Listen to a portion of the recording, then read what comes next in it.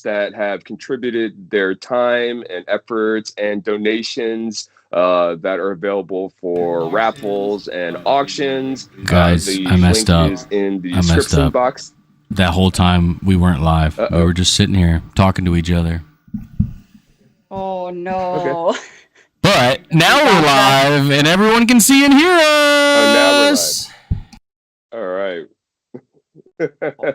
Hello, my fellow foam flinging enthusiasts. This is the remix, take 3. Third time's a charm, I hope. That's right.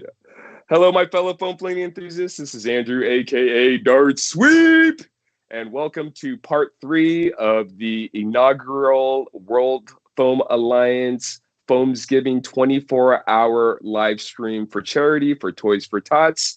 We really appreciate everyone that has tuned in, everyone that has donated, made purchases for raffle tickets, and bid on the auction prizes. Special shout out to our sponsors, Dart Zone, Out of Darts, Foamdemic, Hatter Matter. I'm so sorry, I keep messing it up. Matter Hackers. Matter the Hackers. Wild card I'm so to this sorry. Live stream. Thank There you, we go. friend. That's right.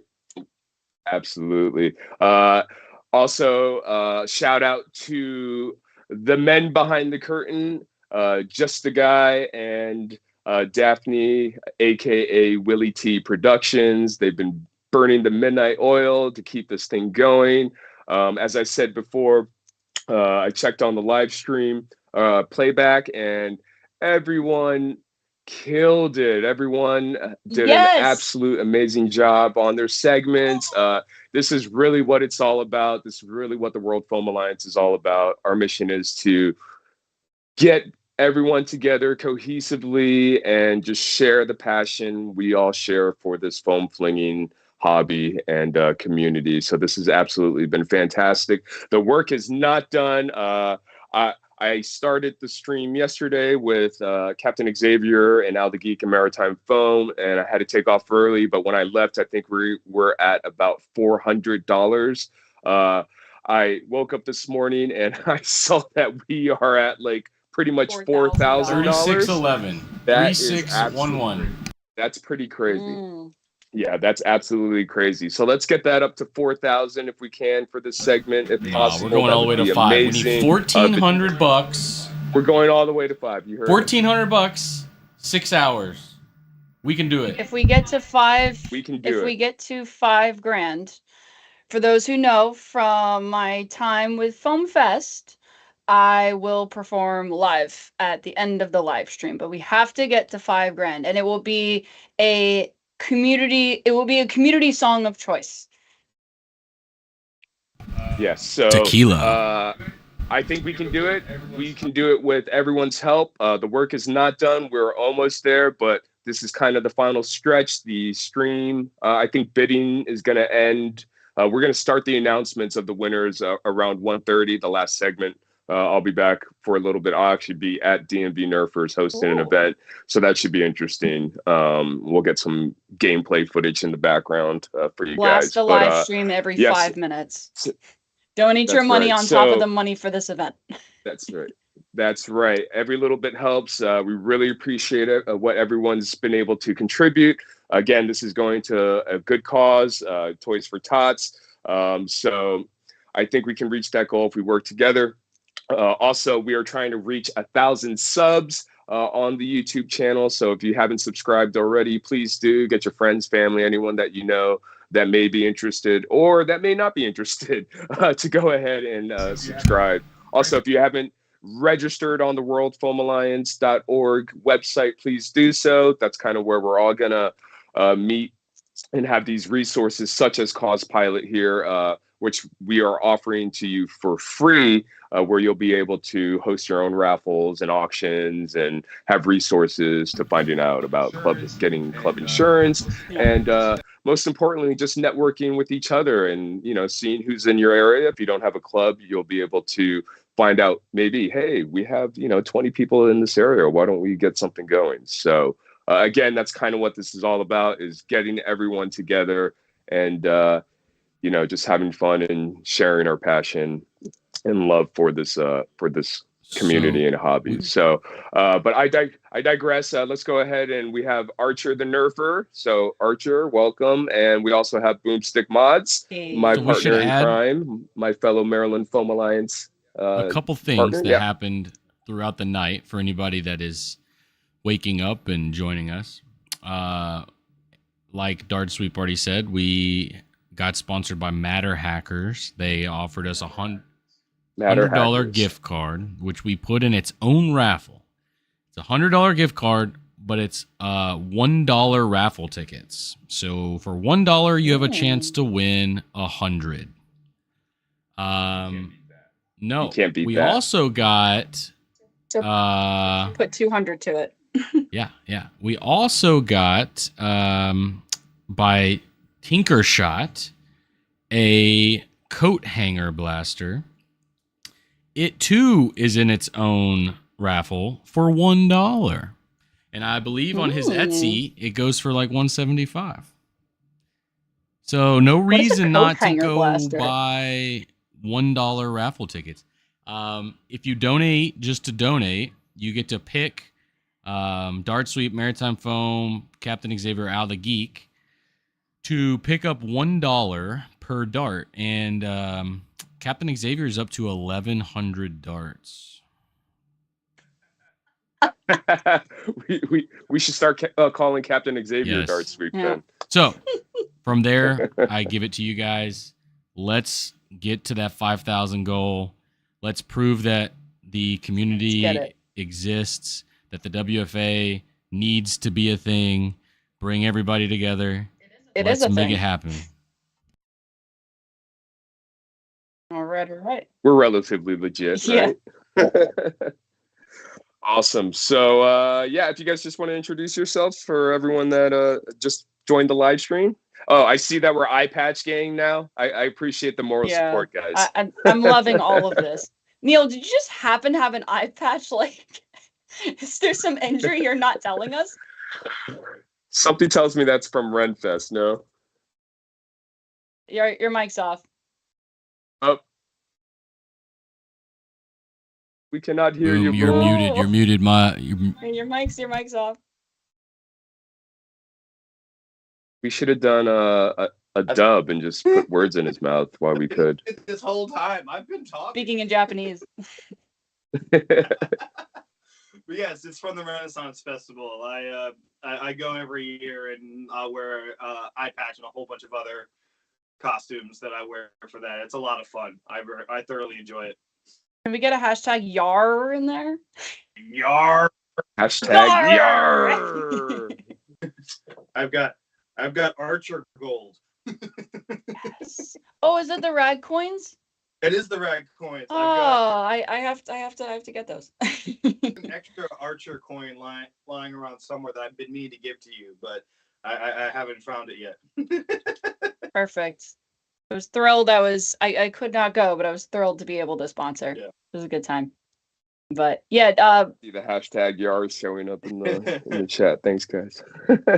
Let's get it.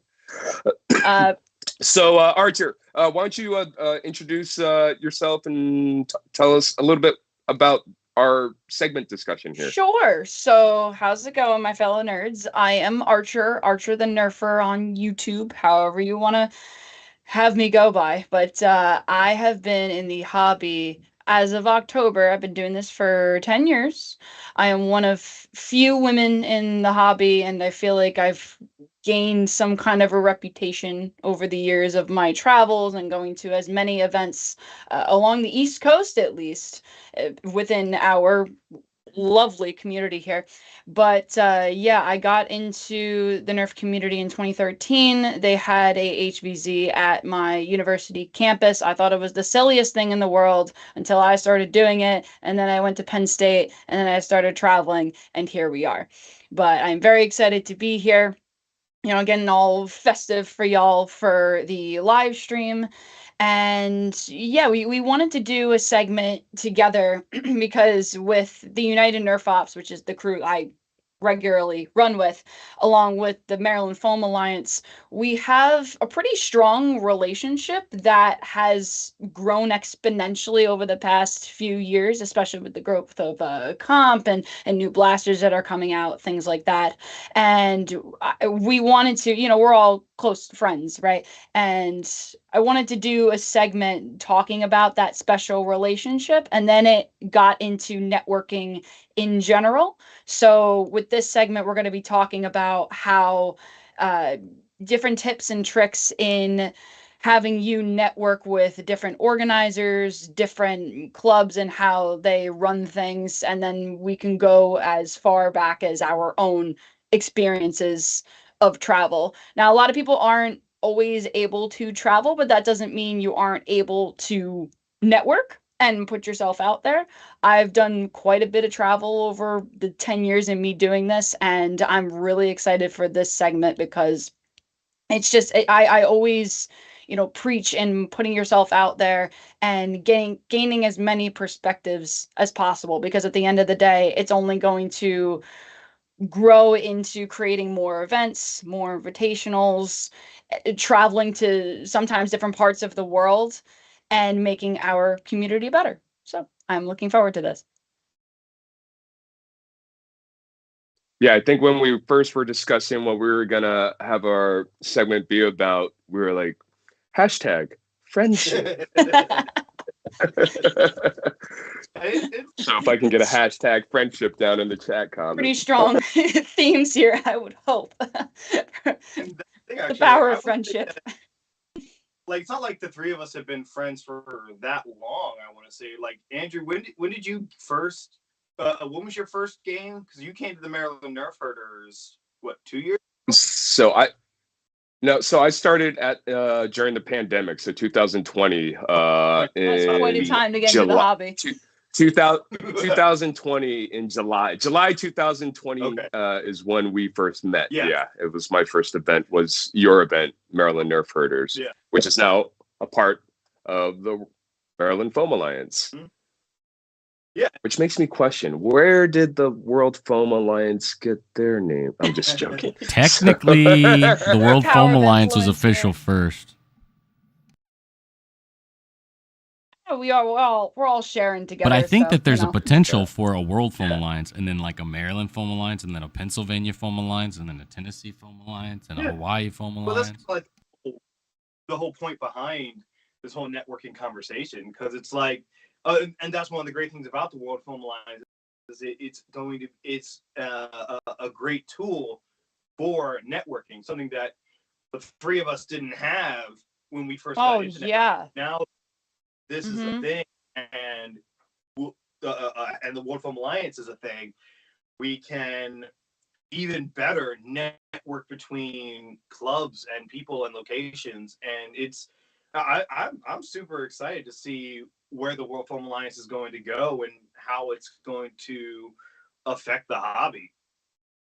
Can I just say, putting the map together of different clubs, I mean, we could talk the US all we want, but just from a global scale, putting that map together is a lot of data and a lot of research. So like Boomstick was saying, I want to give credit to the World Foam Alliance, because there's a lot of work that goes into that. Women of Nerf, we had monthly, we would have a newsletter release of different games that were going on all over the country. And just between me and one of my moderators, it's a lot of work. So if you have this tool, which, obviously we do, definitely utilize it as much as possible. So.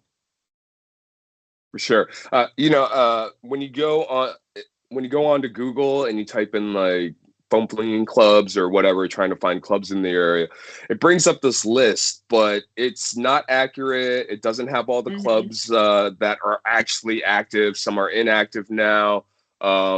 So it's a little frustrating that that's kind of out there. So with the World Foam Alliance, we want to bump up that algorithm, see if we can kind of get to the top of that search engine optimization, and which we need your help by having people register to the website and also subscribe to the YouTube channel and be part of the Discord and all that stuff. So, but yeah, so you know, Dartsweep.io is another great resource for people to have. But you know, I think collectively, if we work together, we really can achieve this kind of networking goal of getting everyone together and getting even more people that have no idea that we're out there together and joining us. So, because at the end of the day, it's a lot of fun, right? Dartsweep.io That's what it's all about. did a great job, because I remember they reached out to me did. for like Paradox stats, and I was like, man, if we had this when Paradox came together in 2019, man, like that'd be crazy. So this includes competitive teams as well, right? Like different stats, you know, how teams are following along, how they're expanding and growing. Yeah, the more information, excuse me, the more information, the better, because yeah, it's all just pretty cool at the end of the day, you know? Yeah. So shout out to Brandon Diaz, of course. We should have gotten him on here as well. But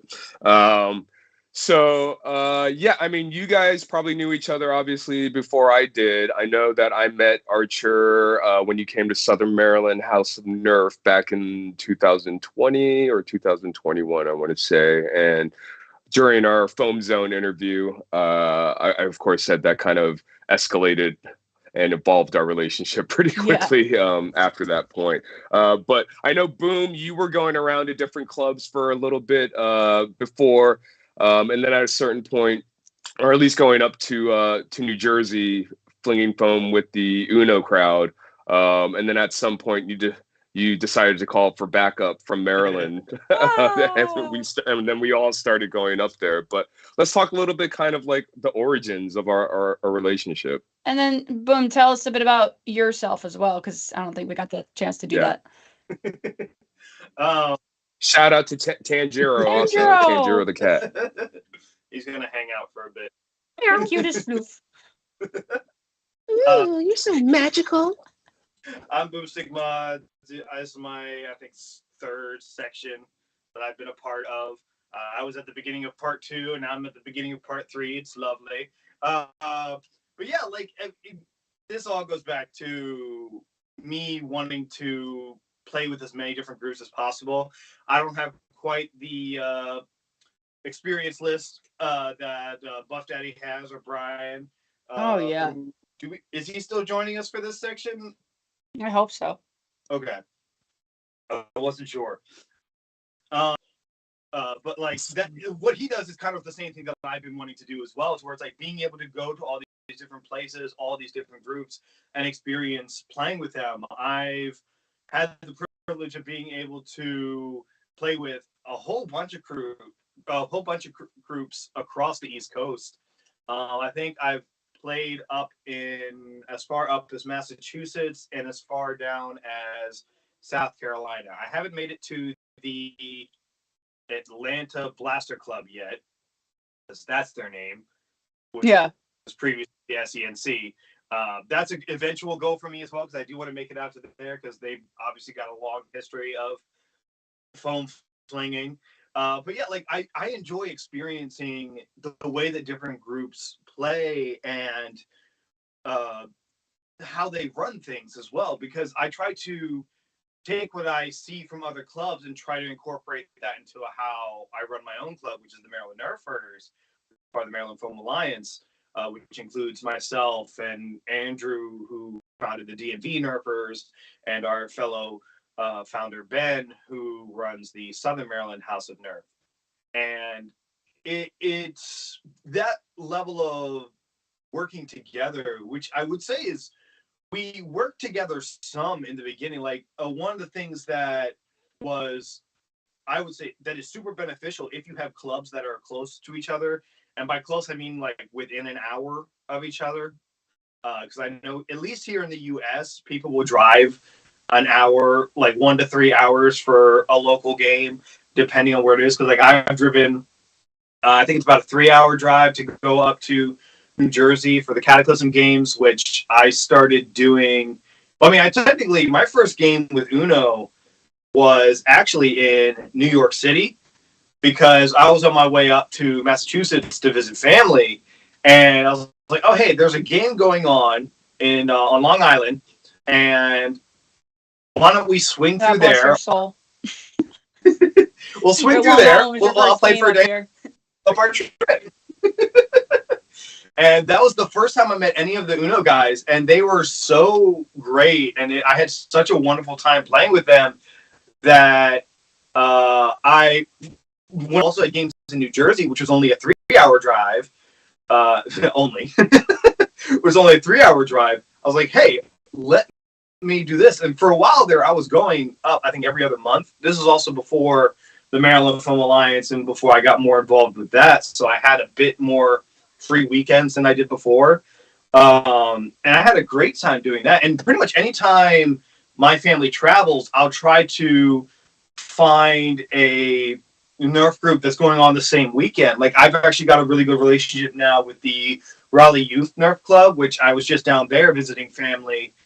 And I was able to participate in a game with them again. I've played with them multiple times now. They're a wonderful crew down there, and I really enjoy getting to play with them. I really want to get down there. And they're great people. I yeah, if you're anywhere in the North Carolina area, I highly recommend it. I think I said as far south as South Carolina before, but I was incorrect. North Carolina, not South Carolina. I had the wrong Carolina. I mean, you've also gone up to Massachusetts as well to play. I have to actually play with one of our sponsors, Jade from Foamdemic. They run a blaster club up there, and they put on a good event too. Like, I believe they've moved to an indoor arena since then. I haven't been up to Massachusetts in quite some time, but they put on a good event as well. Like, it's really cool seeing all these different clubs and getting to know them, and again, starting that networking of like, hey, I'm here from Maryland. If you're ever in the area, let me know, and we'll try and have a game. You know, like it's that kind of situation where like, hey, I'm going to come up and play with you. Maybe you come down and play with me sometimes. Like, and obviously not everyone can make those kind of those same travel arrangements, because not everybody has a car, not anyone can like pay for the gas and everything, and that's completely understandable. But it's still the beginning of a friendship between clubs, just by me being up there and communicating with them and getting to know them and them getting to know me. And it kind of builds this relationship, which the Uno relationship started with that. Like, technically speaking, there was the first interaction with Uno that I think my clubs had was the big Civil War event, which we were not really like we were. I wasn't able to make it up for that APOC where there was this big North versus South thing going on between the big Southern clubs. Yeah. Right, with the because that was when Uno started with New Jersey, right? Excuse me. But yeah, so I was not able to make it up for that event because I was way back when back when my weekends were very. But after that point, when I started going out there more, getting to know them, the relationship became incredibly friendly with the Uno crowd. Going up there, getting to know all of them and all the wonderful people up there, because they put on great events up there. Like, I love the way that they all put up events up there, and they've actually started coming down to our events on occasion as well. Like, we usually get a good crowd of them for our the Maryland Nerf Critters event, Battle of Endor. We usually get a decent Uno crowd down for that. And it's really cool. Like, I've got a couple of clubs that are on my bucket list that I have not, just because they're farther away, I haven't managed to get out there yet. But like, I definitely want to get out to the Kansas City Blaster Club, and I want to get out to. They seem great. James seems really cool. They're good people. I've got his patch on. He was nice to send me his patch. It's right here. Oh, very nice. Look at that. Well, we were teasing when for those who don't know, I'm a die-hard Philadelphia Eagles fan. Huge. And James and I had a bet because he was a Chiefs fan. So, of course, they played. And so we were shooting banter at each other. And I lost the bet, obviously. But he was like, oh, yeah, you have to have like our barbecue because ours is the best. And my deal was you're going to learn the Eagles fight song and you're going to do it live in Kansas City. because this was the bet, and so I lost. But it's that friendly banter that we had. That's how I got to know a little bit more of those guys at Kansas City. I didn't, and that's not even Nerf related. So you had mentioned them, and I was like, oh yeah, that's right. We got to do that bet. Archer, you're All Well, good I fun. know we've also. I know we. I was gonna say I know that we also talked about wanting to get up to the Ohio Yes. groups, Yeah. Kane and Dayton, and Mhm. yeah. I've So got their patch yeah. too. The three of us will have to arrange a trip somehow. I'll come down to you guys and go west. RJ and Bree said we could crash at their place, so I say we Yeah. do No, it. I'm completely down for it. Just gotta find a weekend when the Maryland event's not happening. Right. Those two really are definition power couple for the amount of travel that they do, Oh, and the fact that geez, they're now getting married, and now it's like, oh yeah, we can't travel as much because we're getting married, and meanwhile we're all like, you're getting married. It's totally fine. They're how they maneuver that travel is it's really inspiring to see. It's pretty cool. And they're talking about international clubs in the chat, and like that, I think Archer's the only one of the three of us that's made it out for some international games, which like I would love to do at some point. But because those are really cool, and you want to talk about a change of environment, you go all the way across. Oh yeah. Like, what was that? You getting to network with clubs that aren't even in the same country. Let me tell you something. And Foam Fest just announced their location, which y'all should check out Foam Fest. Amazing time. They put on a really good event. When I went over to Foam Fest, in it was 2022. And one of the things that I truly enjoyed was they just have obviously they have a whole other way in playing. But one of the most vivid memories I remember is we were in our flat, right? They were at the university, and we were fortunate enough to have this flat where we shared with a couple of the teams that were over there, and you could just walk over to the venue. It was that close. And I remember the night before, I'm sitting down and we got into conversation of competitive, right? And this was mutual. It wasn't like, oh, let's talk about competitive where it's, 50 yes, 50 no. It kind of just happened. And I remember sitting there and I'm just sipping, I don't know, I think I was sipping some Coke or whatever. And we must have been in that tiny, sweaty little common area for hours. Because I was talking with some of the teams that had just like, as I just said, 50% of them are like games of foam, for example. They really want to bring more comp into Brit Nerf, but their laws are completely different. And the way that they see the Nerf community is much more family friendly, lower FPS, catered to kids scale. So when I sat down with them, half of them wanted to, bring more of that added challenge and camaraderie and community into the scene, while the other half were like, absolutely not. I adamantly disagree. There's prize money being brought into this, and I do not agree with this. And I was just sitting there. When I first went to Foam Fest, I knew that was probably going to be a topic of conversation. And one of the things that I wanted to do was just sit down and hear the opposite side of what the US is currently doing, where there's this big push for competitive. And I absolutely loved it because it opened my eyes to this whole other understanding of, how the Brits do how they do Nerf, how they do foam flinging in general. And that was just one of my most prominent memories in being over there. Foam Fest for me, I went a little bit all out because it took 3 years for me to get over there with COVID and just events being canceled for various reasons. And then when I finally got over there, I pretty much was over there for like 2 weeks and change. And when I was over there, I did 6 games across like the entire country of England in 2 weeks. It was insane. And it's funny because you had just mentioned how people were willing to travel an hour, 2 hours, three. One of the conversations that I had had with some of the Brit Nerfers over there was, oh yeah, when I would go travel for 7 hours, oh yeah, no, we had a hotel and we all decided to camp out, but yeah, the 12 hours drive was totally worth it. To them, 8 hours is typical. Just commuting over there, because their games are so spread out. But they compensate, at least for the time that I was there, they compensate for the venues that they have available to them that we don't have available to us. And we can go into specifics about, international play compared to, how we have things here in the US.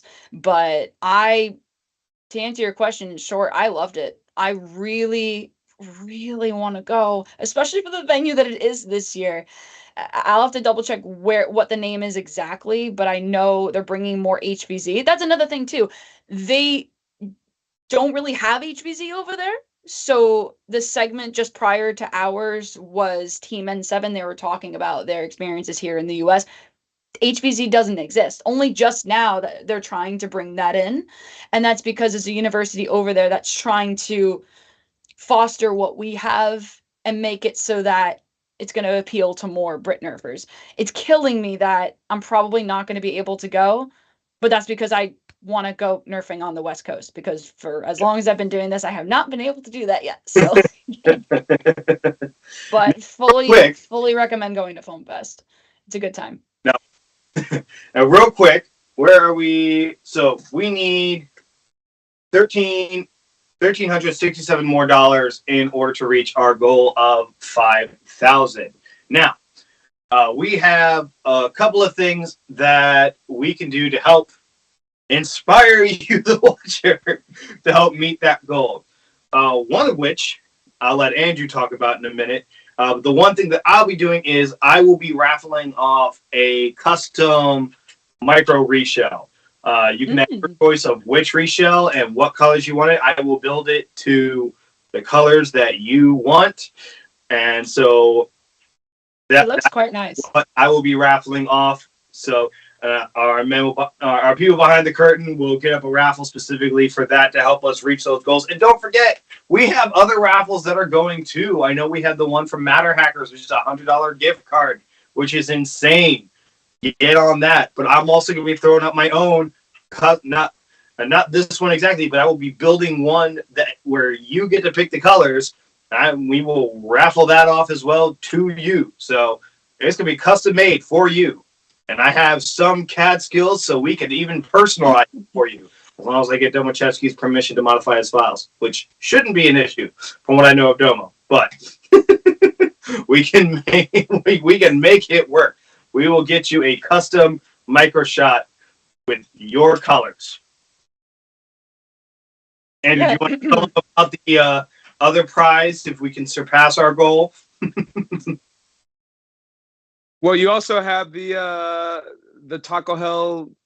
I do. Yes, for the $5 raffle is the Taco Hell value meal, which is 3 Foam tacos and the last Mountain Pew Baja Blaster patch. It is the last one that will ever be made in that style.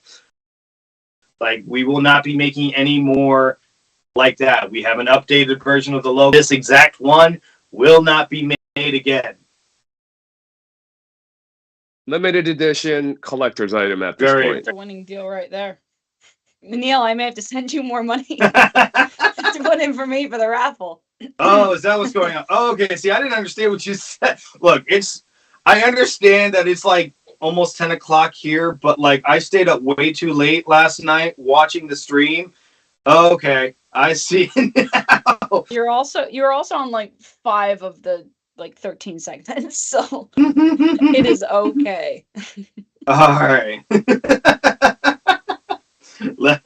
I'm gonna get that money moved over so I can properly make that for Sam. While he's doing that, I'll just talk a little bit about how Boom was talking about his experiences with the United Nerf Ops. I'll talk about my experiences with Maryland, because we've had conversations where it's funny, around the same time that he was coming up for, and this was independently. This wasn't like, oh hey, let's go swap and not see each other in process. Around the same time that he was coming up for United Nerf Ops, I was going down for Southern Maryland House of Nerf. And that kind of started in 2018, and that was through by invitation, because Women in Nerf had started in 2017, right? I just didn't see as many women that were going to events or like involved in the hobby, and I was like, cool, I'm gonna make this nifty thing, because why not? And so I was really kicking off with that, and by invite, Ben reaches out to me and goes, hey, have you ever been to Southern Maryland yet? And I was like, no, I don't think so. It's on the bucket list. And he goes, cool. Me and he who must not be named will put you up in a hotel room to get you to come down and, you know, promote more of Women of Nerf. And I looked at that and I said, nobody has ever, I never experienced that. Nobody's ever, you know, gestured by invitation to come down. And so I said, you know what? Yeah, sure. Like, I'll give you a weekend. Let's go. And yeah, I went down to Southern Maryland in 2018. I had a great time. I think if I dig hard enough, there are some old photos of me gallivanting with my bow blasters. And I brought the flag over there. You know, I was really, you know, working up the networking and getting to know everybody within like the DMV area. And then they put me up in a hotel, and then I left that Sunday the next day. And it was great. The thing that was different with that was United Nerf Ops, they play to an older audience, whereas Southern Maryland is half of the audience is kids, right? So half the time I had to, you know, watch my language, you know, play with this like family friendly aesthetic. But at the same time, the kids are teaching me too about how there's this whole other level of play that is just as valid as the high end 250 getting welts after every game type event. And when I went down and had such a great time, that created more of an incentive for me to come down for Maryland events. And through that, I eventually met Joe Fusco. He went out to NWAR 2018. We kind of sort of knew each other, but then I came out to more Maryland events. We got to know each other. He came over after Penn State. I believe it was Penn State 2019. He came over to our house, our Airbnb that we were staying at. And I remember it was our crew, the MCZU, like just a band of friends. We all hang out. Penn State, Ithaca, and Fusco.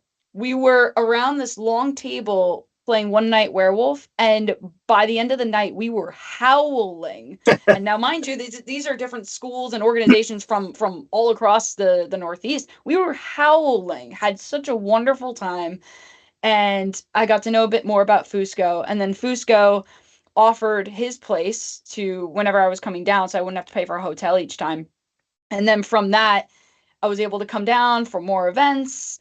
I was talking with the Uno guys about coming down, and for them, as Boom had said, it's a real challenge because, you know, you're living in New York City and nobody has a car. But then eventually, as time went by, 2020 went by, you know, 2021 went by, I eventually convinced Jed to come down, right? Because we were trying to get some paradox practice. He had always wanted to come down. Obviously, he didn't have a car. And then eventually we were like, all right, we're going to go and make this work. And he had a great time. You know, we went down and got some practice time in. He got to see how, you know, Nerf herders, how y'all do your events. And then eventually that prompted the United Nerf Ops guys to, you know, slowly but surely, they started coming down. I was coming down to events, always offering rides where I could. And then it just clearly it's led into this strong relationship that we have with casual and competitive, because after FPT, and the two of you can, you know, agree or disagree, I feel that after FPT 2022, just after the championships, I feel that the relationship got stronger based on the way that events should and should not be ran. You two are organizers through the MFA, so I'm curious to hear your perspectives on that. Well, I mean, like, after FPT, like, that's essentially where we got a lot of inspiration for Maryland, which what would become Maryland Mayhem, because that was also around the same time that the three clubs, DMV Nerfers, Southern Maryland House of Nerf, and the Maryland Nerf Herders, that's around the same time when we were all working very closely together. Like all three of us are admins for all three of the groups, and like we work together, making sure that none of our events conflict with each other, so we're not competing with each other on the same weekends, which I would say is like bare minimum networking with clubs that are around you within like an hour, 2-hour period. Like just reach out to them and be like, hey, we're doing an event on this weekend. What weekends are you doing? Like try to make it to where people can go to both if they want to, as opposed to having to choose because both of it. And I understand scheduling is the thing. Like if you don't have a choice and you end up conflicting with another Nerf group, that happens.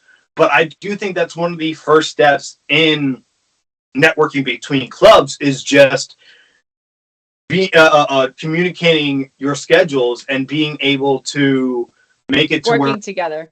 Yeah, working together to make it to where people can maximize their foam flinging experience. But what ended up happening when we started working more and more together, it's like we were inspired to be like, hey, UMBC has been killing it with their HVZ invitationals. What if we made it bigger and provide? Because this all happened because there was supposed to be an event on that Sunday after UMBC in 2022. 2022? Yeah, that was right. Yeah. Mayhem. So 2022, there was supposed to be an event on Sunday. So people had already planned on being there Sunday. And that event unfortunately fell through. And so the groups from Maryland got together and like, well, people are here. Why don't we do something and put on something for them so that way they still have something to do that day? And that's where 11th Hour was born. So we already had this partial large-scale event because UMBC was drawing in a large crowd because of their awesome HVZ Invitational. And then now we'd started doing this casual PvP game the day after. And then FPT happened, and we were like, what if we did something similar to that, where we have the competition on the day before, the HVZ Invitational on Saturday, and then the day after we do something nice and casual. Because we got with... Again, speaking of networking, being able to go to more events, like I've been to, I've unfortunately only been to one End War. I do have a good time when I go to End War. We were able to look at Oktoberfest, look at a bunch of other different large-scale events that are combining different levels or different styles of play and going, all right, how can we do this to be successful? And we took our experience from those other large-scale events and were able to make decisions based on what worked, what we think didn't work, and how we could put our own Maryland spin on it. Yeah. And that is really where Maryland Mayhem was born from, of Maryland working together. Like, Maryland Mayhem would not exist without any of the groups working together. Like if we were missing Nerf Herders or Southern Maryland House of Nerfs or DMV Nerfers, or even like, and obviously without UMBC we couldn't do this at all because they were big draw. Like, and that's the thing. Andrew and myself, we've been going to the UMBC weekly games. So like we also, that's another form of networking that we were able to do. We were able to go to the local HVZ group because UMBC is not Drew, and we're able to go there, get to meet them, introduce them to Nerf. Obviously, there's Nerf modders in the UMBC crowd, but we get to introduce them to the more PvP style thing. Be like, hey, we also run PvP games, so if you want to do more than just HVZ, we also do these events in three different areas. So like, take your pick of what you want to do and what FPS you want to play at, because each of the three groups in Maryland all kind of fill a different need. Because like obviously Southern Maryland is the 7 and up crowd, although they have started a competitive field as well, which has been nice. So it allows the people who, with the rise of competitive, Southern Maryland and DMV Nerfers both have fields dedicated for competitive play. And then DMV is the indoor arena with the 150 FPS. Which also has a competitive field side, which goes up to 200. And then you got Maryland Nerf Herders, which is the largest field of the three, which is the outdoor one, and we've recently been, I'll say, blessed with being able to start filling that field up with inflatables and paintball cover and whatnot. And it's none of it would succeed without the other. I would say any of the three groups at this point have become so reliant on each other that like it's, and again, that's what made it the Maryland Foam Alliance is we came together, start helping each other, but now we've become essentially this one force of this one foam flinging force. I think it's nice how for Maryland Nerf herders, because this is something that, I mean, Jesse and I, so Jesse, I call him Captain still, even, you know, even after it was first coined 10 years ago, a good friend of mine. And I remember how for FDU, right? Oh, I think we're having our fourth host. Let me see. Yay! We were just talking about you. My fellow nerds, welcome Buffdaddy to the stream. You're alive. How's it going, fellow nerd? Welcome. Busy and tired. Taking care of everything while my wife is back home in Iran. And after running around doing Nerf stuff yesterday, I woke up late today. So, hey, at least you remembered to wake up, and here you are. So happy to have you. Yeah, we were just talking about our. We were getting into the East Coast, Beast Coast networking vibes, and we were talking about our different perspectives of just travel and, you know, getting these different flavors of how different clubs and organizations play throughout at least the east side of the US. And you are probably, of the four of us, you're probably the most traveled. So why don't you go ahead and introduce yourself? And I'm sorry? At this point, probably, yes. Yeah. So feel free to introduce yourself, tell us about yourself, where you've been, and make us all jealous. Okay, so yes, hi, Brian. Went forever online as Buffdaddy Nerf, write for Blaster Hub, and yeah, since I've been doing Nerf since 2009, 2010-ish, but the actual, and that was with the old guard up in Canada, and at this point, I've just been running around everywhere doing HVZ or Nerf Wars here and there. So if it's within driving range of Ohio, so everything from NWAR to Maryland to SENC games to Missouri, and then the occasional thing out west like Ragnarok Oktoberfest. So yeah, I've just been a little bit of everywhere. And I will get up and grab the dog while I'm talking. Buff, did you go to NVZ? Because you mentioned Missouri. NVZ, no, but I've done several things with the people out there, all the Mutation Madness games. Oh, okay. Yeah, and a lot of them went to the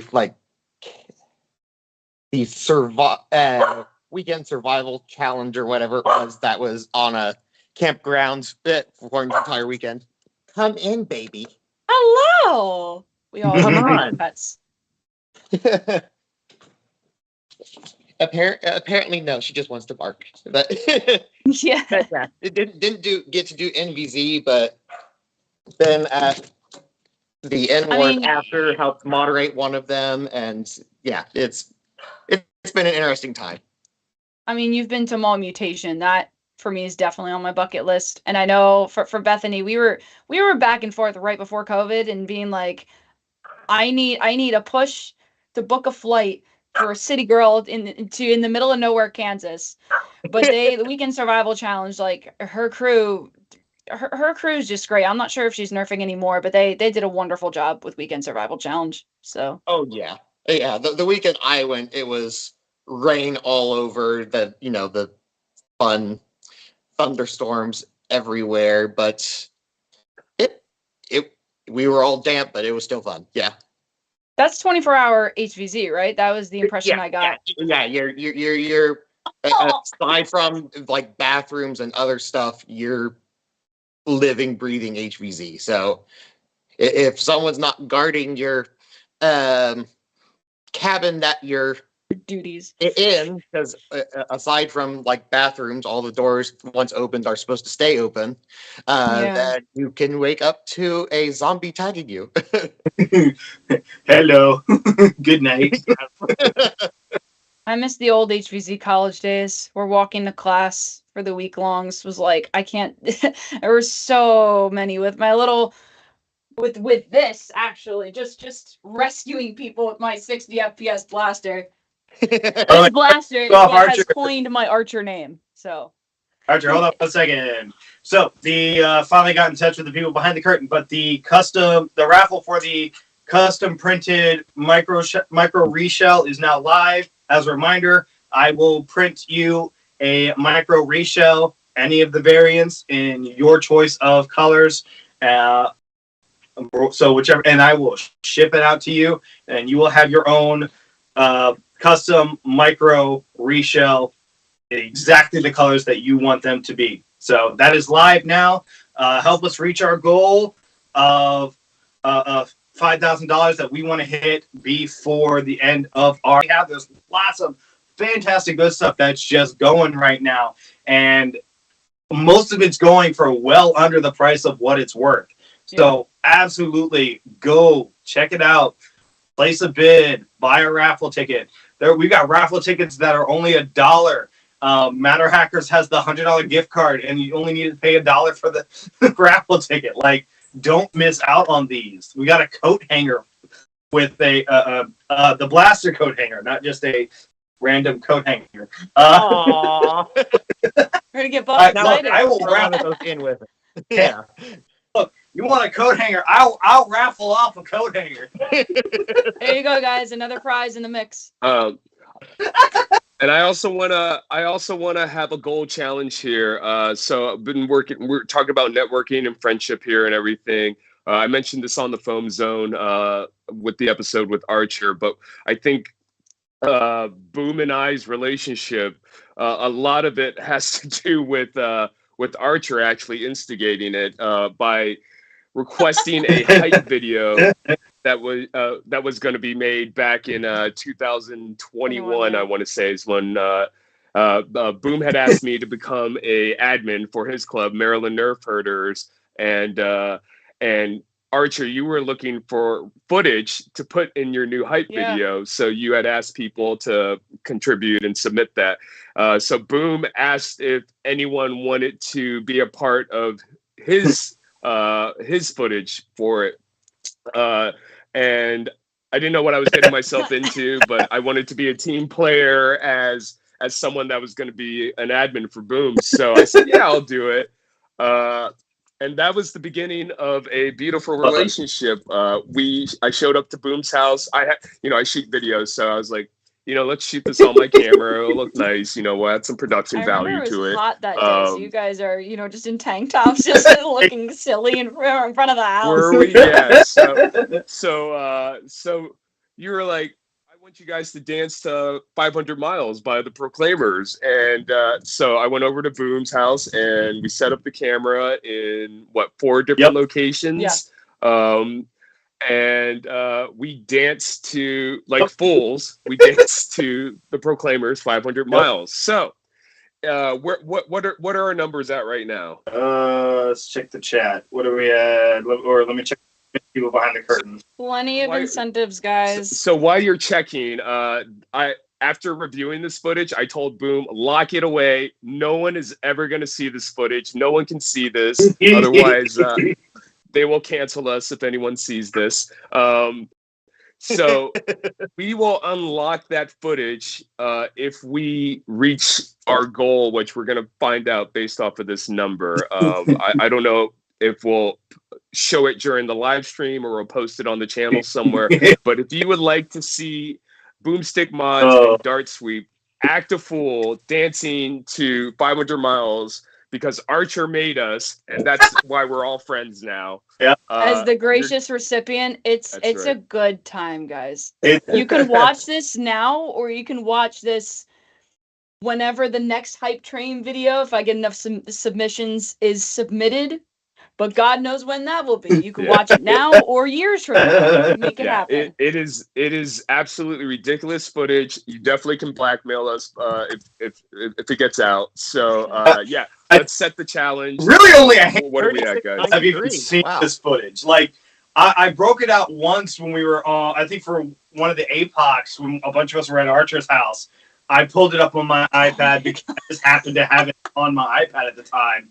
Yeah. Was that this year when we piled 7 people and a dog? No, I think that was last year actually, because which we only let your house for that one, but like I think like less than 10 people have ever seen this footage. So less than a handful has seen that footage, and I'd like to keep it that way. But if you guys donate to the raffle, we will make that happen. And yeah, it is definitely worth the price of admission. I can promise. It is absolutely horrifying to watch. So you can I think that goal by buying raffle tickets for things like a custom micro reshell or a Matter Hackers gift card or bidding on auctions or any of that. Like, you get something else with it. You help us reach this goal by also trying to get other things. So like, this is absolutely a win-win for everybody here, except for maybe me and we definitely will be the losers if this happens. So we just got word that we're at 3,693. So what do we want to say? If we can reach 4,000? 4,000. That's reasonable. Yeah. If we can reach 4,000 by 11 o'clock, we will release that footage. All right. So I mean, Make it happen, friends. that's less than $400 too. Like, we're not that far away. We've had some very generous donors who have donated large amounts, but you don't have to donate large amounts. Like, you can go in, buy a single raffle ticket for $1. And if we've got 30 people in the stream right now, so if, like, honestly, pull your money together, stream to donate, say $15. It's $1. You get everyone in the stream to donate $15. We'd smash right through that. And again, you'd be getting raffle tickets for other prizes or placing bids on auction or punishing Xavier or Captain Xavier, Maritime Foam, Al the Geek, or Dart Sweep. And I will say this, there are going to be a lot of modified blasters around Dart Sweep when he's on the stream next. So I'm sure they could punish him quite handedly with all those modified blasters. We could line everyone up, put Dart Sweep against the wall, and just have people fire at him. For those who weren't here earlier, Dart Sweep has an event today. So lots of beautiful Nerf nerds within the next few hours. I am set. If we can get a certain amount and Dart Sweep's at an event, it's a perfect opportunity to have some high-powered blasters from a lot of different people at one time. They have a competitive field. There are high-powered blasters there. 300 FPS blasters to the calf, point blank. Magic Smoke gets to punish their fellow teammate. What happened to releasing the footage idea? I kind of like the sound of that. I have the footage. I can release it as I want now. It's a bundle package, 4K, release the footage, and Dart Sweep gets punished. Yeah, I'm actually sad. So you heard it.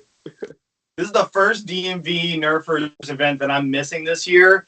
My wife is unfortunately not feeling well, and I felt I would feel bad if I left her here to take care of our 5-year-old son all day while I go out and fling foam when she's not feeling well. That just didn't feel right to me. Sounds like people are more interested in the firing squad idea than they are in releasing the footage. So it's a lose-lose situation. For me, based off the amount of welt I still have on my arms and my chest and my back, these people enjoy watching pain. They do. I do too, because Man Behind the Curtain, you guys will enjoy this. Man Behind the Curtain wanted one of you guys has to have a few Plutos from somewhere. Man Behind the Curtain wanted to see how much a 300 FPS blaster would hurt firing Very. less than a foot away. Very. So so I fired my Swift, which was modded for 300 FPS, less than a foot away to Man Behind the Curtain's calf, and it broke skin. And I just remember seeing the expression, So yeah, that hurts. yeah, like So like I've still got welts from yesterday. Like they're still there. Ooh. Like I've still got all these welts, all from like Neil, it looks like you have a condition. I know. that's what I saw. That's what I thought it Foam was. disease. When you showed me the image, I saw the things. I was like, "Oh man, do you got like mumps?" Because you told me you couldn't come to the event, and you're like, and then you showed me the photo, and I was like, "What is that?" And I thought you had the mumps or something or measles, and I was like, "Yeah, don't come to DMV." Ooh. No. Talonaxe Yeah, donated $100, so that's awesome. Like, hey, he's helping you guys get up there and breaking these goals that we're setting. So let's go. All right. All right. Let's I'm feeling pain coming my way in some form. Yeah, every dollar is an FPS increase. Start at 1 FPS. yeah. Oh, God. How high can Amazing. FPS for darts? So, Buffdaddy, yeah, not to sorry to interrupt, but yeah, what were we saying? Oh yeah. No, I was just laughing at you guys. It's like, you should be careful about that. One FPS per dollar, you know. Look, So you get 301 FPS. I mean, it's still doable. We just need a larger air tank, but are you sure? I wonder what one I FPS volunteer- would look like. You just throw the dart. So I volunteer Archer and Buffdaddy as I- tribute, actually. I was So, talking about let's this go with earlier, that. but I got a dart to 657 feet per second. At 658, it explodes. So that's the max speed. I'd say 657 is still good because in my mind I'm like, is this a gun? Is this? Wow, it's still intact. Okay, 650. sure. So anyone saying they're hitting above 650 is probably not telling the truth. Then is that what's happening? Yes, and that was with a 5-foot barrel. Okay.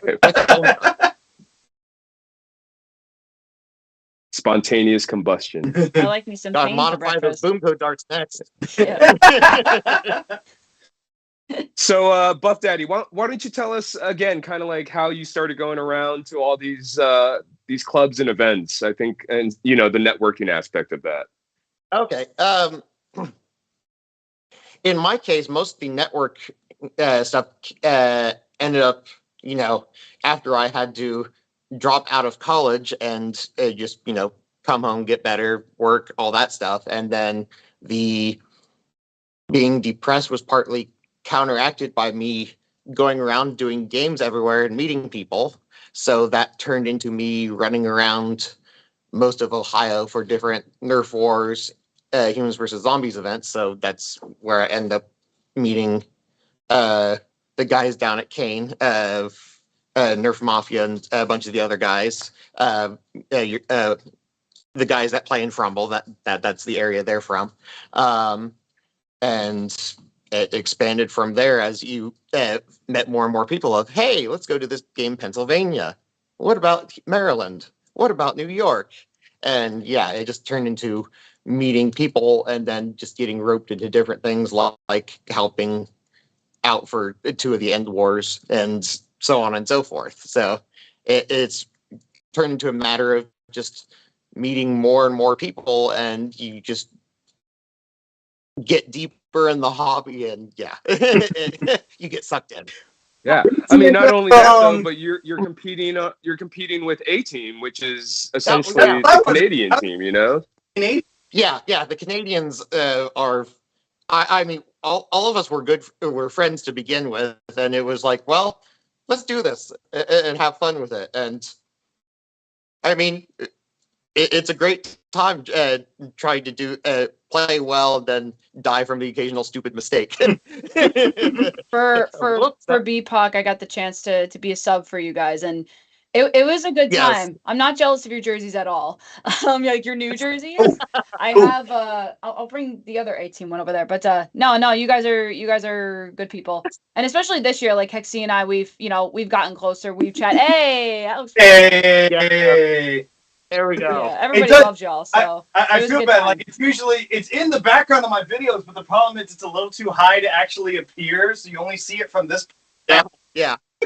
So it's just like I want us all to do a shout out to A Team. So on 3, A Team, are you ready? Sorry.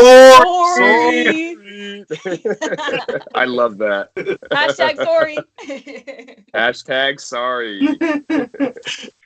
Yeah, but Blue sent me the last of your the old jerseys.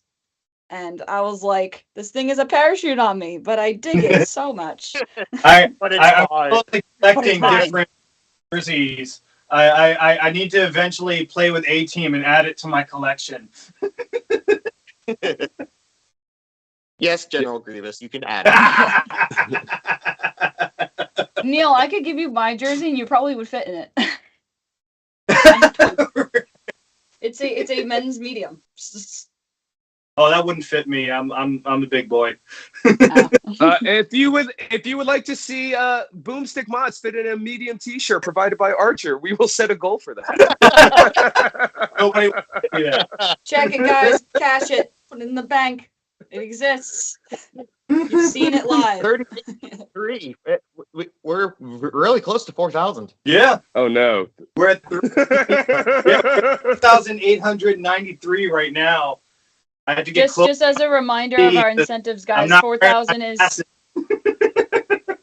just as a reminder of incentives, guys. We have 4,000 of. We're gonna release the beautiful, mysterious Hype Train 2021 dirt sweep and Raw boomstick footage.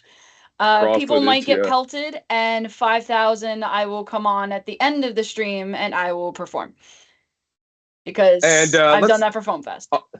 Yeah. Also, let's see if we can get Captain Xavier to sweep. How many darts is he at right now? Let's get him up to like 2,000 at the very least, if possible. It's $1 a dart, a dart sweep. So, yeah, every little bit helps. But yeah, what else were we talking about before? The A team. The A Team, right? Yeah, I mean, you kind of said it, Archer, when we started talking, but definitely the FPT of 2022 was kind of the beginning, I feel like, as well, of kind of the camaraderie that we all kind of share at this point. It kind of brought us all together. But yeah, there was a lot of camaraderie just in general during that entire event for whatever reason. But that's where it kind of started, in my opinion, as well. Well, you feel also a lot gotta of realize that, had like, to- I was gonna feel a say, lot like, of that real quick. Oh god. Okay. go ahead, Neil, you go. Neil, you go first. You go You first. go. Mine's short. I feel a lot of that had to do with too that 2021, the hobby was still coming out of COVID. People were kind of feeling it out and just trying to be like, okay, Yeah. how do Nerf work? Whereas 2022 was like, all right, here's our path, here's the track for Q2. I know Paradox, Magic Smoke, A Team. I mean, you guys gallivanted on your own adventure, but for the night before, I wanted to have this thing where it was like the Maryland guys were coming up, Paradox, we were all together, and it was like let's have like a team's dinner. Why not? And then Frumble kind of like slipped its way in. Because Bree and I were chatting, and I was just like, sure. Why not? And I kind of guesstimated a number. But yeah, that night before was just this long table of the 3 teams together. Beret is the reason why Paradox was competing in Q2, because he was just like, man, I miss comp. I purchased my ticket. And Archer, when you said I could stay at your place, I'm taking you up on it now. And I was like, oh, darn. Okay. All right, let's put my team together. But it was great. You know, like we did the dinner. We had a great time. The guys, Neil, I don't know how long y'all stayed up, but I was on like 3 hours of sleep. But you guys were frolicking in goblin mode the next room. That's and the yeah, funny like, thing. you know, Beret made the trip. Like it was, I feel like we were just getting out of COVID and then everything snowballed after that. And it was great. So our room. So We also had the after Split into party 2 rooms. after the comp, where we were doing Smash Brothers competition, playing chess. You know, like Did you guys host that, or was that Frumble? That was in our hotel room right That was you guys. after the comp. Yeah. So I mean, we hung out there for hours, you know, just having fun with each other. So Smash Brother, beat chess. It was a good time. Mm-hmm. But I think like that's one of the nice things about this hobby is the fact that like for the most part, from what I've seen, it's like people like you get together and you have fun. Like people don't tend to get super, from what I've seen, don't tend to get super salty. Like in comparison to other hobbies, I'm not saying that we don't get salty because obviously we can, but in comparison to other groups, like the camaraderie between different teams and people getting along outside of events, I think is really awesome. And that's what allows us to do kind of like this networking that we do. Like, again, like Buffdaddy going to all these different groups, being able to highlight these groups' existence on his YouTube channel, which it's really cool getting to see all the different places that he gets to go to. And being and that's another great thing, like being able to just highlight those other clubs is got to be so valuable for them. Like I haven't made a gameplay video in quite some time, but like I usually try to include the club whenever I have reviews where I have gameplay footage going on. I'll try to shout out the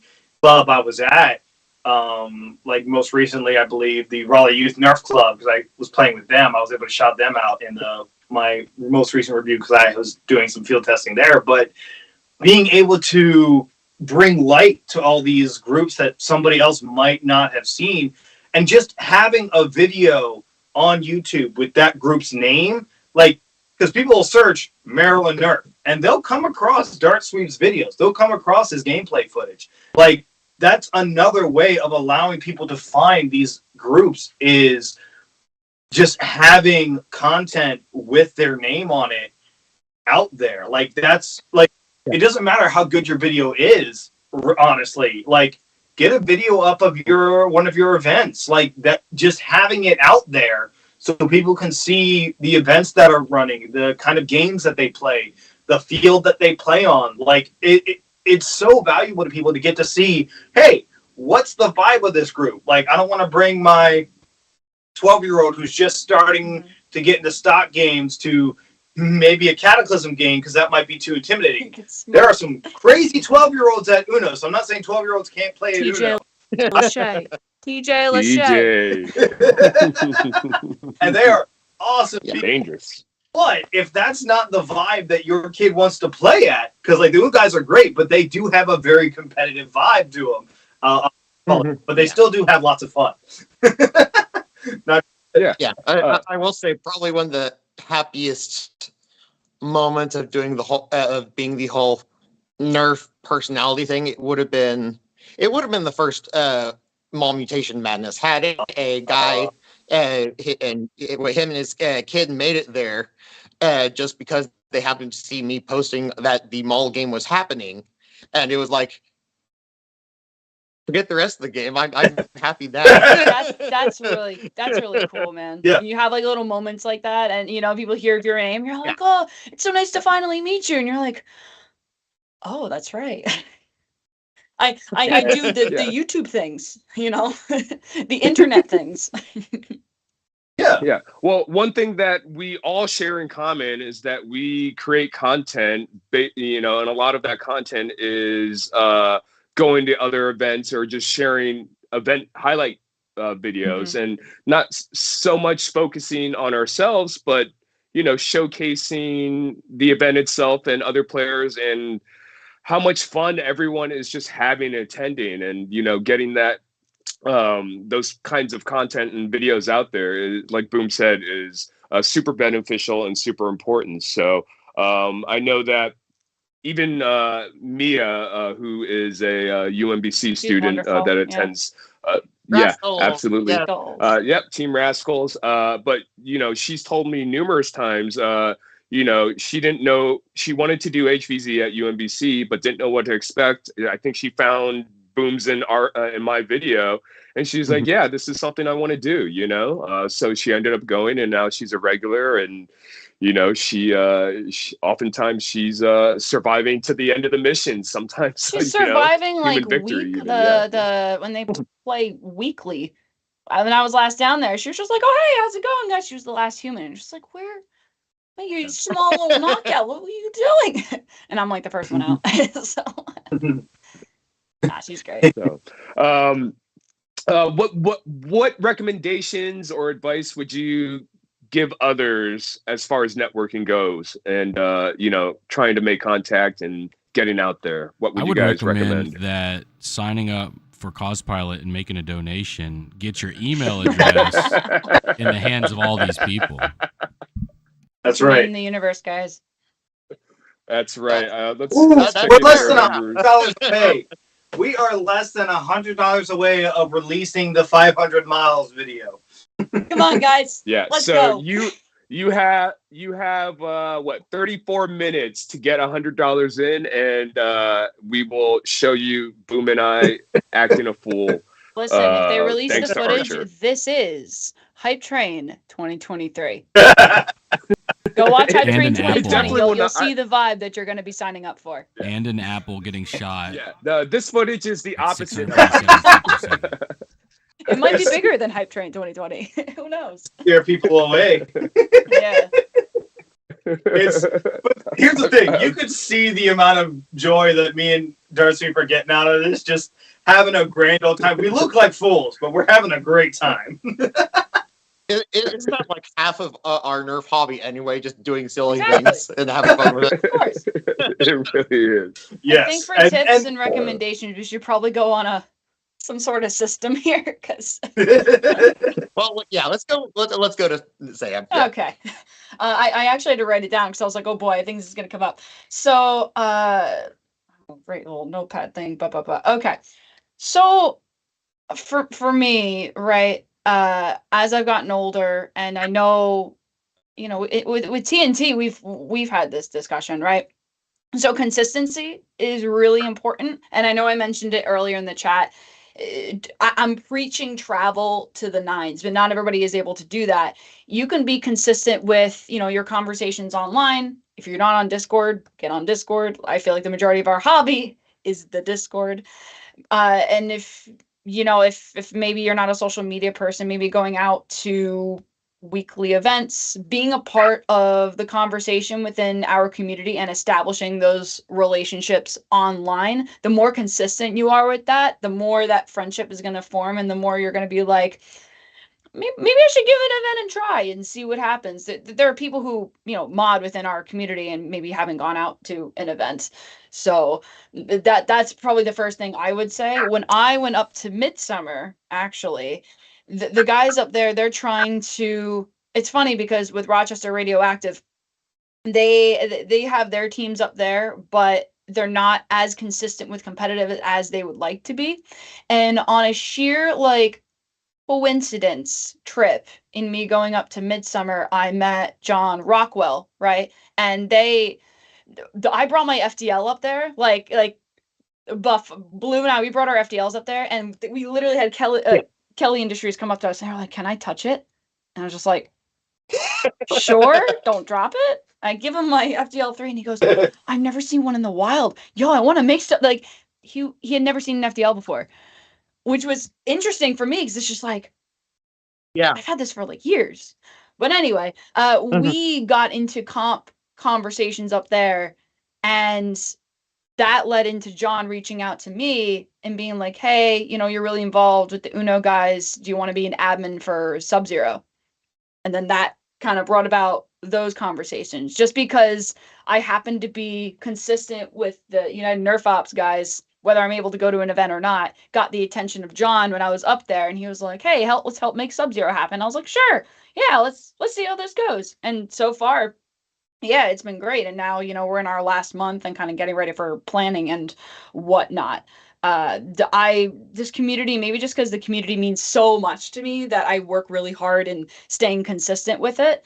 But yeah, definitely for tips, put yourself in a position where you're consistent online.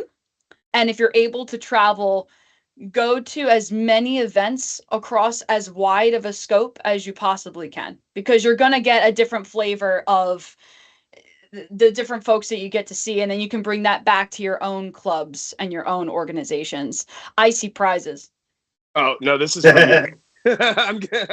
I see a prize for Archie. This is a prize for myself. like, Yeah. But while I have this up, just a friendly reminder, we have a very one-of-a-kind limited edition gold Mark IV that is up beautiful. for auction, that has been signed by us three at least.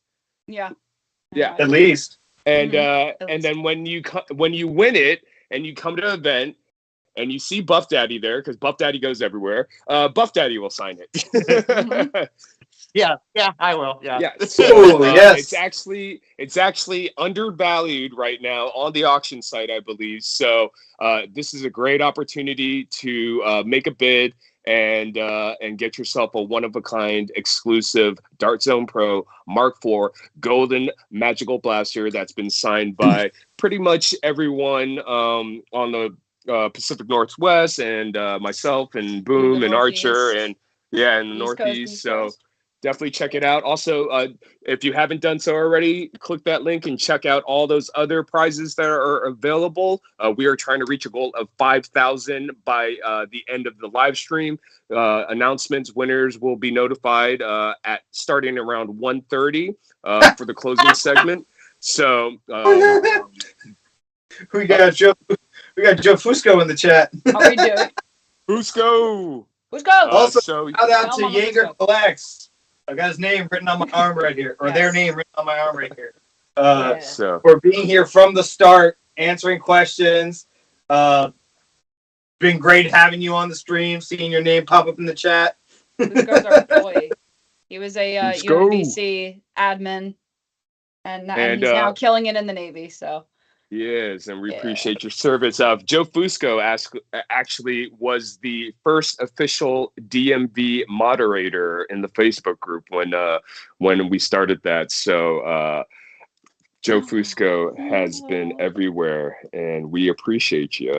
yes, Speaking of Facebook, that's one of the things I'm super happy of with the World Foam Alliance is in order to network, you have to have some kind of presence online. yeah. Be able to, and I know some people hate social media.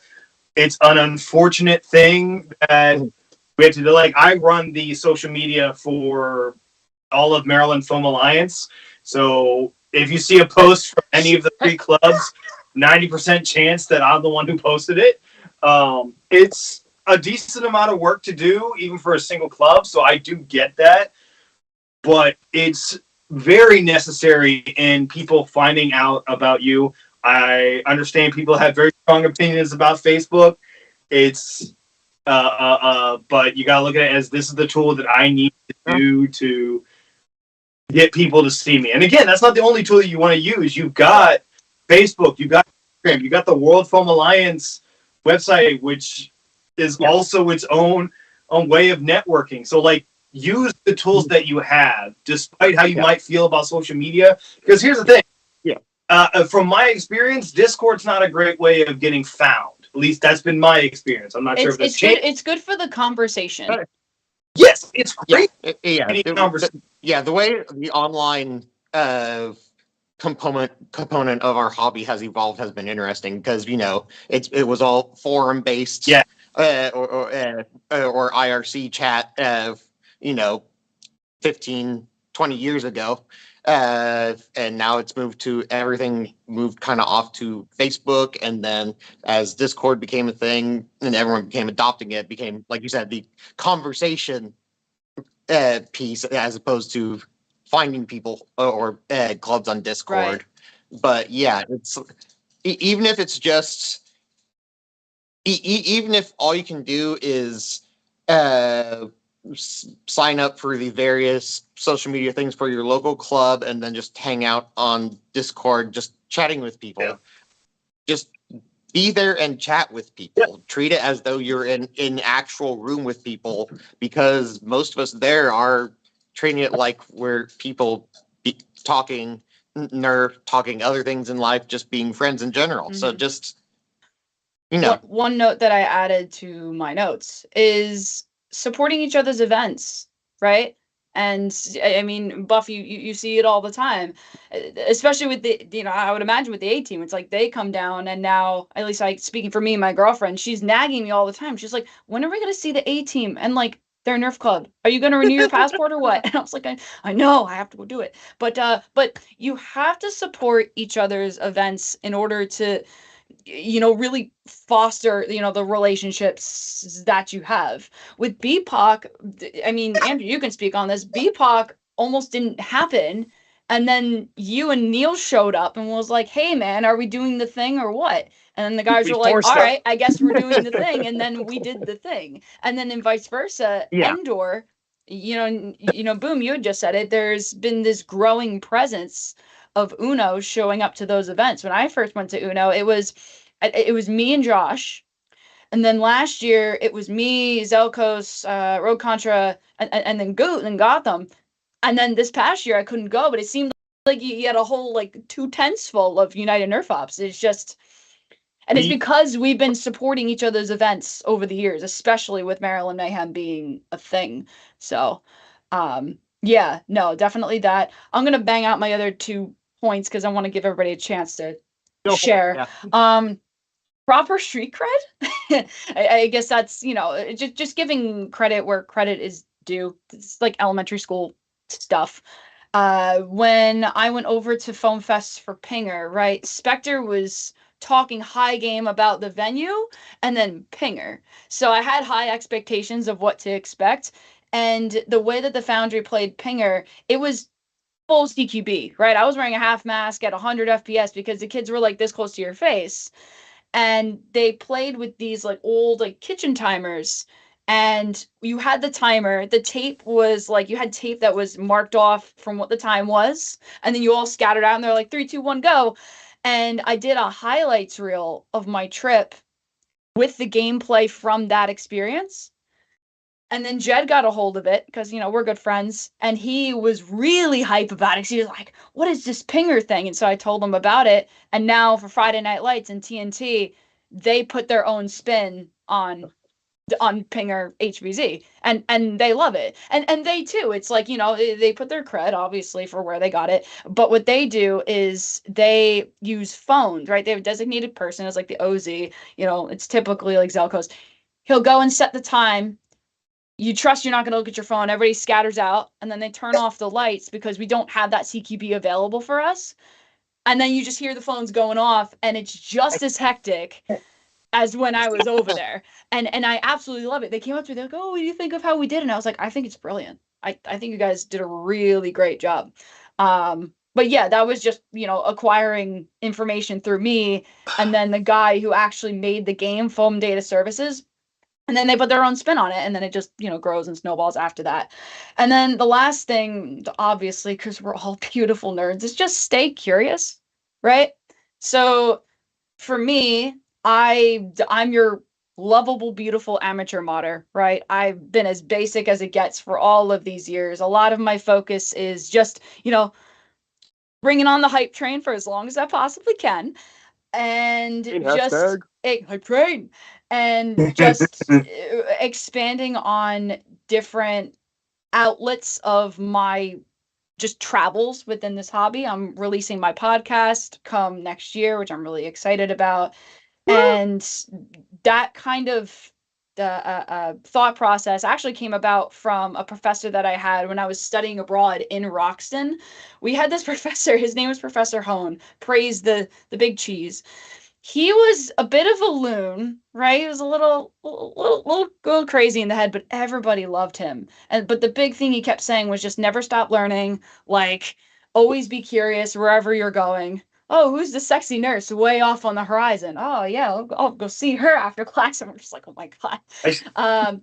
But yeah, like definitely stay curious, keep asking questions, and really broaden your perspective on the hobby, right? Stay open-minded, because we've been really successful in, you know, the direction in where our hobby's going, and it's only going to get bigger if we keep having those conversations. Yeah. Let's go. It's a big part of it is just being a presence. And here's an important lesson that I personally have learned the hard way is the other clubs around you, they're not competition. Like, it may feel like it sometimes where it's like people have to choose. It feels like people are going to choose one club or another. They're not. You can't look at it like they're competition. They are people that are also in the hobby, also helping to grow the hobby. More is better. They're not your competition. They are your friends. Mm-hmm. They're learning too. Like, we're all learning at this. Otherwise, we wouldn't be in the hobby as long as we have. $25 to go. We're almost to 4,000. You got 15 minutes. Oh, yes. $25. Literally, you got 41 people in the chat. Half of you donate $1. Like, we're so close. Mm-hmm. Neil, you got any tips or anything while we're... I mean, as far as networking between clubs, like, obviously, like, the biggest thing is obviously just getting your name out there. And that's difficult at times because there's a lot of people trying to do the same thing, which is why traveling is so helpful in that regard. But if you can't travel, bare minimum, get your name out there, whatever platform it is, whether it's going to be YouTube, Instagram, Facebook, Discord, Twitter, whatever, all of it. Like, use those to get your name out there. World Foam Alliance, obviously, big way to get your name out there. That's the most important thing, is getting people to know who you are, where you are, what you are. I have to interrupt. We have a winner chicken dinner, $4,000. Release the footage. All right. Yeah, I wasn't expecting that, I'll be honest. I have to be So on now for we this. the Snyder cut. So yeah, I guess we can play the footage at some point here before the end of the segment. But yeah, just want to thank you guys for helping us reach our goal. And yeah, I think we're not you guys done. We're not done. Hold up. Yeah, we're not What time's done. your segment over? Oh, we're not done. 11. We got another 11, 17 minutes. Oh, That's you kicked what off in minutes, 17 Still have a minutes? custom micro reshell. All right, well, then we have being I think there's like 7 minutes of footage, so we should probably do that first. Yeah, let's do Let's do Yeah. that. Yeah, So let's do that. Go yes, for it. this is your prize. I hope you guys enjoy this. Boom and I probably can't run for office after this footage is released, but enjoy. You couldn't run for office before this footage was. No one would want me to, I promise. I wouldn't vote for me. I don't know if you guys can see. I can't see. I'm sure it's playing, I think. Is it? It's on your end. Are you sharing your screen, Andrew? I don't see it. Nope. I'm gonna look. I'm gonna look. Oh, jeez. Oh, God. Sorry. Like. Okay, that's part 2. There it is. Oh, the old Maryland Nerf Herders logo. That's right.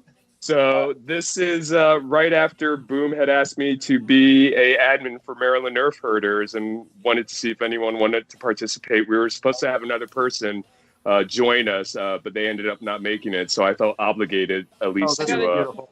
I got a Teams chat saying it's playing, so I will take your word for it. Ah, there we go. Oh yeah. Yes. Oh my God. No sound because copyright music. I don't think they can play the music for 500 miles, unfortunately. Yeah, it would have gone over it. Oh my God. So I will say I am not monetized on my channel or anything like that. So I will post the video on my channel for those that want to see it with sound. For Yeah, so This what is we want to horrifying. do, ideally, This is beautiful. one with a weed eater, just to cut down some of the smaller stuff. Hey, Me and Andrew will get out of sync Which with I each still need other, permission. and we'll try to get back in Cut sync. down some It's of the just, smaller stuff, cut down some of the thorns, just get it So- manageable. We so- don't have any audio, but Some of the we sticks, can do like we move can do the the sticks audio under that ourselves. It's like You don't need to yeah. haul- Those do not haul anything away. Let it into it piles. looks like a green Well, screen. some but it places looks like the we're not center, you should actually just in the do with woods. a- We are actually in the woods here. Right. But, oh my is this the indoor field? I mean, it'd It be so is. cool. Like, I would love to like play back here all year, but I just feel like we'd have to do some serious things. Okay, so we're gonna upload the video on the WFA channel with Y'all are with inspiring the me for Hype music. Train I don't know if I wanna 2024. do it all the time. Yeah, this Oh this my is us God. coordinating. Oh my god. I promise you, when I go to the clubs, which I don't, I dance better than Just this. gonna lay this here.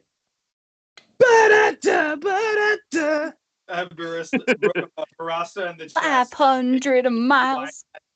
500 or more. 500 more.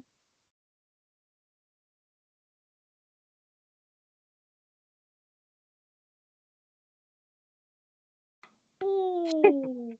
Wow. Wow. Dance video. I was Man. enjoying that.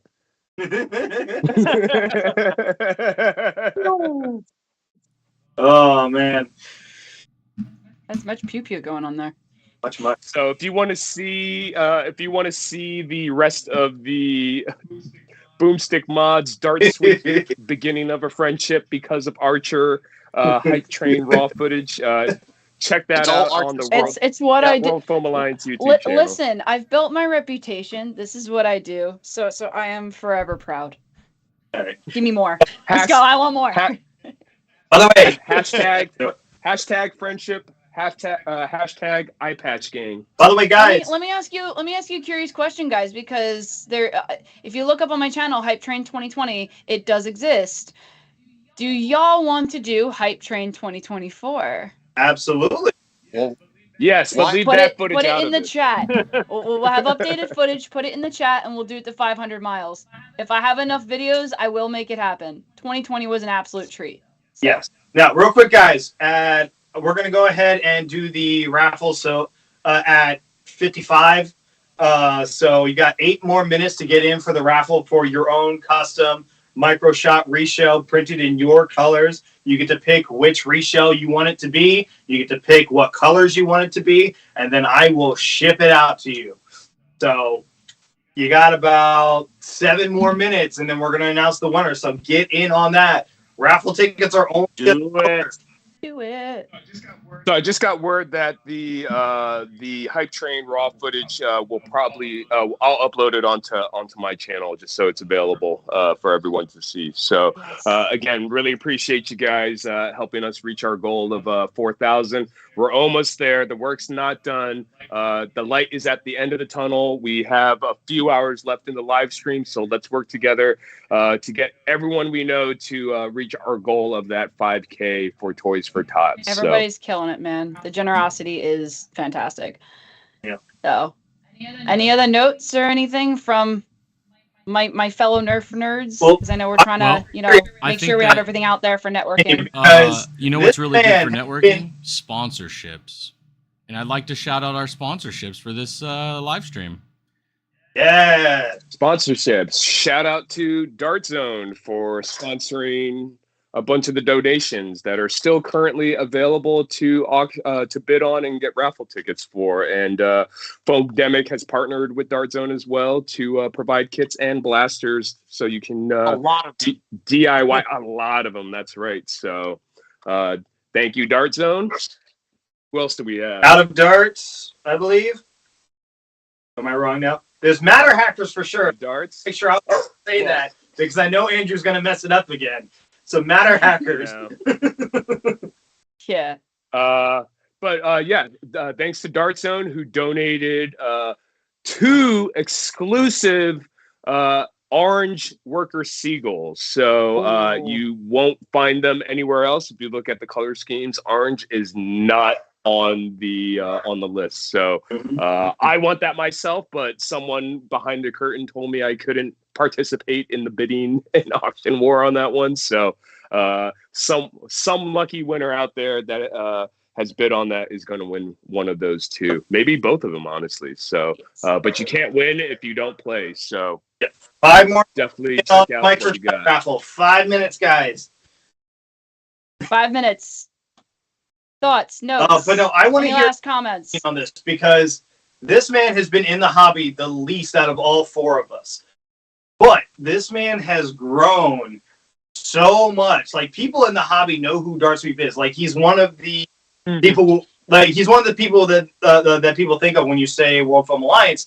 DrSweep is one of the people that you think of. Like, he's been traveling around. Like, people know who he is, and he's been doing great work. Like, he makes gameplay videos for like all these clubs that he goes to, despite the fact that he has an enormous backlog that he has to get through.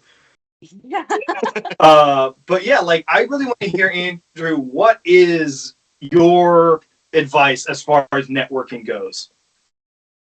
For me, I think it's putting yourself out there, you know. That's really kind of where it all started for me. I didn't know anything like this existed. Pandemic happened. Went onto Facebook and searched around for a little bit and ended up finding Maryland Nerf Herders and Southern Maryland House of Nerf and started attending events and found that the community and all the people that were involved were the friendliest, most welcoming, nicest people, super inclusive people I've met in my lifetime. I'm definitely immature for my age. I know people think I'm a lot younger than I really am, but I'm just super immature, I promise you. Pride. And at some point, you know, I was like, you know, I want to hang out with these guys. So after events, they had a tradition of going to these post-battle mills, and I asked if I could tag along, and of course they said yes. And you know, when you hang out with each other outside of foam flinging, you know, you build this kind of relationship, and you know, you're not just foam flingers that meet each other once a month. You know, now Boom and I hang out outside of events. We have poker nights over at Just Ben's, you know, once a month. We go to the movies. So it really evolves into this thing, you know. Rraijjar, at some point when we started going up to New Jersey and New York, graciously hosted us to stay at her place. And, you know, we've stayed there multiple times. And yeah, it's kitty time. My cat won't get on my lap. But but yeah, I mean, you just kind of build these relationships by putting yourself out there. I will say, yes, I have not been in the hobby that long, but I have forced my way in there and forced myself upon you. Not because I want clout or subs or likes or anything, but just because I'm really passionate about showcasing our community and what it has to offer. You know, it's not just about the blasters. It's not just about modifying and showing off the best new 3D prints and everything. For me, it's really about the people. And, you know, it takes people to network. And we have really fantastic people in this hobby and community. I remember Buffdaddy, when you first came to Maryland Nerf Herders, is when I first met you. And one of your videos, you have me like hopping over a piece of cover or whatever. Fantastic shot. And you know, and then you start going to these events and you see people that you've been talking to online or seen their videos, and now you get a chance to actually see them in person and interact with them and fling foam and, you know, FoamCon and End War and Survival Fest, Maryland Mayhem, RAG, all these events that are happening, Mall Mutation Madness. I don't want to leave anyone out. Boiler Dome. Go check out Sub-Zero coming up in January 6th. You know, you have all these events where you have all these people that enjoy the same thing you do that you never knew were there. You probably never would have met or had the opportunity to interact with if it weren't for this kind of thing of foam flinging. So, yeah, my number one advice is get yourself out there. whether if it's on a Discord or online, or if you want to start content creation, whatever you're passionate about, just to put yourself out there and let people know that you exist and you enjoy the same things. And over time, I guarantee some of these relationships are gonna evolve into true hashtag friendships. So Yeah. Yeah, we are coming to the end of our segment. So real quick, Archer, go ahead and let them know, since you were the first one of us, I believe, on. Go ahead and let them know where they can find you. Y'all can find me on my YouTube channel for Go by Archer the Nerfer. Right? You can find me on Facebook. I'm releasing a podcast come next month. It's going to be called Fast Tracked, where we explore all of these different roles and perspectives of all kinds of folks within the hobby. I'm super jazzed about it. And when that gets released, it's going to get released next month. You can find us Fast Tracked, Facebook, YouTube, Instagram, Archer the Nerfer. We're going to have my own page for Fast Tracked as well as Fast Track being featured on Spotify. Nice. Yeah. Definitely check out all of those. Great being able to catch up with you again, and you will definitely see me again soon. Mm-hmm. Absolutely. Boomstick, where can people find you? Oh, hold on. We're not getting ready yet. I have to. My raffle winner, sir. Yeah, you dare try to kick me out of here. Ding, ding, ding. So we are going to get ourselves a raffle winner for the custom micro reshell. Let's do colors it. you want. So I am waiting for our man behind the curtain to give me the name of our winner. Boomstick Mods. Wait, what? Who's that guy? I print one for myself. All right, while we're waiting, Buffdaddy, where can we find you? Okay, I still post gameplay footage and occasional silly things on my YouTube channel, Buffdaddy Nerf. Otherwise, you can find me on blasterhub.com, writing reviews and such, and same name for Instagram and a few other places. Hey, I know that name. Very nice. All right, we got our winner. Brian Bellano, winner of the Microshot Reshell. Nice. Is that Builder BB? Yes, Yeah. I'm pretty sure. Yeah. Builder BB for the win. Shout out, Brian. I've got his name written on my arm somewhere around here. Oh yeah, his name's here. Yeah. That's awesome. And of course, so we will be reaching out to you for your custom micro reshell. And of course, you can find me, Boomstick Mods, everywhere. Instagram, technically TikTok and Facebook. Boomstick Mods in all those places. I've also got Patreon, Buy Me a Coffee, all under Boomstick Mods. And of course, you can hear my voice on the Dart Jam podcast whenever we decide to upload another episode. All right, last but not least. Well, I'll be back around 1:30 with Al and Xavier, and hopefully Maritime, maybe Talonaxe Armory will be filling in. But you can find me on YouTube at Dart Sweep. I think it's Dart Sweep 35 or something like that. But just type in Dart Sweep, and you should find the channel. You can also find me in the Discords, on Facebook. Again, Andrew, aka Dart Sweep.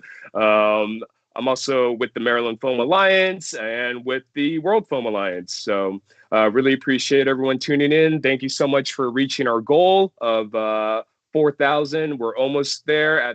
We can see the light at the end of the we can see the light at the end of the tunnel. We need your help to do it. This would be amazing if we could reach our goal on our inaugural live stream event here. We've had some amazing guests. Everyone's done a fantastic job.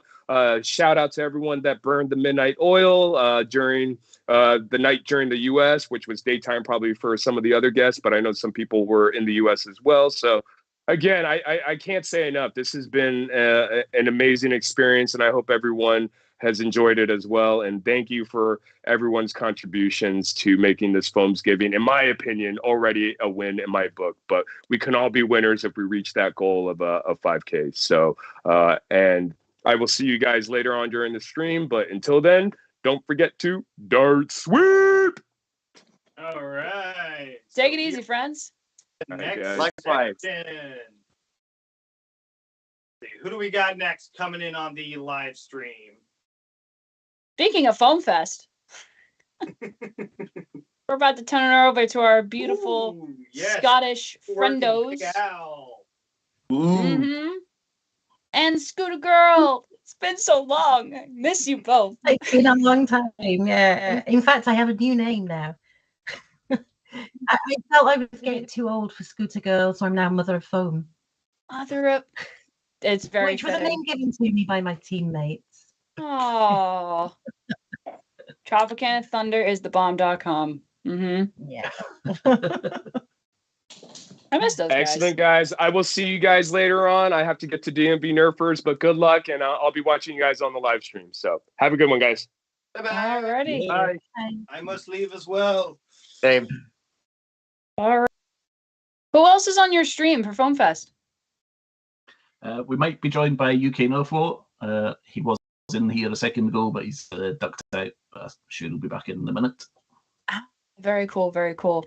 Yeah, no, we were talking a bit about Spectre was on giving his perspective of American Nerf, and then I was talking about my Foam Fest experience. So, oh man, I'm trying to make it over for August, but I might be going to RAG. Still trying to figure that out, but I'm super hyped that Foam Fest is coming back again. I'm really excited for you guys. What's the date for RAG then? Next year? It's in October with my fire stuff, right? So that's really starting to kick off, and they think they're going to be testing me more come the spring of next year, but that could be at any time. There's no like confirmations yet. And I only have with the new job, I only have enough time off for one event, and I've been wanting to go to RAG. So we'll see. I'm not sure yet. We're still trying to figure it out. But Okay. It would be good if you came back. Yeah. This one is going to be really special. We've got lots of new stuff, new to Foam Fest, which I think is really exciting. And also having taken, having not done the full event this year, it's just going to be a lot bigger, like bigger and better. what is the university that it's being hosted at again? Because I noticed the university, I was gushing because of the HVZ that they had. Yeah. So it's Royal Holloway, University of London. Very cool. And It's a really cool venue. The campus there is absolutely beautiful. It's a really cool venue, and really handy to London and Heathrow Airport for international guests. So Yeah. Oh yeah. When it said London, it's I know for us, it's like, yeah, we're sending it over. But it looks like Kevin just joined the chat. I'm gonna sign off. You guys have a great time, Good to see you, and I'll see you soon. see you See you later. soon. Bye bye. I don't know where Kevin is. I think we have a wild UK Northwart about to join us. But yeah, hello everyone. Good morning. Good morning if you're in America, and it's just coming into evening here in the UK.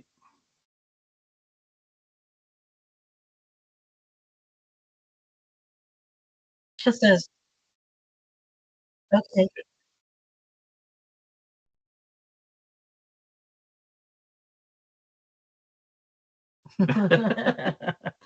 So hey, there's Hey, Kevin there. Okay, yeah. So I'm Big Al. This is Mel. Kevin, are you unmuted? Hopefully I'm unmuted now. Can you hear me? Yes, we can hear you now. Beautiful. We are three of us are part of this team. There's a couple others not here, but we're the kind of core directors and organisers of the event. Foam Fest is the kind of it's kind of the biggest foam flinging event in Europe now. Pretty much, we've just about to come into our 5th year of existence. We've done kind of 2 conventions, a games weekend, and 2 online events. We did 2 kind of marathon live streams as well over lockdown, kind of very similar to what the World Foam Alliance are doing here today on Foamsgiving. We did them over lockdown, obviously because the physical events weren't possible. They were massively successful, and we had lots of international backing from everyone, which we really appreciate. And so we felt we had to pop in here and help support the World Foam Alliance Foamsgiving event as well. And yeah, things are good. Things have been kind of dipping in yesterday and last night and this morning into the live streams and stuff. It's been really good to watch, and bringing back lots of memories of the Foam Fest live events, which we really enjoyed. And a good total so far. I think we're now over $4,000. Over $4,000. Yeah. Looking to hit $5,000. So well done, everyone. That's fantastic. Yeah, remember there's still lots of raffles and auctions, I think, to take part in. So if you head over to the World Foam Alliance pages, all the details will be there, how to join in and get in on the action. Some amazing prizes have been donated and up for grabs. Yeah, so make sure you check that out, and we'll hopefully boost that total up. We're here for a couple of hours to talk you through. We're going to chat mainly about Foam Fest, because that's our big event. We have just released the date for next year's event. It's going to be on August 9th, 10th, and 11th, and that's at Royal Holloway University, which is just in the kind of Greater London area, just outside. So it's really easy to get to for international guests if you're watching this over in the States, and if you're one of these nerfers who wants to travel and fling foam on different countries and continents, Foam Fest is a brilliant time to do that. The Foam Fest venue for next year is, as I say, it's right next to Heathrow Airport, so it couldn't be any closer for international guests to get in there. We've attracted guests from the USA before, and all over Europe, and all over the UK, and it's been a real mix of people coming together, and always been a good laugh. Yep. This year I think it's going to be bigger and better than any of our previous events. So we started off with what feels like a small event now, our first Foam Fest back in 2019 in Wigan in the northwest of England, and I think we had about 300 visitors to that one, didn't we? But we did have exhibitors from the US and from across Europe, and we raised about £1,000 for a local youth charity, because there's lots of different reasons why people get into Nerf. I can only speak about my personal one, where I had children who were very reluctant to engage with kind of organised physical activities. Your typical sort of in the UK, football, soccer is about it, actually. There's lots of soccer. I know in England there's a lot more, but in Scotland football is king. So I went along had a few Nerf parties, and then went along to an organised Nerf event and realised that my kids actually loved it and would run around and take part for 2 or 3 hours at a time, learning fantastic skills, communication skills, teamwork, and keeping active. So we decided with the first Foam Fest to make the proceeds go to charity, and we thought that we would choose a youth mental health charity, and that's what we've done with each event. And so far we've actually raised just under £13,000 for youth mental health charities, which is a fantastic accomplishment. So we're hopeful that with next year's event being even bigger, that we're going to be able to do the same again and raise lots of money for a local youth mental health charity that we haven't yet chosen, but we'll give you details about that when we've decided it. So can we talk about what to expect at Foam Fest next year? We can give some hints. Obviously, we have the convention booked, and typically Foam Fest weekend spread over the 3 days. It'll be Friday, Saturday, Sunday, and we'd try and bring a whole mix of games into that. So there literally is something for everyone. So whether you're into your high power Nerf, or whether you want to run about with a jolt, or whether you want to just come and chill and enjoy vendors and chat, and there'll be something there for you. No matter what your take on the hobby is, ideally there'll be something at Foam Fest for you. It's we kind of view it as a kind of showcase of the whole hobby. Ideally, that's our goal. There'll be anything to do with foam flinging. There should be someone there or something happening which will pique your interest, if that's, or whatever. Because there's so many people come to the hobby from different angles. You have people who just want to play and play hard. You have people who just want to chill. You have people who come at it from the kind of artistry, kind of crafting background and like to build and craft and paint. And then you have your engineers and designers, and there's so many different kind of branches of the hobby now. And yeah, hopefully there'll be something for everyone at Foam Fest. And we've had the people we've had exhibiting in the past. It's been a real broad range of all this. We've had people with the mad inventions, to people with the the cookie blasters to just kind of vendors selling parts and 3D printers, and yeah, there's everything. People who just want to turn up and cosplay and have fun. And so we're looking at the Friday being a kind of high-powered event. So we're talking kind of 200 to 300 FPS kind of cap event, which will be kind of more adult focused. That would ideally be happening. We've not got these locked in yet, but we're in discussions with different venues, and we generally work with kind of game organizer partners wherever the event goes to in the country. We'll try and work with game organizers from that area of the country. So we're kind of in discussions to get these events locked in. So we're looking at a kind of high-powered Nerf game on the Friday. Of Saturday, we're then into the convention, but there'll be a lot going on during the convention as well. Yeah, we're going to have games going on, just as we did in 2022. That was the last one, right? Yes. Bristol. Yep. Games going on in the hall alongside. Oh no, outside. We're doing it outdoors, aren't we? Yes, games outdoors while the convention goes on inside the hall. Given that it's going to be a British summer, so hopefully we'll get some good weather. Fingers crossed. And obviously we'll have loads of amazing exhibitors showing off their fantastic stuff. Lots of vendors with things to buy. Maybe some talks. We possibly having a competitive exhibition and some tasters on the Saturday as well, and then there'll be some kind of after party event. We're not got confirmation about what that's going to look like just yet, but there will be something on the Saturday evening. Yep. Yeah. Right? So we'll be looking at Saturday night game being a kind of standard 130 FPS game, so kind of fairly accessible and family friendly. We've still not got the venue locked in for that game, but that will happen Saturday evening. We did last year. We ran what we called the after party event. So after the convention, we kind of cleared the hall down and then kind of switched the hall around, filled it with inflatables and covered and everything. We just had a big battle to lots of music being played and lights flashing, and it was a good laugh. Yeah, everyone seemed to really enjoy that, and it was a good way to end the evening after the convention. So we'll be doing something similar to that this year, whether it be on the site of the convention or whether we're looking at maybe a kind of off-campus site that should be quite a cool venue to play in as well, hopefully. But a very cool venue to play in. Still to be confirmed. Yeah.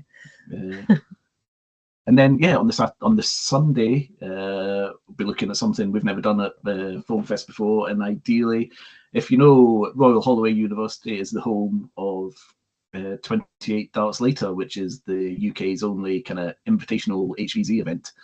They've been going a couple of years now. They've ran 3 events. They did a kind of tester event, just kind of, which was a kind of invitation only kind of tester event, just to see how the HVZ Society there would get on with the kind of strangers coming into play on their campus, and that went well. And they've run 2 kind of open to the public invitational events since for the last 2 years. I've managed to go to both of them as well, and they were absolutely fantastic. I'm a big HVZ fan. Have been in this hobby for over 10 years now, and HVZ is something I've always followed. I've always watched every single YouTube video there is on HVZ. It was always a bit of an obsession of mine when I got into the hobby at first. So being able to actually play that kind of campus style HVZ here in the UK was just fantastic. But yeah, so the society they've got such a beautiful campus at Royal Holloway as well. It's such a great backdrop to play in. It's got these really spectacular buildings and real mix of areas and terrains all over the campus, which make for some really good gameplay. So we're hopefully going to be running a couple of HVZ missions on Sunday. It won't be an all day full on event, but we'll try and get a couple of missions organised and let people have a taste of what 28 Darts Later is about, hopefully.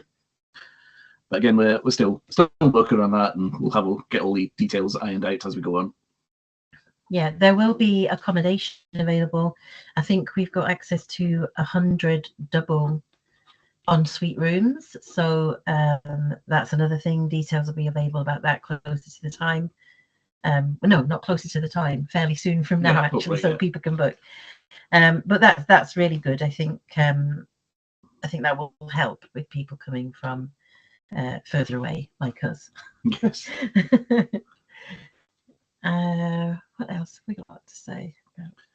Yeah, the accommodation on site is really handy for people. It's it puts everyone kind of close to the action for the convention and everything as well, and it's usually pretty affordable. And for people traveling and on a budget, it usually works out quite well compared to kind of local hotels and things. So we'll get those details and get them out to everyone as soon as we can.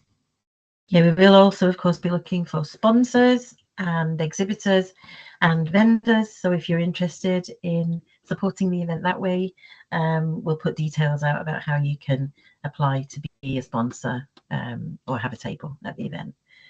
Again, very soon, hopefully this month. Well, to chime in a little bit off topic, but on topic, this is a charity drive. We are at $4,005. Our goal was $5,000. That means it's $995 remaining, and we have 4 hours to do it. Now, I think that our hobby is 200 to 300,000 people strong across the world. Send this to your mom, your dad, your cousin, your aunt, your niece, nephew, your dog, whoever it may be, your janitor at your school, and say, hey, we're donating money to Toys for Tots. Let's make it happen. We got raffles, we got auctions. Winners are going to be picked in just a couple hours. So if you're on the fence about those auction items, go ahead and throw it in there. Don't miss out. Some of that stuff is on the cheap right now. Gold MK4, there was 28 sold in an hour. We have the 29th one. They're never being made ever again. It was signed by a bunch of foam flinging influencers. So in my opinion, that's worth what? 10, 20 million. But hey, it can go here for what? $300-400. So get on there. I won't keep annoying you, but let's get to that 5,000. All right. Archer's in the chat saying she'll perform a song if we hit the 5K. It's something she did for us during the Foam Fest live events, and it was such a great way to finish the live stream off with the Archer performing a song for us all. It was really cool. That was really good. Yeah, we need to get to that 5,000. And she even performed live on the Throne of Foam at Foam Fest 22 last year, which was good fun. Their albums coming. Pardon, Kev? I want to know when Archer's album's coming out. Done so many like sort of foam. I know. Yeah, performances. when you get an album, there needs to be an album.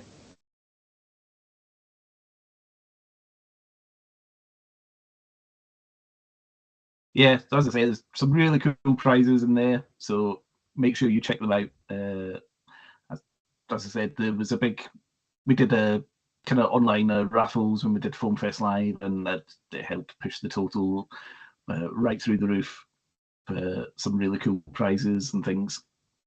As I say, there's some really unique stuff there that you're not going to see again, and a chance to get them at a really decent price. You're not going to have to battle on eBay to to find these things. You just get in there and get in the raffle. You can win these really cool prizes for just $5-10.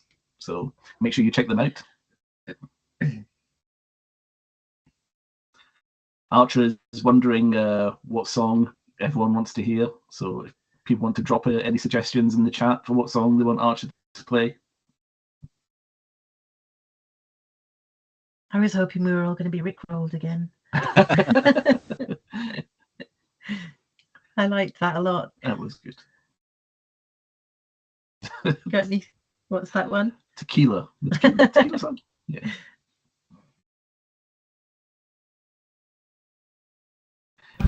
Yeah, I'd say we've got a bit of history about Foam Fest. It's something we talked about within the kind of UK community for a long time. Sorry, I need to interrupt you because 500 miles, it's got to be that. There is they've got to release a video. I think it was Boomstick and Dark Sweep had recorded a silly dance to 500 miles. Ah, right. With Rraijjar as well. And I think if they hit the target, they're gonna release that video. So I stepped away for 2 seconds. Not sure if you mentioned it yet, but how did you get into this? Like, what brought you into the foam flinging hobby enthusiast space? For me, Okay. yeah, Oh, mainly. yeah. I've been a toy collector ever since I got my first paycheck as an adult. Literally, my first full-time job as an adult. My first paycheck, I went and bought myself some action figures, which still have sitting on a shelf somewhere. So I've always been a kind of nerd and toy collector and stuff. And yeah, then it was when the kids were old enough and they got into getting Nerf blasters when they were kind of younger. And I've always been kind of do cosplay and stuff as well. So kind of always been doing prop making and costuming and stuff and making and painting. And then when the kids got into Nerf, it's like, this is really good fun. It's toy collecting and you get to run about playing with them, not just them sitting on a shelf and looking at them. And the kids are now in their 20s and they've all outgrown it. They just watch us now. Yeah. So yeah, it seemed like the kind of, to me anyway, it was just the perfect hobby because it was toy collecting. You could then tinker with it and you could paint them, and then after all that, at the end of it, you then still got to play with it, and it was just everything rolled into one. And I say that was over 10 years ago, and then kind of got into event organizing as well, kind of through the kids wanting to do birthday parties and stuff. Yeah, for me it's a bit different. So for me, I just love how inclusive this hobby is. So having a child who's autistic, it was really hard to find activities to interest them when they were younger, until I discovered the Nerf community, and I realized that there's this really special community where people have a lot of fun together and are completely accepting of each other. It's such an inclusive space.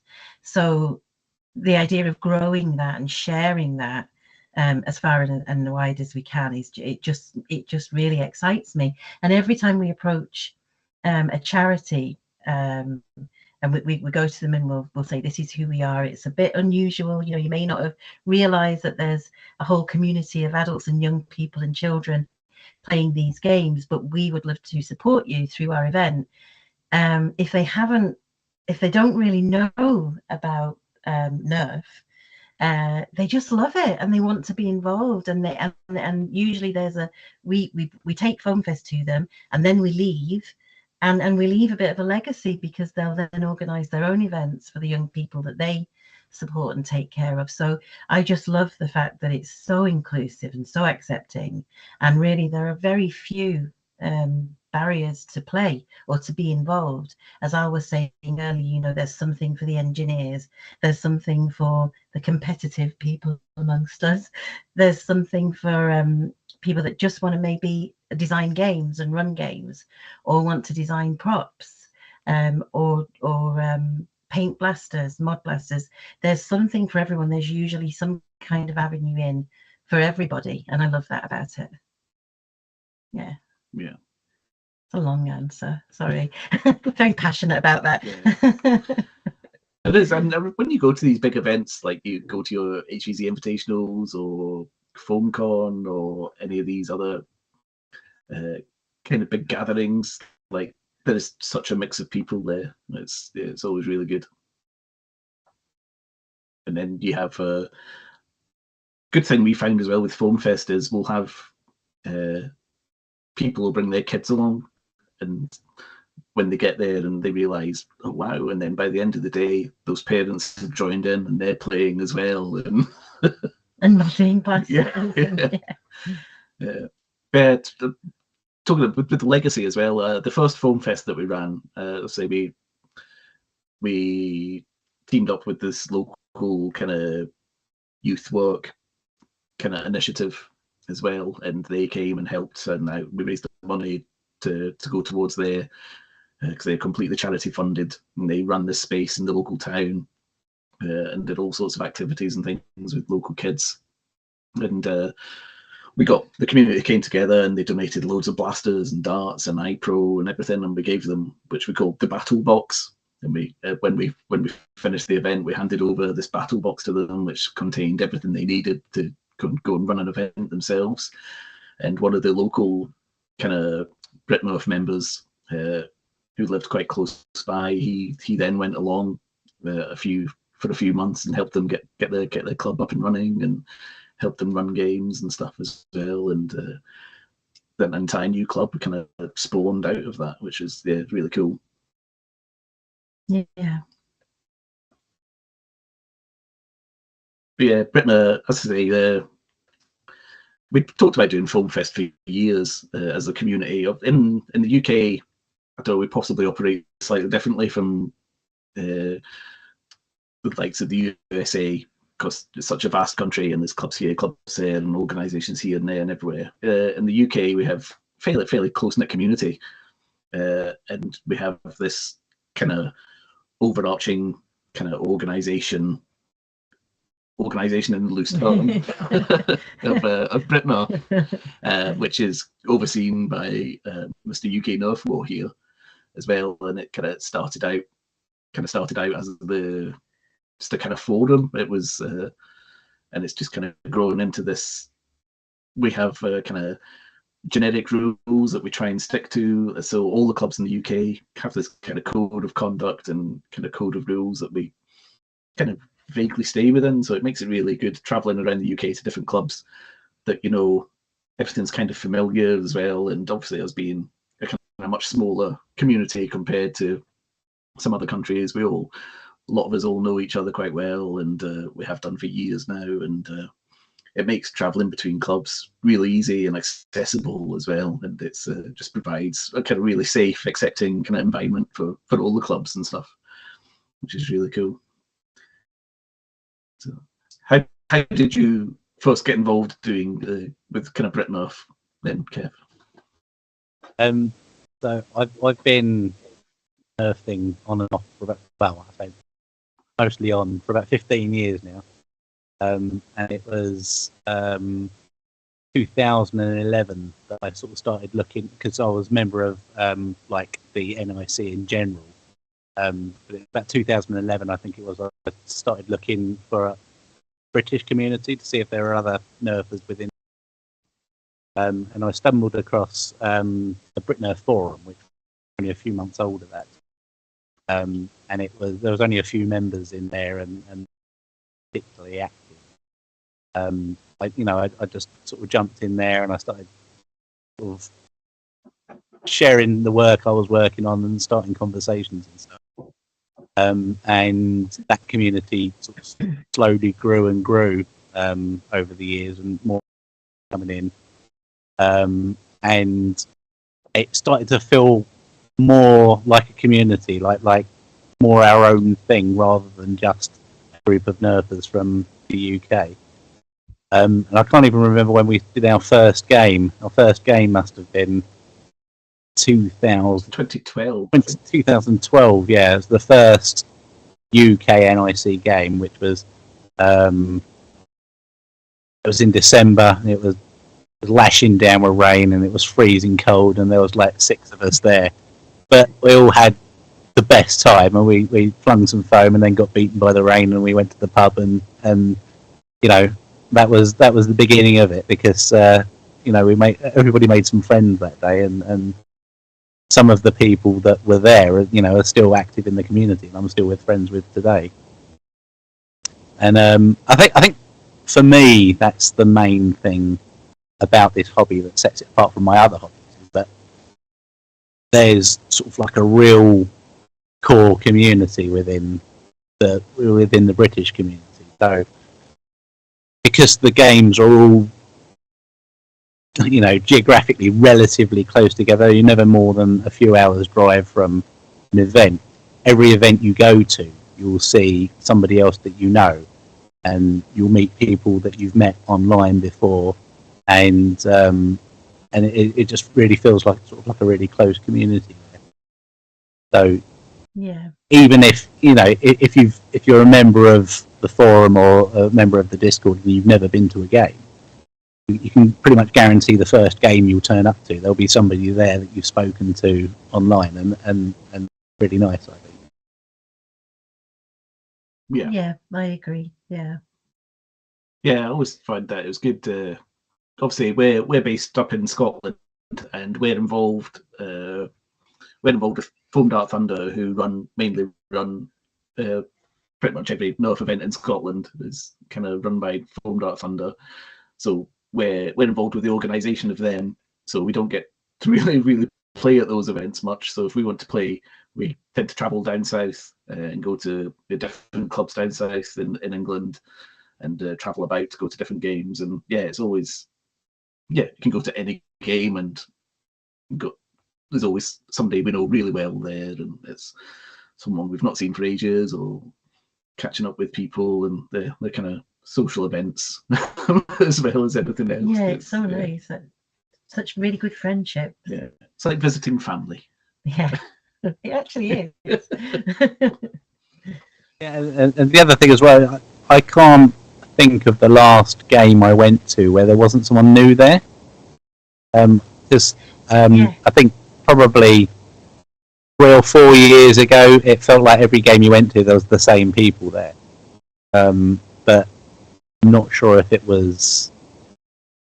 I can't even remember when it was. But all of a sudden, it just felt like there was a massive boom. There was like a big swell in the community.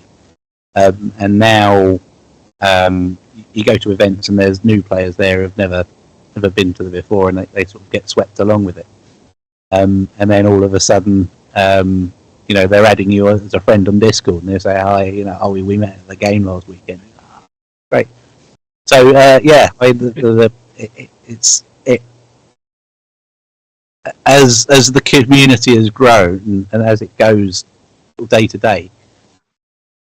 Right now feels like a really sort of exciting time for the community and the Nerf hobby, because, you know, like we've got sort of hobby grade blasters in the toy shops and stuff. So it really feels like that now is a time of real growth within it, and it's really nice. It feels like the first time we're not sort of like a marginalised sort of niche hobby. We're sort of starting to get a little bit more weight behind it.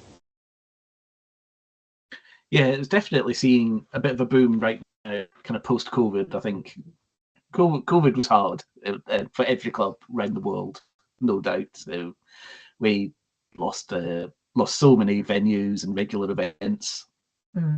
Even like we used to run with Foam Dart Thunder. We used to run events in skate parks. We had 2 skate parks that we regularly ran a game once a month. So there was two games a month in these skate parks, and they both shut down over COVID, and that put a massive dent in the kind of community and the regular people that came out to play.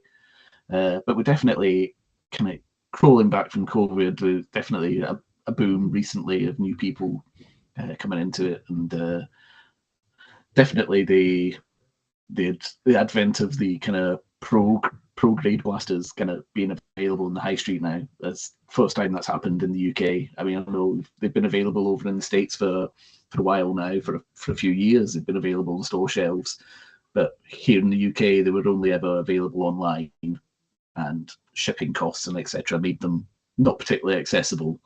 But yeah, we can now buy the Xshot Long Shot Pro on High Street with short darts, short dart magazines, and hitting 150 FPS out the box. It's that has changed the game a little, and yeah, it's definitely kind of bringing people in, or making people think, yeah, there's more to this than just those Fortnite blasters that they constantly see shelves and shelves and shelves of.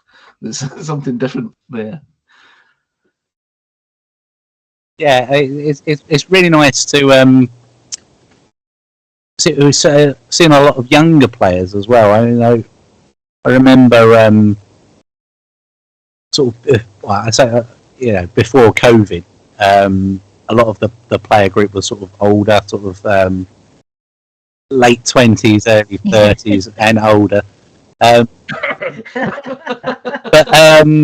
now at events we're starting to see sort of teenagers, bringing like their family with them and stuff, and that's always really nice to see as well, because Yeah. I was starting to feel like an old man when it comes to the hobby, but like seeing the sort of the eagerness and the energy that some of these kids have is just, it rekindles. It's a good thing. Yeah, absolutely. Yeah. We're seeing that too. Actually, FTT games. There are a lot of new. Yeah. A lot of the teens from before COVID have moved on, but there are a lot of new ones as well. Yeah, I again, I think that's partially because the hobby's getting a bit more traction. There's more excitement behind it, and these kids are getting into it. And I've had kids come up and talk to me at events, saying that they've been sort of tinkering with blasters and building things for years before they went to their first event. So they must be starting at sort of like 9-10 years old, tinkering with stuff, and they can't get to an event, and all of a sudden they're sort of young teenagers, and then they can sort of be more dynamic when they play. Yeah. So I think we have AndyWerk here. He's going to try and drop in. I don't know if Derek, you'll be able to facilitate him coming in. I'm going to drop out for a little bit. I'll be back, but I don't know what the total is standing at, but I really want to hear Archer sing. Yeah. So can we get to the 5,000, please? And I'll see you later. Thanks. Okay.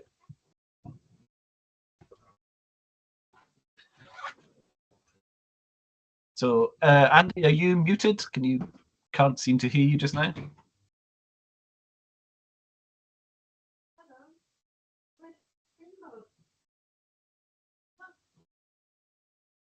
No, we still can't hear you. I think Derek might have stepped away just now. I'm sure he'll be back in a minute and help iron out some of the technical difficulties. Okay. We can communicate by hand. I think Andy's here. I think Andy has. Oh, sorry, I stepped away for a second. I got you. 1 second. There we go.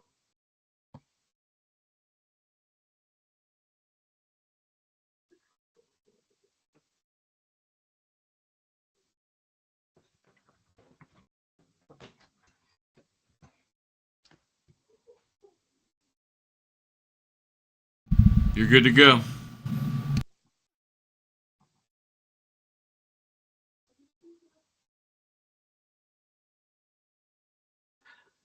Oh, still, we've got 2 Kevins. Oh, there we go.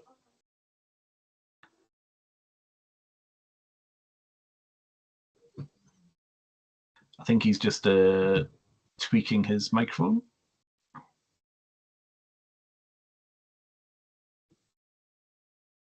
I think Andy's here. He's donated a raffle prize. I think he's here to talk about that.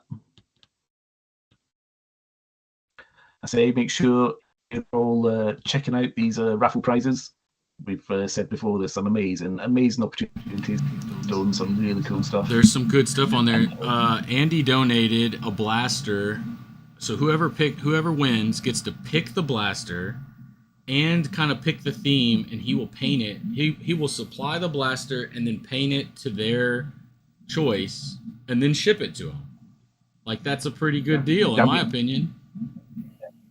I mean, that's a kind of commission that would cost you a fair whack of money. So, and then we've got Al's in there that I think he normally sells that 3 mod kit for like $400, $450, and I think it's sitting at $250.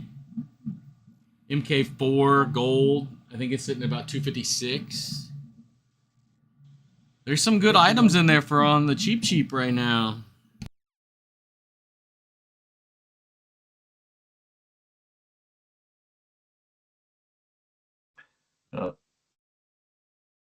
Still having some technical difficulties with Andy's mic.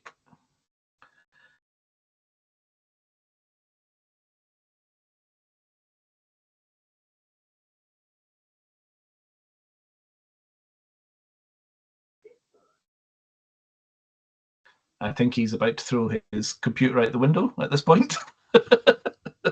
many days like that. Yeah. We're experiencing some really bad weather here today in Scotland, and earlier on today my Wi-Fi was just completely dropped out at one point, to the point where I was stressing out that I wasn't going to be able to make it online here this afternoon, but thankfully it seems to have calmed down a bit. Yeah, the weather's been pretty grim down here actually. I'm just to the southeast of London, quite a lot farther south than you. Yeah, but it's been really wet. But we did, we went out stargazing last night, because apparently it was supposed to be quite a clear night, and it really wasn't. But there was a gap in the clouds big enough for us to see Starlink last night. But that's good. This could take a while. Carry on. Okay. Oh yeah, so I don't know. We'd started talking about the history behind Foamfest a bit, and obviously the likes of myself and Kev here, we've been in the hobby. We probably went to the hobby round about at the same time. But we got you. This could take a while. Yeah. We kind of live at opposite ends of the country. Kev being in London and myself being up in Glasgow. But yeah, we probably got into the hobby round about at the same time, really. I was personally, through cosplay, I'd been involved in different forums and things before, and had been actually put off by them because they were quite elitist and cliquey, and I just hated it. There was so much of that goes on in cosplay, and so when I first discovered Brit Nerf, I would just kind of lurk. I was a bit of a lurker for a few years, and I just used to drop in and read things on the forum and stuff, because they'd come up in Google searches whenever I was looking for things. But I never got around to joining the forum, really, because I was a bit wary of internet forums at that point, having had my fingers burned through the kind of cosplay community being a bit toxic at times. But yeah, I wish I'd jumped in a bit earlier. It wasn't until I got into event organizing proper. I'd run some events for my own kids and stuff, and probably about started 2012, 2013. And then it wasn't until I discovered the kind of organized public events that Foam Dark Thunder were running in 2015. And then kind of quickly became friends with the guy running Foam Dark Thunder. And he was on the Brit Nerf forum at the time. And he was the one that talked me into joining it, and yeah, not looked back since. Yeah, it's good fun, and it's interesting that you sort of got into it from the sort of cosplay side of it as well, because that's essentially where I started with Nerf. I was painting blasters for cosplay and for like film and TV productions way before I knew there was like a modifying community, and it was only because after painting a few blasters, I took the natural step and started modifying as well, and then Googled that, and then eventually got into realise that there was a community and a whole sort of hobby there. But yeah, that was years ago now, and just the growth that there's been in it, and just the way things have gone. Insane. Yeah, I think I first stumbled across the hobby was obviously the kids that had been having blasters, and we'd been having kind of blaster battles in the house and stuff, and it was coming up to Christmas, and I thought, you know what, I'm going to treat myself to a massive Nerf blaster for Christmas so I can wreck the kids. And I started Googling kind of reviews on blasters, and I think it was the long shot I was looking at specifically, and I was Googling the Nerf long shot review, and then these kind of likes of Drax early videos started popping up and stuff, and it was like mod guides and things like paint, and I was just like, oh my God, what is this? This is like, this blew my mind. And I'm like, this just sounds like the perfect hobby. And yeah, it was just kind of, yep, strap in and straight down the rabbit hole. And yeah, it was great.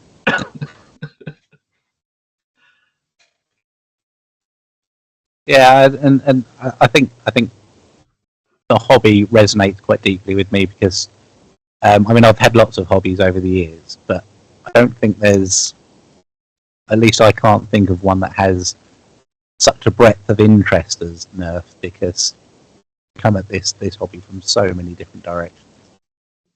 It's like I very much like upgrading and building, whereas my son, who's 12 now, no interest in that whatsoever. No interest in modifying or upgrading or painting. He just wants to run around and shoot people, and that's absolutely, it's just another part of the hobby. And then you get other people on the other side of that fence who their sole interest is just modifying. They'll upgrade and they'll paint. Got no interest in playing at all, or even showing them off to other people. They just want to build these things for them, and it's great that there's a hobby that facilitates that, but also sort of welcomes it and accepts it.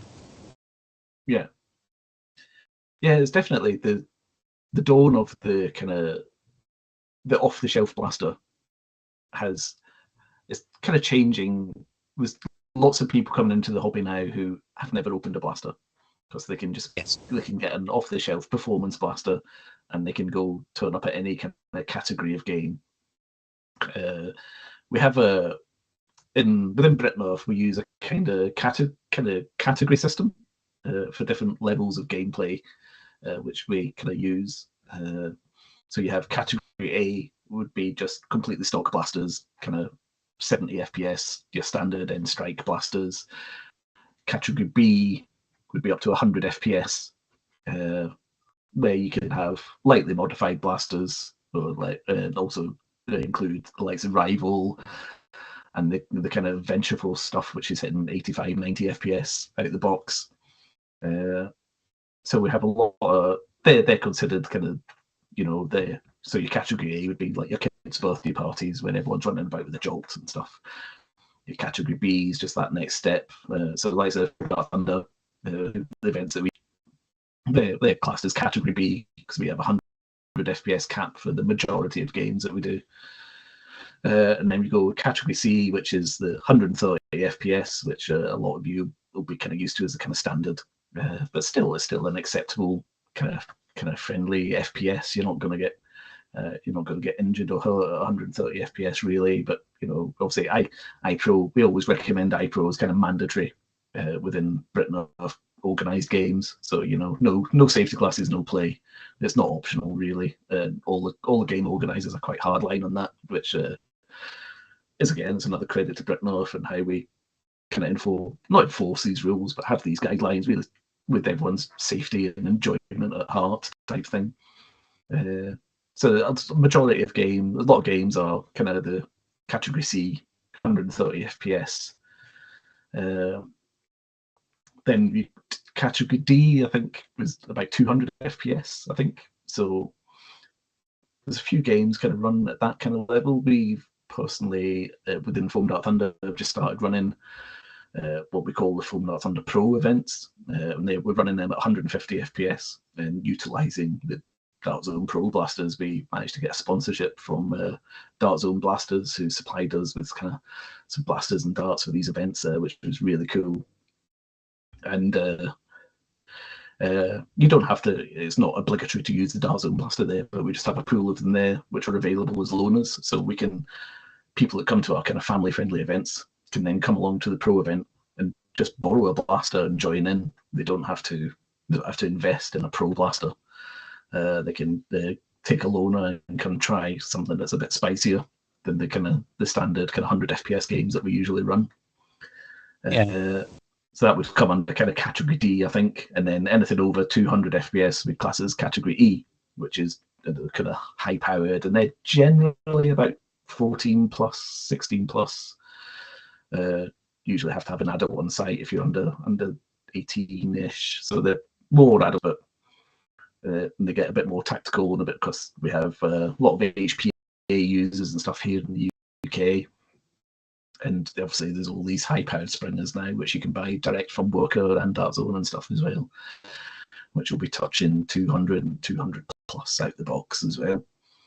So there's new people coming into the hobby who can take part in those games without even opening a blaster up, whereas beforehand you would have to have crafted yourself the foam flinging machine capable of hitting that, but they're now just available to buy. Yeah, and I think as well as that is that I've had quite a few sort of customers and people coming to me directly saying, you know, I want to get involved in this thing, but you know, we don't really know how. And a few of those I've said, you know, well, there's this event going on next weekend. Turn up to that, and I'll give you a blaster, and you can play. Yeah. And then these people turn up with, you know, like a blaster in a carrier bag. And then, like, the community jump in and they're giving them, you know, like rigs to wear, and do you need some fluorescent bags? Yeah. And like a ghillie suit, go hide in the bush. Yeah, absolutely. And these people just have a whale of a time and just walk away with a big smile on their face. I know there's one game run by Nerf Shack over in West London where this happened, and this guy. He was, because it's an airsoft site as well, and there was a guy, I think his kid was at like an airsoft birthday party, and this guy was just wandering, sitting there with nothing to do, waiting for his kid to finish the birthday party, and he came over and started talking to us. And you know, after about 5 minutes, someone had put a blaster in his hand, and he was out running around playing with us. It's quite good fun. And I remember we got back from a game. And his kid was sitting there waiting for him to finish. Yeah. Need to get him to join in next. Oh yeah. I mean, this guy was just blown away because you know, he was saying that he played airsoft a lot when he was younger and couldn't now because of an injury or whatnot. Yeah. But yeah. So hopefully some new Nerf fans were made that day. Yeah, we in the UK. Obviously, we play in a lot of kind of airsoft and paintball fields. We have obviously very different laws regarding firearms and things here in the UK compared to, well, I suppose every country's different, but specifically compared to the USA. So any game, as another kind of directive from Britain of organised games, is anything that's over 130 FPS should be conducted in a kind of private place. So that's why we tend to hire a lot of airsoft fields and paintball fields to do these kind of higher powered games. Because technically anything over 130 FPS is not considered safe for public use, really. So that's why any games that are kind of conducted in public space tend to be at the 130 FPS or lower cap. And then anything over that, we tend to use these airsoft and paintball fields. But it does, some of the venues we've played at are just spectacular. We've had such an array of different places over the years, and yeah, it's been a pleasure to play and chuck smoke bombs and all sorts about. And yeah, as I said, yeah, with people to turn up in full ghillie suits and spend the day hiding in bushes and have the blasters covered in camo netting and everything. It's again, just if you want to turn up dressed as a bush and sit in a bush all day waiting to tag people, you can. But next, there'll be another person on your team dressed as a unicorn, running past you. Yeah, with a bright orange blaster. Yeah, it's such good fun. We do have a lot of emphasis on fun. There are a couple of games that are probably a bit more tactical and kind of, I don't know, objective based and stuff than other games, but most people tend to have a laugh with it. Most game organisers in the UK don't take themselves too seriously and just have a bit of fun. Yeah, I think that's, for me, that's it's one of the things that separates Nerf from other sort of shooting hobbies. because I mean airsoft in the UK is massive, as is paintball, but they're generally a bit more serious. I mean, I used to play airsoft a lot, and it was always good fun, and it was always a bit silly, but there was always that sort of mil-sim element just bubbling below the surface there that made it a little bit, sometimes it's sort of a little bit too serious. But there's none of that in Nerf at all. If someone turns up dressed as a clown to play Nerf, then everybody is just, Yeah. you go, that's great fun. There's lots of different sort of personalities and lots of different ways to play in the special for me.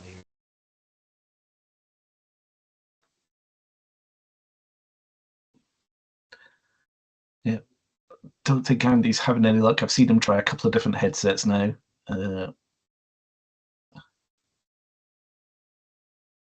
Which is a shame. It'd be good to get him on to talk about his raffle prize. So remember, reason most of us are here today, we're trying to raise this money. It's for Tots for Toys.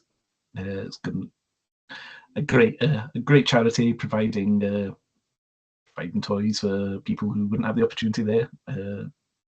And it's what we're all about as a community, playing with the toys and having a bit of fun and enjoying ourselves. And there's a lot of good comes from the power of play, as when Mel was on earlier talking about, that's one of her big passions. One of the reasons she's very passionate about Foam Fest is about bringing the power of play is a very powerful thing and such good medicine for a lot of people. And, yeah, I mean, for some kids that I've been to events with, it's the only exercise they get. It's the only sort of avenue they have to sort of get outside and run around and have fun, because not everybody likes competitive. But it's just one that's just a bit different and gauges you in a slightly different way. And especially when it comes to the Tots for Toys charity, it's especially this time of year and in this economic sort of climate of the world, it's really important to have charities like that and to support charities like that are sort of looking after the kids and giving them the opportunity to sort of express themselves and to just engage in something a little bit silly for a while, Yeah, definitely. And there's plenty of adults in the community as well where a weekend away playing Nerf is such a massive release of pressure and make you feel so much better about yourself, and it brings a lot of joy to a lot of people. So I mean, if you are a Nerfer who's maybe just enjoys the hobby online and watches, have a search, check out your local clubs and things. This is something that the World Foam Alliance are trying to bring together, is a kind of database of players and clubs all over, not just in the US, but hopefully it's a great idea. I think it's been attempted before, but hopefully the World Foam Alliance have enough backing and kind of people that will make it happen. And if you could bring this database together, it could be, if you're interested in the hobby, you've discovered it online, you've been watching stuff on YouTube, and you may be tinkering with blasters and things yourself, and you could just type in where you are in the world, and hopefully they'll bring there's other people in this area who are interested. Maybe we could get together, or there's a club here which is accessible, it's only a few hours away, or I could get here, I could get there, I could get there, and hopefully bring more people together as well.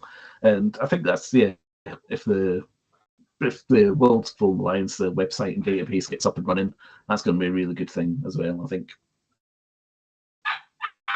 Yeah, it'll also be, being part of the community, it'll also be interesting to have like a resource so you can see where other Nerfers are, because we all get sort of fairly obsessed with our own communities, but to see how big the community is in Sweden, or I'll chime in and kind of give you the rundown, because I don't talk to UKers very often, so you guys have probably got the trickle down effect. The idea is that we have a website that brings everyone together. So when you create your account, you'll be able to look on a map and see that there's one person in the middle of nowhere, Idaho. But guess what? You live there too. So now you can connect. Or there's a club and you can find the club and then you realize it's only 15 minutes away. Or maybe there's a club, an hour away and they're trying to have a bigger event. You'll be able to find all of that. It's going to be great. Another thing that, is big is the competitive aspect of it. So we are going to work to create a ranking system where you can track your stats. What events did you go to? How many games did you play? Who won? We actually wrote an algorithm similar to the chess ELO, if you're familiar with that.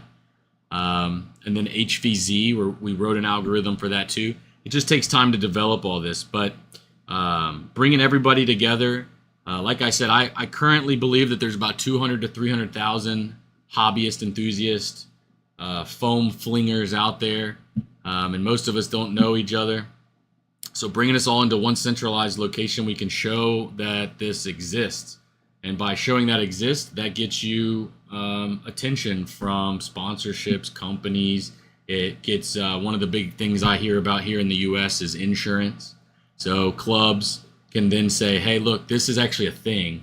Look, we use bright colors. It's not, you're not one person arguing with your city now. You have a whole collective of people showing what it is. So we're excited. It just takes time. We all have full-time jobs and we do it in our spare time. So thank you for everyone's patience. But we'll get there, and we're going to get on ESPN Ocho. That's the goal.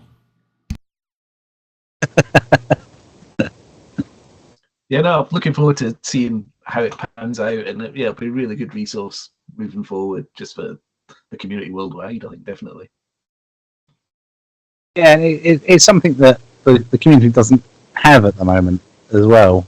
I don't think anything like it's really existed before. And I know, sort of in the very distant past, there was a couple of blogs started making like custom Google Maps showing the locations of the Nerf groups and stuff, but that was always really clunky and difficult to look at. But I think it'd be quite an interesting resource. We've brought on a whole team of people. That's one of the things that, it takes a team to be successful. So we've brought on Al and Captain Xavier. They're really the big, and Dart Sweep. They're the true hobbyists, I would say, the enthusiasts. They know the sport the most. My background's in marketing. We brought on a web developer. The person that was helping me do the live stream actually runs the live stream for the NASDAQ as his full-time job. So we have a graphic artist. We've brought in a team of a bunch of different skill sets that can really get us to where we need to go. So I've heard that this idea has been thrown in the ether a few times, but I think that this one's actually got some momentum behind it. So keep spreading the word and tell everybody about the WFA. Yep. Need to get a Britnorth section on there. Definitely. Yeah. So do you have an update on the total just now? We are at $4,110. Woohoo! It's added over $100, I think, since we started. I think there'll be a lot of people waking up and joining in, I think. I'm thinking the last minute auctions, the last few seconds, I'm thinking maybe we'll see a little spike there. Yeah. Nobody likes to show their hand too early in an auction, do they? Yeah. Play it cool.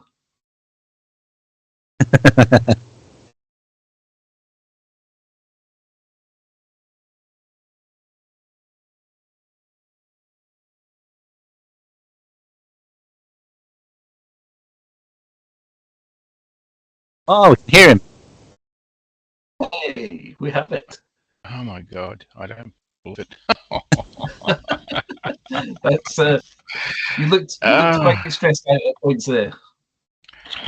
What I've done is gone back in history to our when I was on at 2 o'clock and just opened that page, and it seems to have worked. So, hi, good evening, or in my case, good morning. It's 1 o'clock in the morning here. I really stuffed up when I scheduled myself. But hello. I'm assuming one of you two guys on screen is Big Al. That's me. Hello. And the other gentleman is? Hello. I'm I've got Kevin. no names identifying. Kevin, nice to meet you both. Oh, God. Okay. Well, why don't you introduce yourself and go through? Yes. Okay. And I will look at the camera too. Hello, camera. My name's AndyWerk. I've been doing modding for God knows how many years. And I'm pretty much a cosmetics guy. I'll give you a quick rundown. I got interested in the very first time because my son bought me an Alpha Trooper for my birthday. I thought, oh, this is cool. And I was looking at it, playing with it. And I did a quick search on YouTube, I think, and I found some videos by a young lad named Mag212. I don't think he's in the hobby anymore, but he showed me a few things, and that led to my first actual real mod, which was a crossbolt, which I added a buttstock to an extension because I'm a big person and I need a lot of reach. So I did that, and it just carried on from there, and I stumbled across Captain Xavier, sent him a few videos, images for his feature fan builds. When he stopped doing that, I stepped in and took over, so I now do it. It's called Show Me the Modded Thing. If you want it featured, anything featured, show me the modded thing at gmail.com. Send me some photos and build details. Movie every month. From there, actually about the same time as I got this first blaster, I also I live in Perth, West Australia, and there was a media story. There was a science fiction movie being made in Perth. And I thought it went, so I actually looked up the company, sent him a couple of photos of my first two blasters I did. And he actually replied, the guy who was making it, the producer replied and said, keep doing that, keep me updated. I thought, okay, so I did. Keep sending him photos over a period of a couple of years. And then nothing happened. He just dropped off. And so no production, no nothing. But I just kept building blasters, and by that time I'd had my channel up, and I was, sharing. It's basically just sharing information, showing how people to do things, or how I do them, and if they want to do them themselves. And also around that time, I stumbled across a video by a fellow from New Zealand known as Vim Fuego 2000, and his video was simply a painting tutorial on these gaming trays, plastic gaming trays for a thing called Gigantic Big Robots or something. But he painted these trays.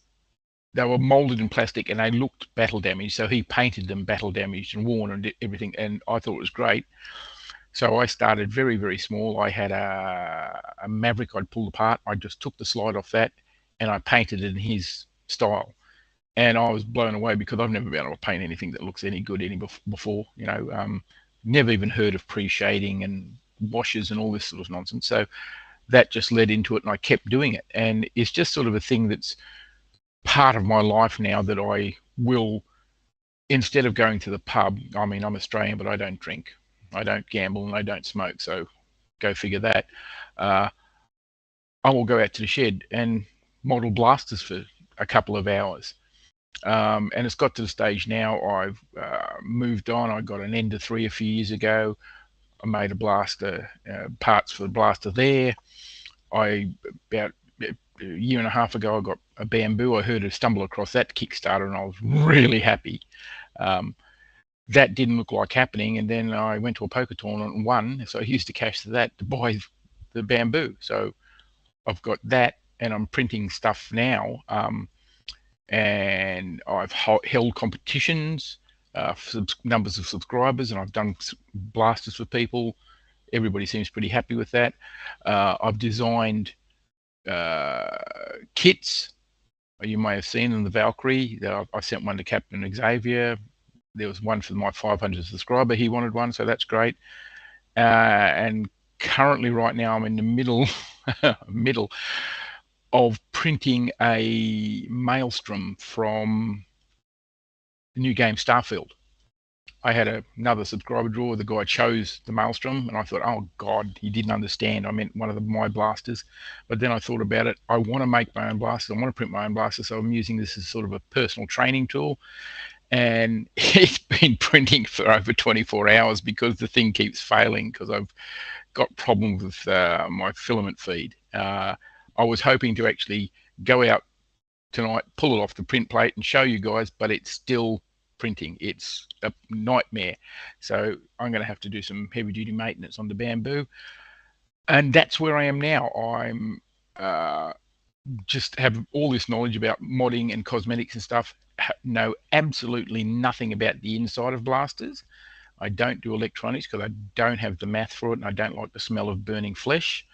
So, you know, I'm proposing for what I'll do here tonight. I'm prepared to stay as long as possible. I can see the feed, so if anybody wants to ask questions about cosmetic ideas and modding or doing stuff, I also have to have questions I'd like to ask the community and get feedback, do it that way.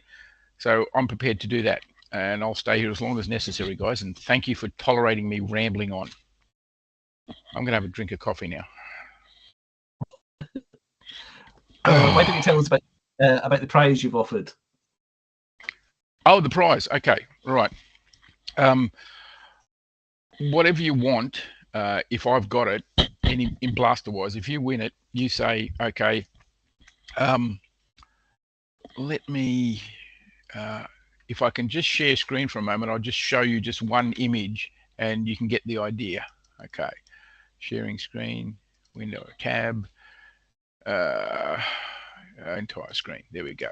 Okay, that's the one. Okay, so I'm hoping you can see this because I've got a time delay here, so I don't know how long it's going to take.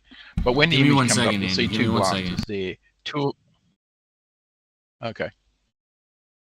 Okay, well, when it comes up, it'll be here. But it's basically two Valkyrie kits that I produced. The black and orange one, obviously, is for Captain X. The yellow and white one was the winner of my 500 subscriber competition. So they're basically the same kit, but they're painted in different styles. And it's just a good way of showing this is what you can have. Here it is. This is what you can have. And it doesn't matter. And it doesn't matter color. Style. I mean, if you want me to do cell shading, I'll give it a go. And you'll have a custom painted blaster. I don't like to. I hope I'm not sounding like I'm beating my chest saying, "Yeah, I'm really great on YouTube." You're good. But some people like these things. Oh, good. There they are. There. Good. So you can see them on screen now. As you can see, they're both. Oh. They were there. There they are again. As you can see, they're both exactly the same, just slightly... You're doing good, Garrick. They're just slightly different magazines and things. Both of them are fully... Those two are fully functional. The most electronics I do is change out the batteries for 9 volts. That's all, because you get higher, a little higher rate of fire without the chance of burning out the motors. And that's it. So you can have something like that. If you want something pristine and clean, you can. No problems. If you want something even filthier and rusty, you can. No problems. It's just whoever has the winning bid, we'll talk online, we'll get something done. It's that simple. Don't know how long it'll take.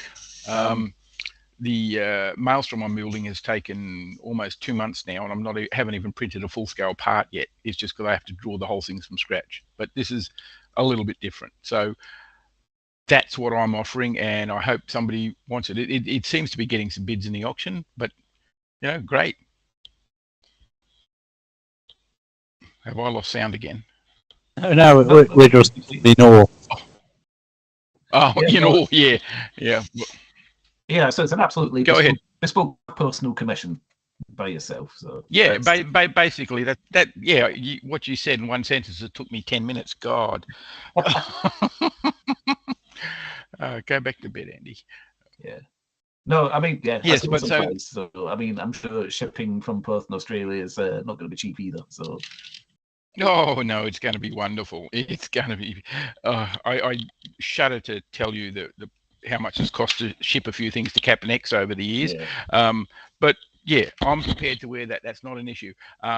If it's a blaster I haven't got or can't get, because I've noticed where I am, there are some things I have never seen at a Trash and Treasure or in a Target. They just simply don't turn up in Perth. But if it's something that person really wants, I think we'll have to organise it. They pay for the shipping to me, I'll do the painting and I'll pay for the shipping back. And I think that'll be the fairest way of doing it. But again, I've got a lot of stuff out in the shed. You know, I've got 300 different blasters. So yeah, we should be able to find something. And if they want to go as far as a really heavy duty mod, like getting 2 blasters and mashing them together, I'm perfectly happy to do that. Not a problem. It's just, you know, they'll have to put up with the time it takes and things. Yeah, these things don't happen overnight. Oh, I wish they did. It'd be so much easier. It really would. Do you want to talk us through that kit that's on screen just now then? Oh, that, okay. All right. What I'll do, I actually pre-prepared some stuff earlier, so I'll open up a, there it is. That's the kit there. So I don't know if that's, you can see that one. Yeah. That's the unpainted kit. So you can see virtually everything is orange apart from the magazine, and you know, the muzzle I've painted, I've printed and added to the kit. It's because the reason I did it is the way Nerf made it. You unscrew a few things and you can pull out the pistol grip and you can move it where you want. So I just basically made interfaces to make things go where I wanted. And this, as you can see, it's a very early version because there's screw holes all along the top covers. In the later version, it actually uses the Picatinny rails that are already there to slop those covers on, and there's one screw in the front, and that's all that holds the top on. Yeah, things like housings for an actual bolt to go through the buttstock, so you can put a strap on, so you can put a sling on, because you don't want to put a sling on a piece of 3D printed plastic. It's not going to hold. And that was the Valkyrie, and I just printed some extra things, and we got the Viking. The reason for the names Valkyrie and Viking, I put the Valkyrie on my, well, at that time it was called the ECS 11. That's my creativity. And I got Jade from Fodemic reached out and said, look, I've got lots of people wanting to buy this. Can I sell it for you in the States on license? I said, yeah, okay, fine. So I sent that one to her, and I'd done the other one. So I actually sent the Valkyrie and the Viking to her in the States, and also to Rainbow Mods and Props in Germany. So you can get them from either side. So Europe's covered, America's covered. I do Asia, Oceania and Australia, and totally we've sold 0 at the moment. So, you know, I'm really positive about that. And it's just the basics of sitting there with a ruler and a set of veneer calipers and measuring everything and printing. I like to print what I call profiles, which is just basically the actual shape that makes up with the blaster. So it might only be like a little framework, a couple of mil thick. That way I'm not wasting a lot of filament. I get the shape I need, then I can build off that in the computer. And that way it just helps me do it quickly and easy. And, you know, once I know what's going to fit together, I now have all these shapes. I can change anything as long as I keep the interface between the blaster and the shape, the blaster and the piece I print exactly the same. So that's just the way I work. I'd love a 3D scanner. I really would. It'd make things so much easier. But I'll need to win another poker terminal, I think, to get one of them. Yeah, but that's the kit. It's just simple, straightforward. Well, I think it's simple and straightforward, but people seem to like it. So yeah, I mean, I'm perfectly happy to do into the design. That's cool. Sorry, what was that? I like the use of the barrel attachments into the design as well. That's cool. Oh yeah, yeah. Oh yeah. Well, you got to do that because people have got to be able to customize them. You know, I must have designed a dozen different Picatinny rails before I got one that actually seems to work and the things seem to hold on. But personally, when I do a blaster anyway, and if I'll put a scope on anything, I'll put a screw through the gripping part of the scope into the actual blaster's Picatinny rail, so it's not going to fall off, you know, and it's not going to be noticeable. But that's just me, you know. I like things secure. I don't trust glue. I trust screws and bolts. So that's just the way I work. You know? And yeah, so that's it. It's that's the kit. And now, this is just my other one, so I can stop sharing screen now. Okay, there we go. Yeah, so that's the kit. So that's what's up. If somebody wants that, fine. I'm happy to give them one of those because I've got in doing it. You can imagine how many overprints I've got. I've got enough to make 4 or 5 of those at any time I want. So that's what I'm offering. So go crazy, guys. I might even have a look at the page to see if the bids changed. Last time I looked, it was about $75, which I'm pretty happy about. I hope somebody wants something good for me and they'll get it. Excellent. I'm just going to check the feed if anybody's asked any question. So, I mean, I'm happy to talk about anything at any time, and you know, I can waffle on for hours, not making any sense at all. My wife tells me that. So, yeah. Yeah, no, there's some people in the chat commenting that how cool the kit looks. Oh, okay. Oh, good. Yeah. Well, thanks. Yeah. I'm pretty happy with it. I have, as I said, the Maelstrom build I'm doing for this. Sorry to cut you off. Was a just training to pop in real tool. quick. Somebody's asking. So this was donated by Tinkershot in the middle of the night. This is the coat hanger. It's in its own raffle. Tickets are $1. Wow. But yeah, I think on the Etsy store it's like $175, and I think he mentioned a couple extras or something like that. But yeah, the coat hanger tickets are only $1, so check that out. Wow. I might even buy a ticket for that.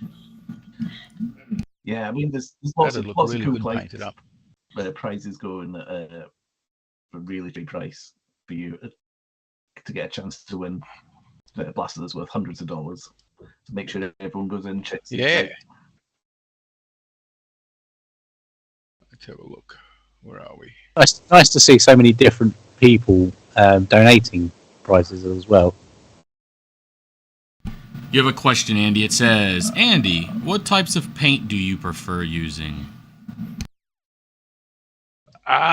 Well, yeah, sorry. I was just trying to find the actual total page to see how we raised. Okay, paints. Oh, okay. Let me think. How will I start? Okay, I'll start from the beginning. I just used to use paints, any paint that I had, and I'd spray whatever. I wouldn't try anything sort of special. Then, as I mentioned, the video I stumbled across from Vim Fuego, it wasn't so much the type of paints, it was the colors he used. He starts with a red primer coat, which is logical. I actually use a top coat known in Australia as Heritage Red. It's very popular. It's very close to red primer, but it's a top coat, so it's much more durable. And that's simply because of the method of painting I do, which is, and I'll try and explain it, I'll try and remember all the steps. So red primer goes down. Then in areas you want rust to show through, you spray touches of red primer, and then you sprinkle sea salt crystals on your blaster in those areas. You can sprinkle them, you can apply them, you can put them on a surface and dip the wet painted blaster in it. So that's your rust area. Then once that's dry, I spray a silver around that rust area. Hang on, stop, made a mistake. Go back. So we've got the sea salt stuck on the blaster. Over some of those sea salt spots, I put a mask to block the next layers of paint. Now, Vim in his video used latex mask, which is great. It works fine, terrific. Bit hard to get off the end, but it's fine. The only problem with it is it's ludicrously expensive in Australia here. I went to my local art store to buy some, and it was like a 20ml bottle for 40 odd bucks. So I said, no, I'll find something else. And luckily, I'm a ceramicist, so I've got a degree, and I used to make bowls and stuff. And liquid clay, which is known as slip in the business, is brilliant. You can paint it on with a brush, it'll dry, and it stops paint dead in its tracks. And even if you've got a coating of gloss paint over the clay, you get your fingernail, and it's nail brush, anything, you break that surface, soon as water hits that dry clay, it dissolves and just goes away. It's just magic. It's gone. And it takes whatever paint's on the top, doesn't hurt what's underneath. So you've got your red with your salt crystals covered with dots of clay in some areas. Then you go over that with silver. And then you go over with dots of clay again to leave some of the silver showing. So once you're at that stage, then you can start painting your actual blaster's body color. If I was painting a rapid strike, and on the side I wanted one of my words and numbers I always put in, I would probably spray an area the color I want the letters or numbers in. And then I am lucky that I have a plotting cutter, vinyl cutter. So, and I've got the software. I just type in, whatever I want, ABC, whatever, and I just stick that on over that sprayed area. So you can imagine when you spray over that and you pull those letters off, the color underneath will show through. And another trick I learned years ago off a Better Homes and Garden Shows of all things, once I put those letters down, I then paint around the edge of those letters with the same color that those letters are going to be in. So any paint that leaks under is the same color. It's not going to be seen. It seals the edge, and then top colors over it are not going to leak under because they can't. So, and that applies whether you're doing it that way with the letters on top or a stencil. You just paint over the edge with the color that's already there. It's a brilliant trick. It never fails. It works really well. So once I've got that sort of step done, then comes the difficult part for me, because I like to paint my blasters disassembled, so I've got hundreds of parts sometimes. I have to mask areas. And the way it works, I will paint the deepest part of a blaster, like the most recessed part first, and then I'll mask that if I want to keep it that color and come out. So usually I'm painting black first, because I then brush it with ground graphite powder with a brush, and that gives me a gunmetal look. And then it will come out to, say, the main body, which might be white or yellow or red or whatever, and again masking whatever's, and you put your masking down, you mask off areas, you paint, and you come out. So that could be 2 or 3 or 4 steps, depending on how many different layers of color I've got. What do you call it? The Valkyries you saw, the yellow one, you can see how, if I may be permitted just to share screen one more time. There we go, and that one. So we'll get, Derek will be here in a minute, he'll get this popped up, but you'll see on the Valkyrie, the deepest quote unquote areas of the body, most recessed, are painted black. Then it comes out and there's the yellow and the white, and then it comes out and there's like the word security or the red stripes or whatever. And each of those is oh, okay, don't worry, I'll get there now. I just got to find the, where is it? There it is. Okay, there we go. Yeah, so you can see that the I would have painted the red first, where it says security, and the stripes on the magazine and the candy stripes on the front, and then masks are put on, then colors are painted over. Same thing for Captain Xavier's one. The Ain't Never Been Sniffed was a stencil I placed down and covered, and that stayed there until the final reveal when I pulled off all the masking and ripped off all the lettering and whatever. So that way, that just gives me the ability to paint very controlled in very areas. And then at the end of all that, if you've watched any of my videos, you'll see me put the thing down on my painting bench and get out 50-50 Camaraderie black and thinner and just slosh it all over it, because you slosh it all over it, you wipe it straight off, you get your dirt, you get your grime, and that gets into all the nooks and crannies, and that's what I want. And then I just use an air gun with Camaraderie acrylics or enamels if I don't have Camaraderie. I prefer Camaraderie because it's water-based and it's a lot safer. And that last bit is, oh, what do you call it?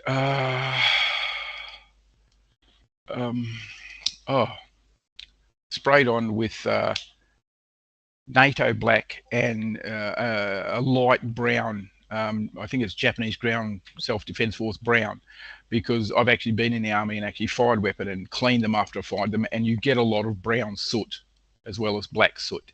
And I don't know what's happened, but I've completely lost teams. I'm not sure that, no, that's not it. I don't know where teams has gone, so sorry about that. So I can't see any of you at the moment. Am I still being heard? Yep, we can see your blasters. Okay, great. All right, I'm going to have to open Teams again by the look of it, because stuff has gone everywhere. Somebody is trying to talk to me on Skype. I don't even know who they are. Okay. Yeah, so that's it. But the person, I remember the question, he said, what type of paint? Is whatever works for you. But I did want to touch on this, actually. I do use rattle cans and enamels, but I always use a respirator. I have actually moved my painting desk from the back corner of my shed right up to the front where the great big door is. So I open that up and I'm virtually standing outside spraying, wearing a respirator, right? Because you don't want to breathe this stuff in, guys. And on the subject of respirators, they use what's called activated charcoal. And it's activated by air passing through it. So when you're not using it, it's in a plastic bag inside an ice cream container to stop it being activated, because they only last a limited time, and you don't want to be breathing. If you're wearing a respirator and you're breathing, you can smell fumes, it's not working anymore. It's that simple. I've got one that is brilliant. It's so tight on my face, it actually hurts. And I even have a beard, which you would think would let fumes vent in, but I'm standing outside and I'm wearing this respirator. I don't smell anything. That's really important when you're doing this painting stuff or even nerfing, because you're sanding and cutting and chopping plastic and putties and stuff. Don't breathe this crap in, mate, guys, because it's going to kill you. It's really bad stuff. But yes, now back to the painting. Yeah, that's so I'm just using rattle cans. They could be water-based. They could be solvent-based. It just depends on the color I want. If it comes to a point where it's not the color I want and I can't get it through my Camaraderie, what I'll do is spray either enamel or water-based cans into a jar and collect a small amount, mix my own color, and then run it through my paintbrush or my airbrush. So you get the color you want, and the paint's already, spray paint's already thinned. It's actually thinned a lot more than when you mix it yourself. So you have to be really careful when you're spraying, especially on a warm day. I've found the paint can partially dry from the point it leaves the airbrush tip to hit your blaster, which will leave can leave like a gritty surface, a rough surface like cast iron. If that's what you want, great, do it. But yeah, that's just the way it is. Okay, now I'll stop talking for a minute, let you guys go. I just got to open Teams again because I don't know if I'm even being heard. There it is. Oh God. We can hear you, and I'm assuming you can hear us. Yeah, I can hear you. Yeah, I can hear you. It's just a little bit disconcerting not being able to see what's going on. I just got to find that link again and open it. You're in it. You're live. Am I? Yeah. Am I? Oh, well, I can't see anything. I don't know where it's going. That's the thing. I can't see anything. It's because you're screen sharing. So if you go to, there should be a little bitty bar somewhere. and you can hit maybe So what screen can you actually your see? desktop screen with the 2 blasters on it. Right. Okay. Thank you. Right. Okay. Yeah, maybe this will do it. All right. Because if I screen share, does it stop you? No. Teams is definitely gone, which doesn't make sense. I shouldn't be able to talk to you. Oh, hang on. There it is. It did. There we go. We're back. It was reduced and it was hidden. Oh, God. Okay. Sorry about that, guys. It's just anyway. So I hope that answers the person's question. It's just a matter of using the paints that you're most comfortable with. If you watch Show Me the Modded Thing, I've got a few people who do repeat submissions, and one guy I remember, I can't remember his name, but I remember the name of the paint he uses, Montana. He says it's Montana rattle cans, which I assume is a local brand over in the States, and they seem to come out really well and really vibrant. But it comes down to personal preference. If you look closely at my stuff when it's painted, you'll see little bits of salt still trapped under the paint, little bits of clay still trapped under the paint. They're constantly changing what they look like because I don't bother to be really thorough. I mean, in some of my videos, I will chuck them in a sink in my shed and scrub them with a brush just to break the surface to get the water to the clay so the top coat come off and you can see the weathering, because enamel paints is that tough. Even water-based enamels is that tough. So you don't really have to be gentle with it unless you're using something like, you know, a hobby-based paint like Tamiya or I did use Citadel paints for a while, but they're a little bit iffy, and especially their color range is more keyed to miniatures and that sort of stuff. So rattle cans are fine. It's just, if you look at like my stuff, it's just the way it's painted in the masking. You got to be, that's more important, I think, what you choose, how you choose to paint what parts to bring your piece alive, if that makes any sense. I mean, if you've looked at hunting books these days, they have M16s that have got complete camouflage from one end to the other on them, and you could do that. I think it looks a bit odd, but it's up to you. So I hope that answers your question in a long roundabout way. And hello, Al, how are you? I think Al's just woken up and he's having breakfast.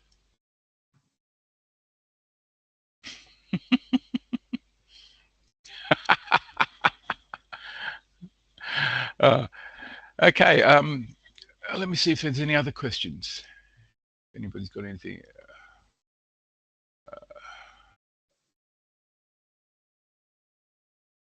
Oh, that's a good one from Arlen Blackwolf about taking pictures against backgrounds.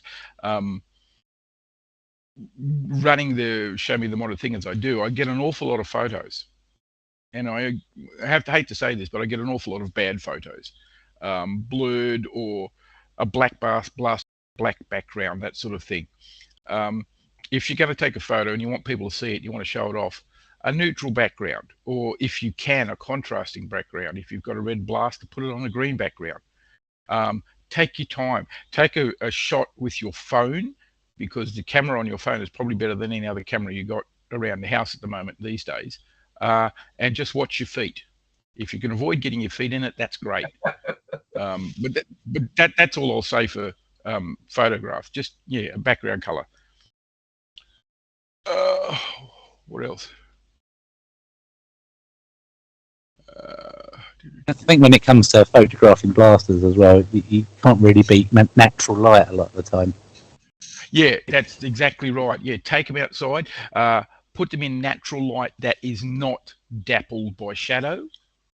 You know, if you can get them straight there in natural light, if you can, you get a garbage can lid, something shiny, and put it on the opposite side to where the sun is, just to get a bit of backfill with light. In collecting the photos for this event, just to show people, I was distraught at how many bad photos I'd taken, and that I realized I'd actually published on the internet. So yeah, direct light's great. And if you can't get direct light, or you're doing it at night, get LED lights in cool white. You don't want warm. And just a couple of those either side. Hello, Al.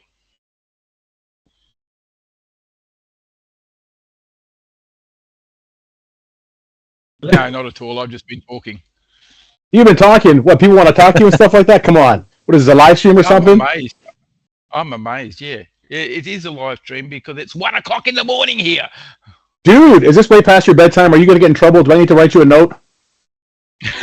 I actually went to bed 3 hours ago to get some sleep before I had to get up. And it's the first night in months that the people across the road had a party and I didn't get a wink of sleep. And I've been everywhere today. So, yeah.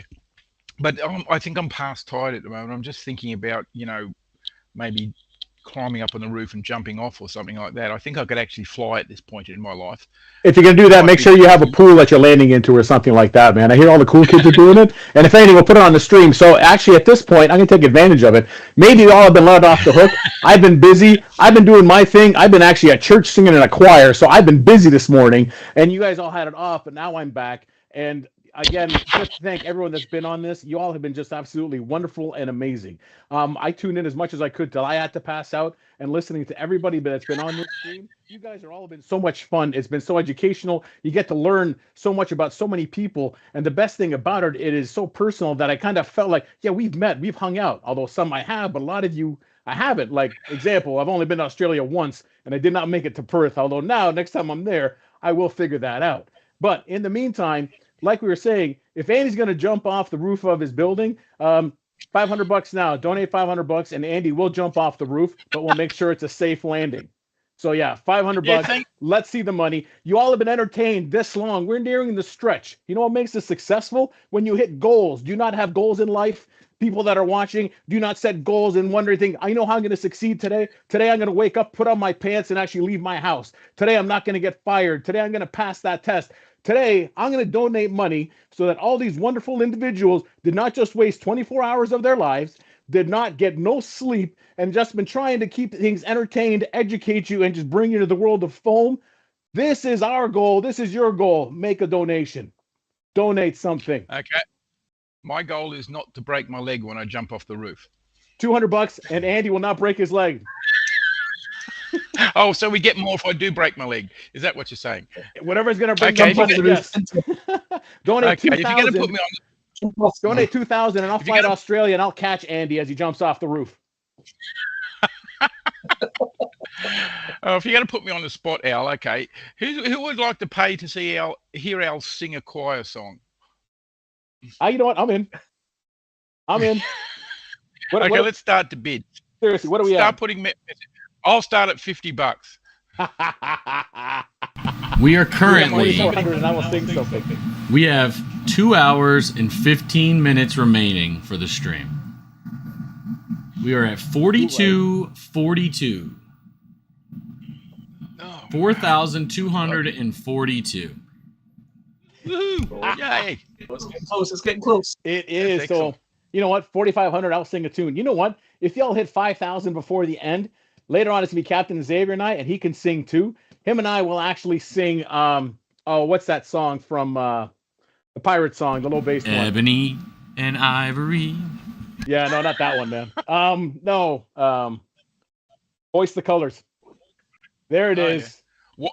While jumping off a roof? No, that'll be 6,000. At 5,000, Captain and Xavier and I will do a duet. And you know what? We might even bring Archer, because then she can actually play the tune for us behind. 5,000 before the end of this, and you will hear us sing Hoist the Colors. And if you don't know what it is, quickly, YouTube, Google, you're on the computer. I know you are. That's how you're watching this. Look it up, and you're gonna sit there and go, that would be cool. But like many things in life, there's no freebies here. And remember, none of that money goes to us. I'm not getting paid for this, and none of us are getting paid for this. But it is that time of year. What does that mean? It is the holidays. This is when we reach out and take care of those people that have less than us. It's the unfortunate. We're specifically going Toys for Tots, man. Have you ever seen a kid that doesn't get a lot of toys? Have you ever seen a kid that's sad at Christmas? This is one of those times where you can actually do something about that. And it's quite simple. Maybe you're an introvert. Maybe you're actually, maybe you're, what's the term? When you're scared to leave your house, you're one of those people that never leave the house. But you'd love to help people, but you can't.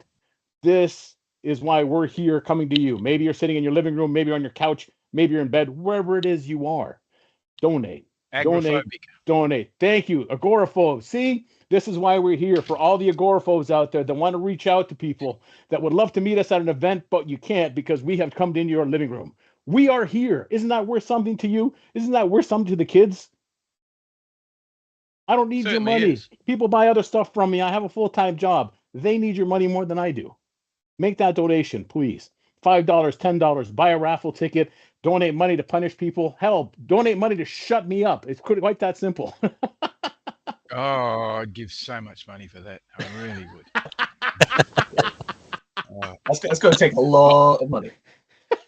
Yeah, it probably is. Yeah. I mean, if I donate any more money, my wife is going to kill me. I mean, really. All right, you may have seen her earlier today. Was on in the background. She was actually really annoyed being caught by the camera. Sorry, that's why mine stays upstairs. She doesn't come downstairs at all, just in case. Well, to give you an idea, and this was a fun story. So at my church, we do a live auction every year where we have a silent auction, and then we transfer to the live auction. In the live auction, we sell off all kinds of things, events and things like that. Whatever money we raise goes to all our outreach. So someone volunteered me to do like auctioneering. And the way we do it, it's almost like this. It's a skit. You entertain, you do whatever it is you can, entertain people, and they'll give you money.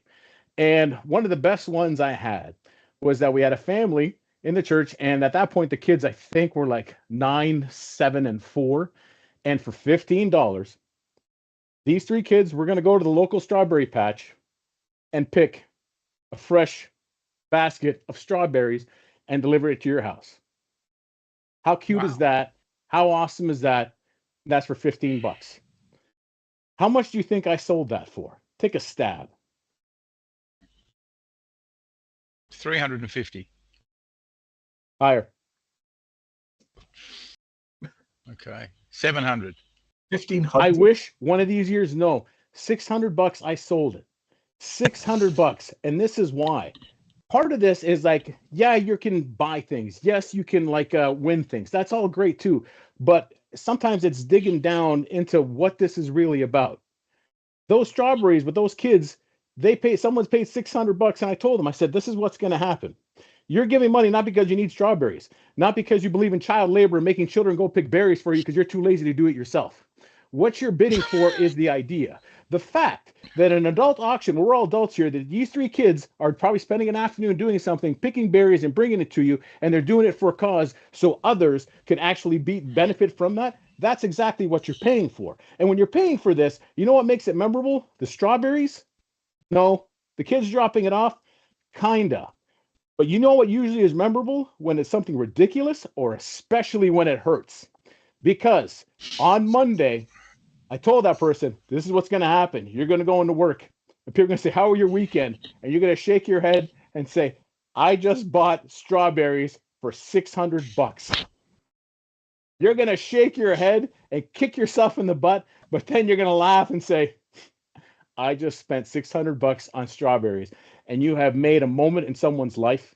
That is a lifelong memory. And you can't get any better than that in terms of a true idea of what giving is about.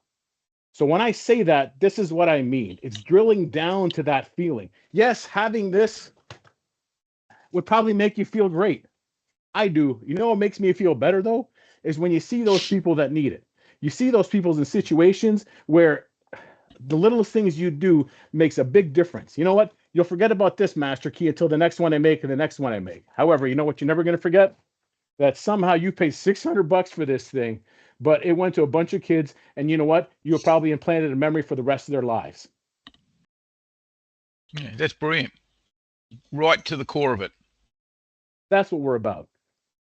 Like, gentlemen, last you, then this, so it's not just me talking. When it comes to this hobby, why are you here? What is it did you like about this? Is it because you got to talk to other people, or is it about the community? Tell me your personal opinions and thoughts. Just what you said, Al, about raising money for children. I mean, it's another country for me, but it's kids. That's what's important.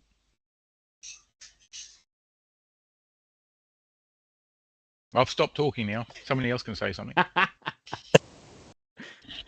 Sometimes for me, it's. Go ahead. Oh, sorry. I was just going to say, for me, it's about community. It's the power of community in this world is just incredible. The things we can do together, things we can achieve together, are just off the frickin' chain. And this drive for this charity is just another one of those things that like-minded people can do when they get together and you know, just have a bit of fun. Totally agree. I mean, through Foam Fest as well, we've played for the last few years, and every year blown away by it and the amount that this kind of small community that we have spread all over the globe, and the way they all come together. And we've had massive support from Foam Fest, from the USA and from all over, and coming together for. I've literally seen Kev in tears at Foam Fest, like when it all comes together at the end of the day, and yeah, it makes it all worthwhile. It's good. This is exactly what it's about. It's about community. Is it fun to have like Nerf Wars? Well, yeah, but how many times you go to events where we don't even know what's going to be happening at the event, but why are you going? Because you get to meet other people. You get to see other people. There are some events, let's not name names because they're all great, but there's some events, the only reason I go is because I look forward to seeing old friends, making new friends, never mind the things that you see in the community. People coming from all over the place, all walks of life, and everyone helping out one another. That's why I think throwing this stream together was so easy, because it's not like we're tapping into something in the community that's not already there. There's a camaraderie. There is I'm just here to have fun, but more so I'm just here also to help other people, share my experiences, share what I can do, learn with other people. That's why throwing this charity stream was easy. It's not like we had to twist any of your arms. It's not because, you know what, Al, you're right. I want to sleep only 2 hours and put on front of a camera and talk to people and hope they give me money.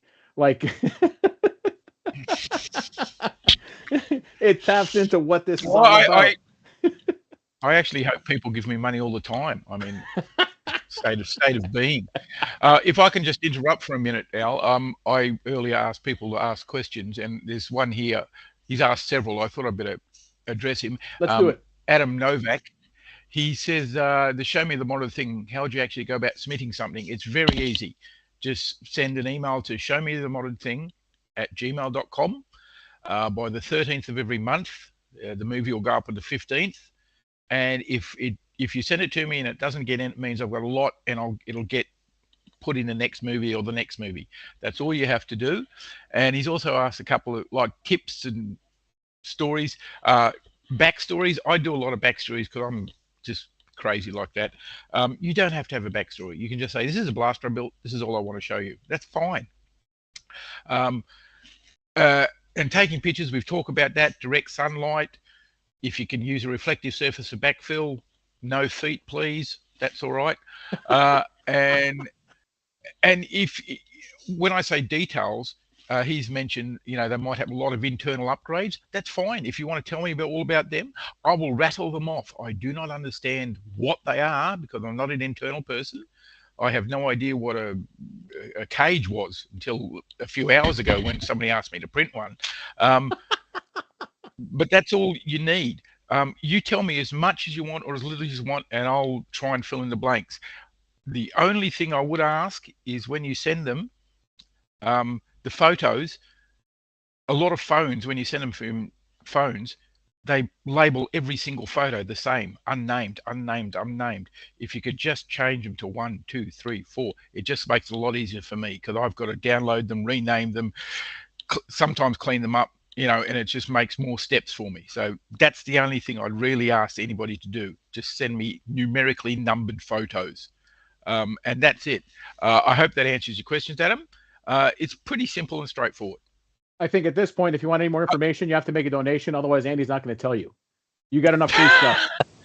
Otherwise, you can tune in and figure it out yourself. At this point, send money. We're a charity. We love to answer questions, but you know what? We give you something, you give a little back, man. Come on. I'll answer any question for $1. See? Tell you what, he'll charge you $1. I'll charge you $5, so I don't talk over top of him. So it's going to be $6, and then I'll shut up, and he'll actually give it to you. Yeah, isn't Al fun? Yeah, can you imagine him in a church choir? Oh, I do quite well because I know how to shut up. Yeah, I bet you're the tenor as well, aren't you? No, I'm a bass actually. Oh my God, what happened there? You sound like you were talking underwater all of a sudden. Oh, I don't know, maybe something in your ear. No, I'm a bass.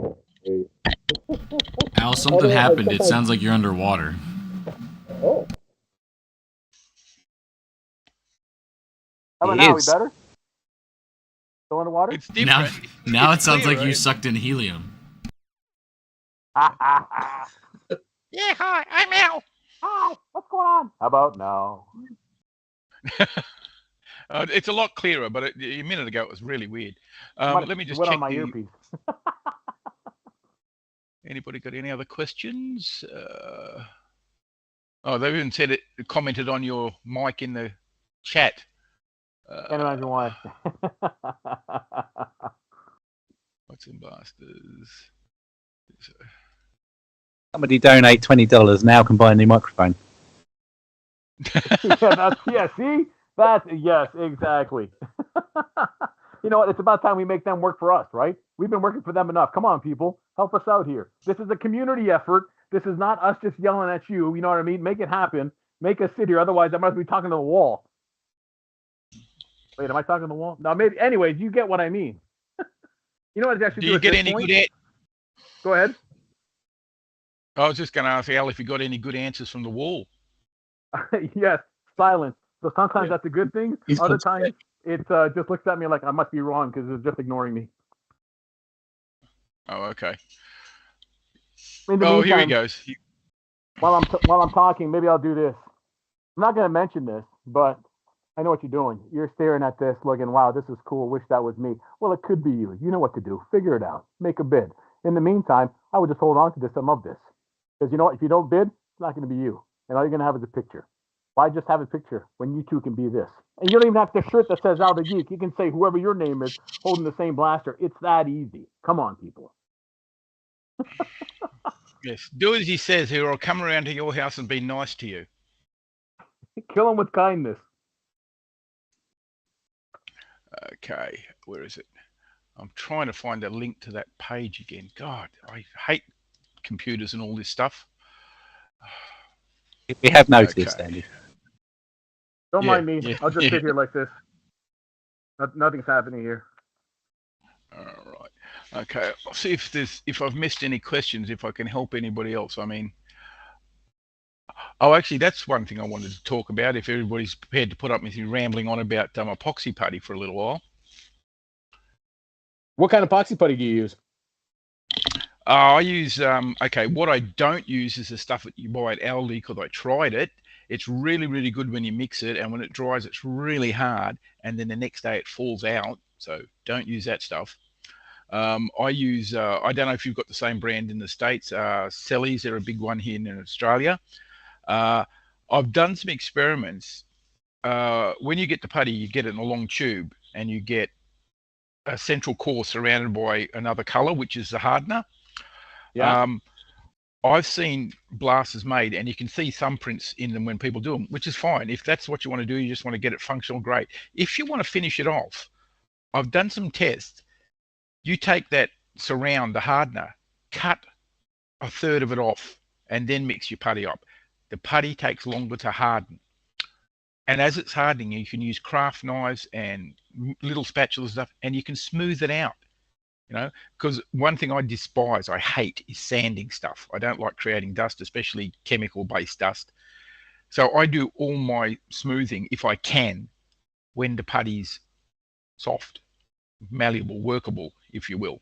And then when it comes to actually painting, it might need a little going over with wet and dry, which keeps the dust down, and then you wipe it off. Just a little thing. Part of the reason whole reason I started my channel was to share ideas and share things with people. That's why one of the playlists I've got is called Brain Shrieks. It's things that occurred to me or things I worked out how to do. Haven't done one in ages, but they're little tips and tricks you can use. So take that one away. So that's all I wanted to say about putty. It's just,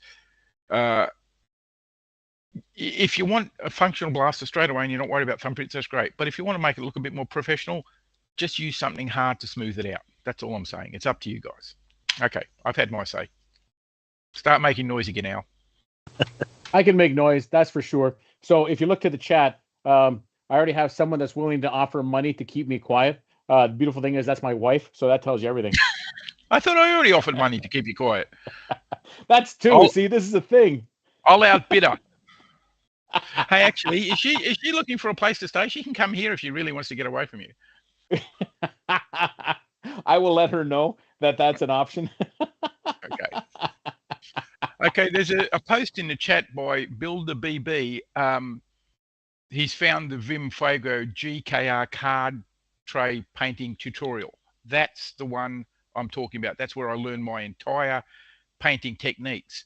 Oh, one thing I should tell you, one thing I don't do that he does, at the end to get the more crusty looking rust, he actually uses several spices, nutmeg, a few other, the more grainy ones, and glues them to the surface to get that crunchy look. I thought that was brilliant, but I'm not prepared to do that. I'd rather eat the spices. But yeah, so that's just another little trick he does to get that sort of surface. You can get the same sort of thing, as I said, with the salt I use, or even with fine sand. You know, if you've got a kindergarten near you, you know, go and pick up your nephew and grab a handful of sand. But anyway, more information for everybody. Absolutely. So basically, we are down to 2 hours. That is 2 hours of a. Oh, go ahead, Al. Yeah, surely it'll live near the beach. Oh, well, no, actually, I live in the hills above Perth. Not in a cave, as I've said before. I actually live in an actual house. But I can get to the beach. But like Australia, everything is like the beach is, for me, an hour and a half away. This afternoon, I zipped down to a Nerf event to help somebody design something, and I consider that close. It was only half an hour to get there. So, yeah, but everything is miles away in Australia. Oh, my goodness, we've got a lot of comments. Well, they're always going to get comments, but that's also why in Australia you all get like 17 weeks of vacation, because it takes you 3 weeks to get anywhere. Yeah, true. Somebody's commented, Al, that they'd like you to whisper because you're too loud. I would say, do what I do, guys. Turn down your volume. You know, I can actually hear without, you know, my brain trying to crawl out one of my ears at the moment. This is true. I'm also kind of loud, but the best part is no, really, send me money and I'll keep quiet. Oh my God, who's that on screen? Oh, all hail the great bearded train summoner. So I think at this point also we're going to have to, so waiting in the wings, because we're already at 1 o'clock, whoever our next segment is. And I do believe we have my fellow partner in crime that torments people every other Wednesday on Get Off My Lawn. It seems like he's gotten some sleep. I heard he was on in the middle of the night with you, Andy. Well, it was the middle of the day for me, but yes, yeah. At least, Captain, did you bring the cat? Can we get the cat on screen? I'd like to talk to the cat. He's not on screen yet. We got to bring him on. Oh. Because we only have 4 on. So at this point, gentlemen, for our next segment, again, I'd like to thank everyone that's been on. You guys have been absolutely wonderful. And here's the best part. We're going to do this again, because we're going to raise money. We're going to hit our targets. And you better believe we're going to have you all back next year. So a quick shout out around the circle. Let everyone know who you are again and how to reach you. So I'm John Collective. You can also need to check out from the UK's Nerf convention, and you will come and visit us next year in London. Captain made it over last year to Bristol. Al, get your passport looked out. Yes, sir. Next year's going to be epic. We're looking forward to a fantastic event. We can't wait. There's going to be a lot going on, a lot of new stuff, and yeah, it's just going to be the best event this side of the planet. So make sure you all check it out. Awesome, thank you.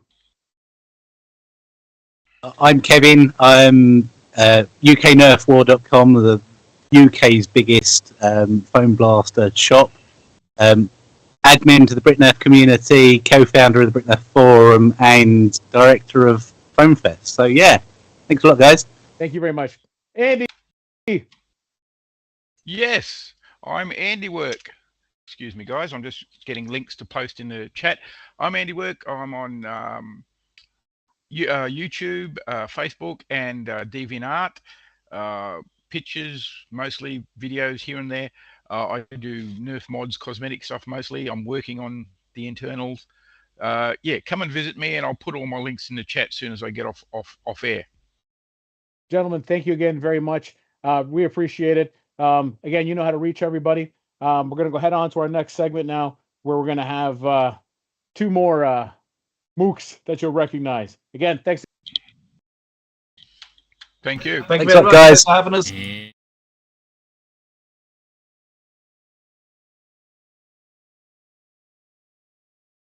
Woo! Who's in there? Who's here now? Apparently, it is hefty bearded man o'clock on this channel, putting us all on at the same time here. You know a better time? I don't think there is a better time than the time we've been having in the last 24 hours on this channel. It's been like the world's longest mod party. Maybe next year we'll go 48 hours. In the middle of my segment, Boomstick just started assembling a Gears Vector. Like out of nowhere. It just appeared on the table and he went to work. It's like, well, Boom's got a project. He's going to do that now, apparently. I think so. What about Captain? I think he's muted. Yeah, it looks like he's muted. Eventually he'll figure it out. There it is. I'm here. I found the button. I thought Can you you were hear maybe me now? miming. Yes, we can. I got on last night at I don't remember what time it was. And I was just going to sit in my chair in the house and relax and chat. And then somebody was like, weren't you supposed to be modding the Strife for the auction? I was going to do that in the morning. No, you have to do it now. So I came out here and modded a Strife last night. Yeah, I was sitting on my couch because I had watched the World Wrestling pay-per-view last night. And I turn on the stream and you're sitting down and I'm like, this is a bad plan. I guess I should watch this. So that got finished and I got shot in the face. It was lovely. Lovely. How long were you on for last night, dude? I passed out. Till from 9:30 to midnight, I think. Nice. Who'd you have on with you? I have no idea. The voice in his head. Yeah, there was Danny one in Pack. my head. Thirsty for Foam. Thirsty for Foam, that was the one. And Didn't Bots jump on with you? King of Games, right? Wasn't he on a roll? King of Games was there at the beginning. Yep. Yeah. Kale was on at the beginning. Shout out to I King was of still awake Games. for that. 1,700 in about an hour and a half. Unreal. That's an unreal number in 90 minutes. What are we currently at? Well, before we say that, should we set a goal? Because you don't know. We should always set a goal. You know what the goal is going to be? 6,000. There's 2 hours left. I'm not giving you any more incentives. It's pretty simple. You've had over 20 people streaming all day. The man in the curtain has not slept. Daffy, I think, is MIA. He's probably dead in his chair. And you're sitting there. Why don't you entertain me? How about we switch the tables? Why don't you entertain me? How about you send some money? How about you make some kids Christmas? How about in 2 hours you thank the Lord that I have stopped? So you know what? $6,000. Put the money where your mouth is, man. What makes this community good? Do you want people to see this? I have snapped. So this. You want more people to want foam flinging? And we are want us to be an impact? Show them who we are. Give us money. We are at $4,297. So just as a reference, if you were to get that 6,000, you would beat King of Games by $3.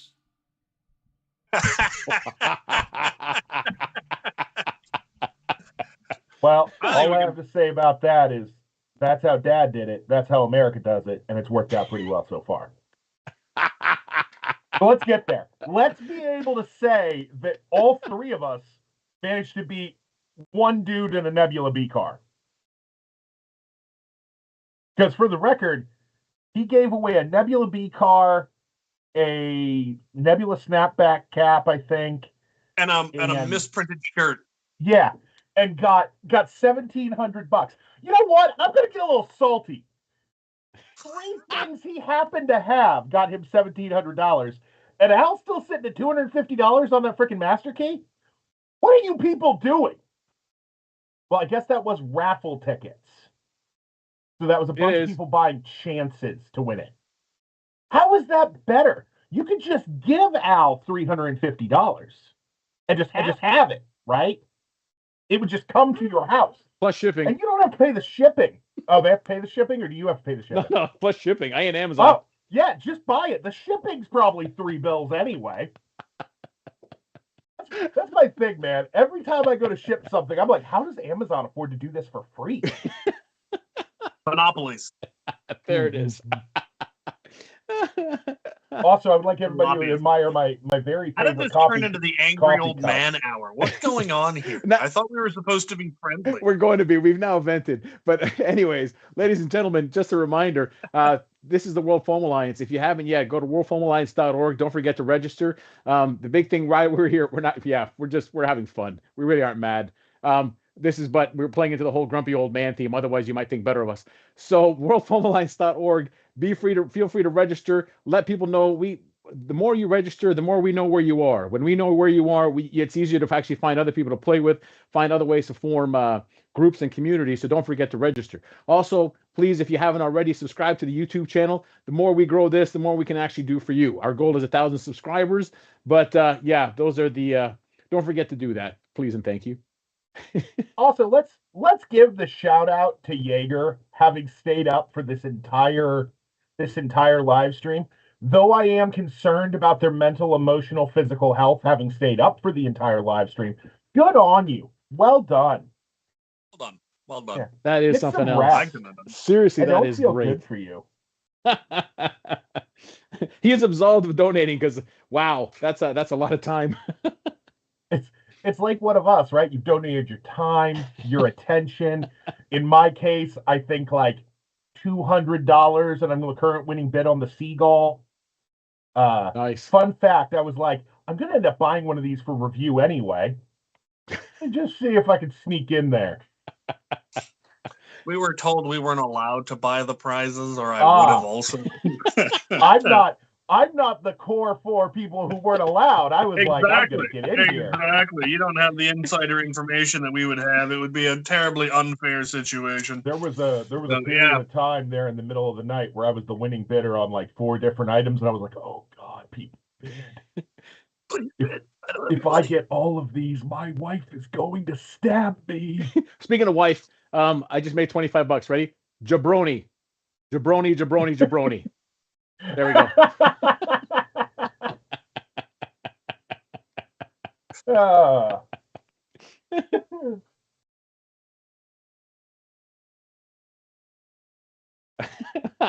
Jabroni? It's adding up. Are we quoting The Rock? Jabronis? Or the Iron Sheik? All of you jabronis! Well, technically, like for those that are old enough and watch wrestling, I have stolen the eyebrow from The Rock, so I hope he doesn't sue me or get mad. It's cool. He stole everything from people who worked with his dad, and he'll tell you that freely. But what is it? The imitation is the best form of flattery, right? It is. So you know what? I haven't stolen. I'm carrying on tradition. There you go. Passing the torch. There you go. No, but on a serious note, go ahead, buddy. This entire live stream has been just an absolute great time. Everybody's got to talk to people they don't normally talk to. We've, deepened friendships, created new friendships. We discovered that Domochevsky is possibly the most malicious person in the hobby. I don't know if you guys were watching like the first 2 hours when we took over from you guys. Every time Boom got shot, Domo was like, yes, feed me or pay. Like, oh my God, you are the reason. You are why people have negative German stereotypes. But let's keep rolling because people are paying. No, but then we got Sirscorp on and he made up for it because the man is a delight. Maybe that's the difference between East Germans and West Germans. Could be. Soviet influence, right? No, yeah. Very much. So then what are we at now in terms of the punish Captain Xavier? I'm not sure who's leading that one. Yeah, how many rounds am I going to have to pick up? What's going on with that? At this point, maybe we'll set that as a goal. So instead, We'll include the pickup. Oh my God, 1,100. Okay, so here's the thing, folks. Tier will hold 2,000 rounds. So let's fill tier. We need another 900 to the Punished Captain Xavier, so it's a full tank from tier. I would rather it be Full like set. 902. So you have to empty it and then pick 2 up, put them in it, and go again. Just pull 2 out of my pocket and throw it down range. What happened? What?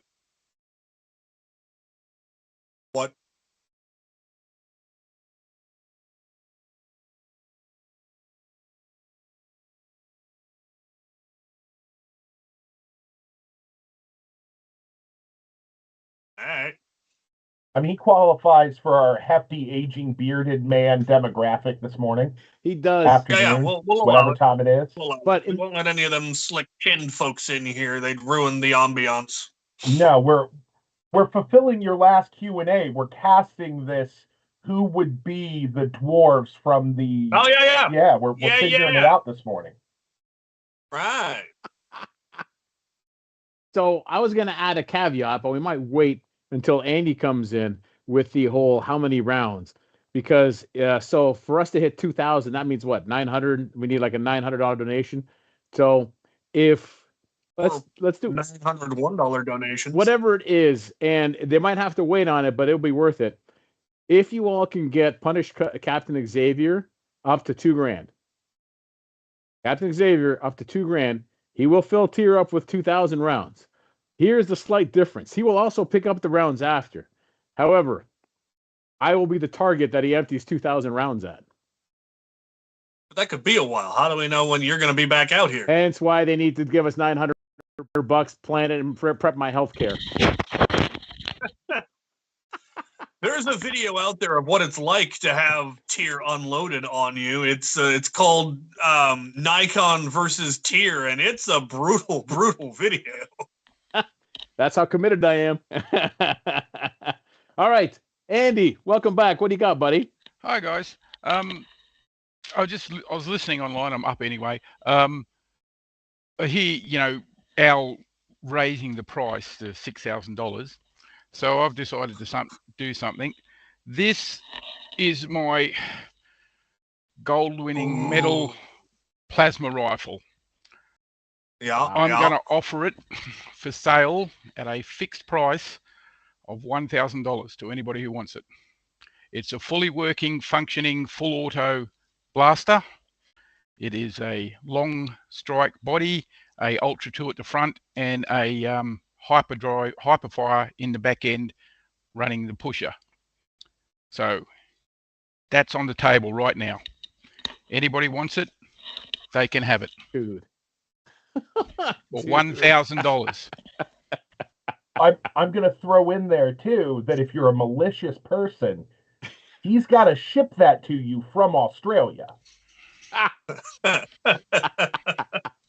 Yeah, forgot about that. My wife's going to kill me.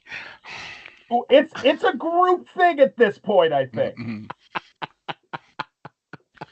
So I just thought I'd try and get us over the line with that, and then Captain Xavier reminds me about picking up darts. Anyway, I've made the offer. It still stands.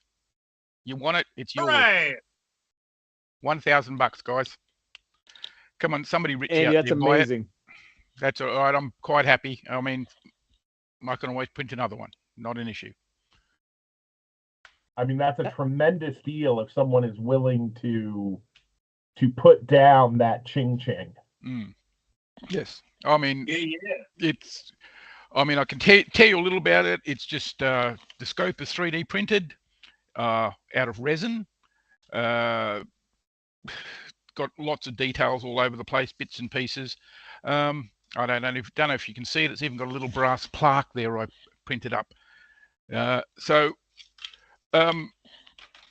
Yes, that's it. Yep. Good. So that's my toy.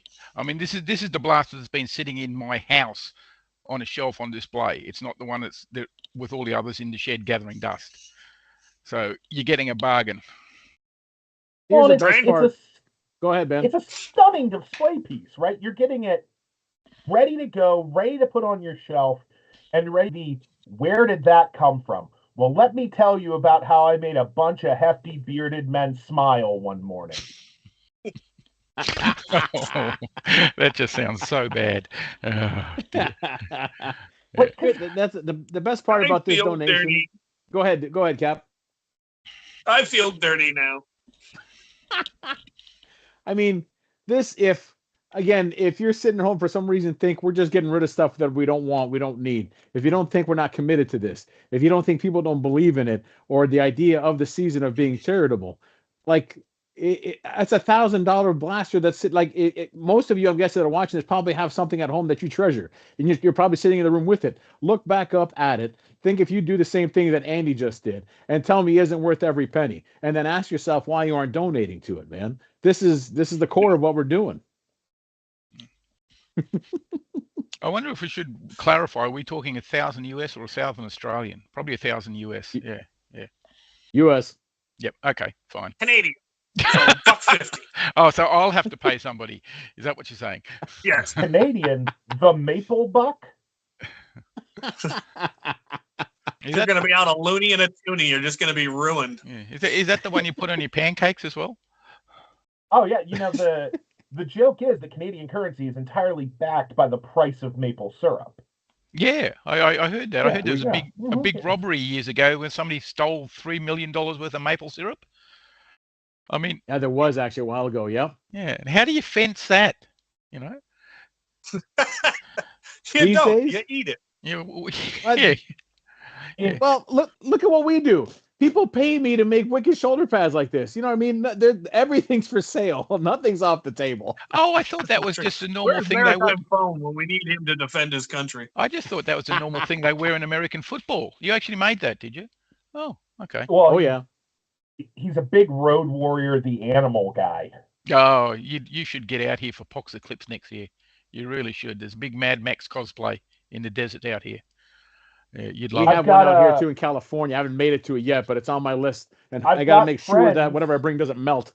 I've got friends who are big into the one you're talking about, Al, which is Wasteland Weekend. Yes, thank you. They go as the crew of the Horned Rat or something.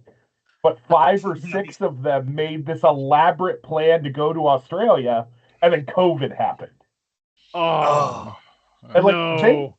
they had made plans to ship a car to Australia for this event, go to the event, and leave the car behind because it was more cost efficient, right, to bring this beater car they'd built for this event and not try to bring it back, and everything went to hell. So currently, there is a Mad Max car somewhere in a port in Australia in a cargo container to this day. Oh, okay. All right. Yeah, they do a lot of that out at Southern Cross where they hold it. There are a lot of cars too. Yeah. They also have a what's it called? A jugger league in Australia. I don't know if you remember a movie a few years ago called Salute to the Jugger. They have those guys have their annual tournament at this thing. Apparently it's amazing. Both years I've been invited and I haven't been able to go for health reasons, but I want to get there next year. But anyway, back to Murray's money. Has anybody bought my blaster? Come on, guys, hurry up. Yeah, 17 people. Already? You know what we should do? Hey, Cap, I just had an idea. So people watch Get Off My Lawn, and they wonder who's going to be the next episode. Why don't we open this up and we'll do a quick little raffle. $10 tickets in the next 20 minutes, and we'll pick a winner. And if you win, you get to be on Get Off My Lawn with me and you. I'll buy one. I dig it. Where's that website again? Let me go buy one of those. So yeah, let's set that goal. So in the next by 2:00, $10 a ticket. If you want to be Get Off My Lawn, and I don't mean just call in. I mean you're on video. You're on with us. Yeah. You're on for a good hour and a half. Yeah. So you're in for the long haul, and you're going to be on Get Off My Lawn, and we'll pick a winner.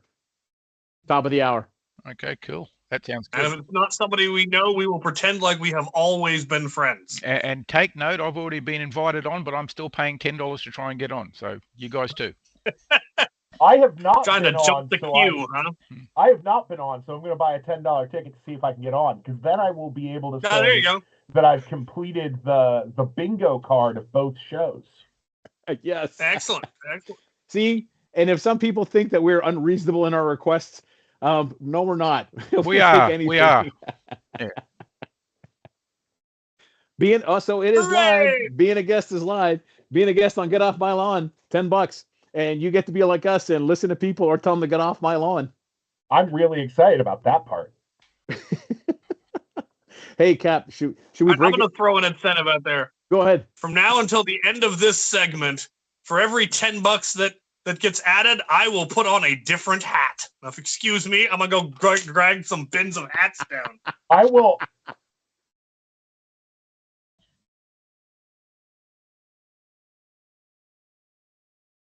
That would be good. What? Ah, yes. I will double up. Let me grab a hat. Yeah, we can double it.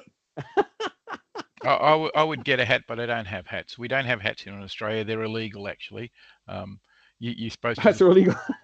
Just supposed to walk around and get skin cancer on your head. So yeah, sorry about that. No, it's those swooping birds in Melbourne that attack you in the street. What are the magpies or? Oh, the magpies, yeah, they're lovely. They're very are... easy way to get them not to swoop you. Don't come to Australia. Yes, because they will swoop you and they'll attack you. Yeah, well, they're just protecting. My sister-in-law feeds the ones in her front yard, so they don't touch her. But anybody else who works on the yard, they get swooped. So that's pretty cool. She's got attack magpies. Oh my God, yeah. And people think America's dangerous. Here, you just got to duck bullets. There, you got to duck birds.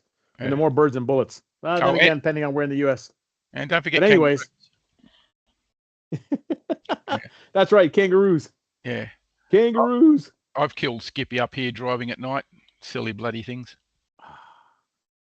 Now I'm on the donate page. I think I need to sign in to donate. Do I? You know what? We're gonna do something else as well here. Yeah. You got to go to raffles to sign in. So at the same time, deals keep dropping as gentlemen get hats and as Andy starts to buy tickets. So here's the best. You know what we're going to do? We do have a gentleman in the chat, gentleman. He's General Strife. General Strife has actually been an avid follower member of the World Foam Alliance. And so you know what? You want to see about giving and being kind. So how about we do this? Let me just double check it. Let's set a goal, and if we hit this number specifically for it, Dart Zone will send General Strife a Mark III. 15-year-old kid that is very excited and avid. Many of us have been that 15-year-old kid that may not have the money, may not have the accessibility, or would have just geeked out if the World Foam Alliance, Captain Xavier, Talonaxe Armory, AndyWerks just sent him a Mark III. We're going to set that goal.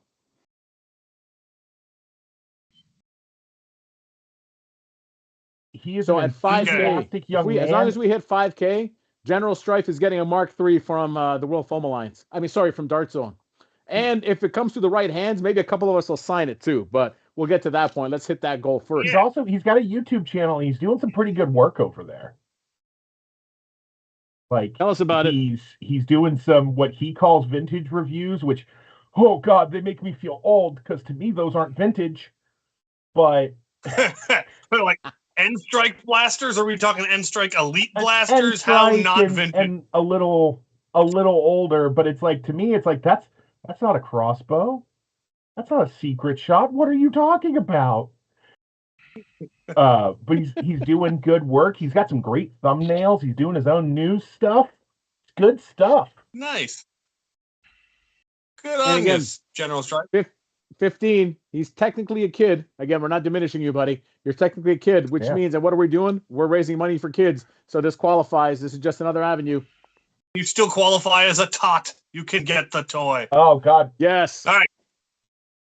We got Dart Sweep giving us live footage from a local Nerf war here. Nice. So this is one of those things that I keep thinking about figuring out a way to do. Is running live footage from an event and getting two guys and just color commentating a Nerf war. And we'll make it happen. It's one of those, because I'm an avid proponent of what competitive Nerf is lacking is someone to explain to you what is happening on that field. Yeah, I assume you watched the live commentary for the tournament at RAG. Yep. I watched That that. was fantastic. It was way better than another event the previous year that tried to do commentary, and it just did not hit. Yeah, it helped that they kept bringing up more, different people. They brought up team captains and they brought up notable people from the hobby and just commentated, and it was really cool. So as I said, every $10 increase, I switch hats. So I need someone to tell me when it increases so I can switch hats. Make me change hats, folks. I love it. If you donate to the Punish Captain Xavier, not only do I have to switch hats, but you get to make me do other stuff later. You're double dipping. You're getting your money's worth. I will say, eventually, when I switch hats, there will be a Conan helmet. Nice. I don't even know what are in these bins. I brought down 3 bins of hats. It's gonna be. I could be here all day switching hats, folks. So every $10, you I so switch many hats. strange things. They do. Hold on. So just a quick update. In the last 15 minutes, we now have every $10 we change hats. Andy has dropped $1,000 blaster. I have offered that if we hit $2,000 on Punish Captain Xavier, he's gonna hit me with tier. I gotta get my head examined. And then as long as we hit 5,000, we're set. Dart Zone is sending General Strife a Mark III. So I don't know what's left for incentives that we can throw at these people. But here's the best thing: we still got time. We'll come up with it. Trust me. We are earning your money. So we'll take suggestions, folks, in the comments. What would we have to do to get money out of you? Remember, $10 raffle tickets end up on Get Off My Lawn, because at 2:00 we're gonna pick a winner, and you get to be Get Off My Lawn. Yeah. All right. Has someone given $10? Do we got to switch hats yet? Is it hat time?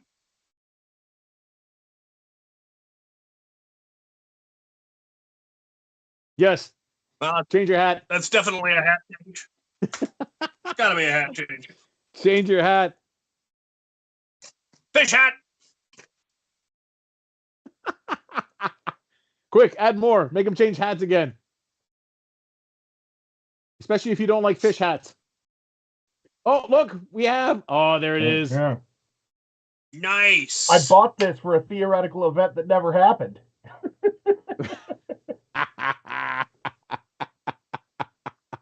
Love it. And also in the background, for those that are paying attention, you'll notice actually a playfield going on. So this is Dart Sweep's feed. This is actually his. It's also one of the 3 groups of the Maryland Foam Alliance. This is DMV Nerfers. That's why he's technically here, but not here, because they did have an event scheduled. And the beautiful thing is, of the 3 venues here in Maryland, this one is all year round because it's at an indoor soccer facility. It is more close quarter combat, but it also leads to some fun gameplay where some guys just throw darts and that's all they do because you're close enough. Yeah, I've seen some pictures. That's $20. Oh, that's 2 hats. That's we have 2 to hats. switch hat. There's a hat. Wait. Turkey hat. Maybe combine 2 hats. Chicken hat. Oh, another hat. Maybe you got to do a combination hat. That's very fetching. We're gonna have to start stacking them. James can't keep up with you. I don't have a box. I have to get up. I think it is quite clear that the top hat box here is the animal hat themed hats. So we're gonna work through the animal themed hats and then see what happens. I currently like a mermaid hat. It's a mermaid tail, is what it's supposed to be, but I'm wearing it as a hat. So if we put like a blue tablecloth like this, it'd be like a head mermaid of the Captain Xavier mermaid head. It's very creepy. Or tadpole. I'm using it as a fishtail comb over. What? If he gets it down like around his chin, he's got a fish beard. Oh, yeah, there we go. Fish beard. Fish beard. There we go. It's the fish beard. It's a soup protector, so you don't get any in the beard. Yeah. That's right. But specifically for when you're, having some side of fish soup. Calamari or clam chowder.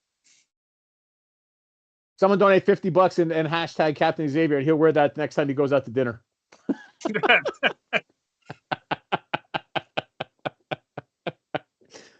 So remember, current runs be going. First and foremost, AndyWerk and his Super Blaster at $1,000. It is a piece of art, and you're gonna kick yourself when you realize it's Monday and you didn't buy it. Second thing, $10 raffle tickets are on now. You can buy them. If you're the winner, you are the next guest on Get Off My Lawn. That draw will be at 2:00. Captain Xavier and both Talonaxe. Oh, hat change again. So Just yell hat. Every time $10 is donated, Talonaxe and Captain Xavier will be changing hats. So keep that in mind. Also, final goal of 5,000.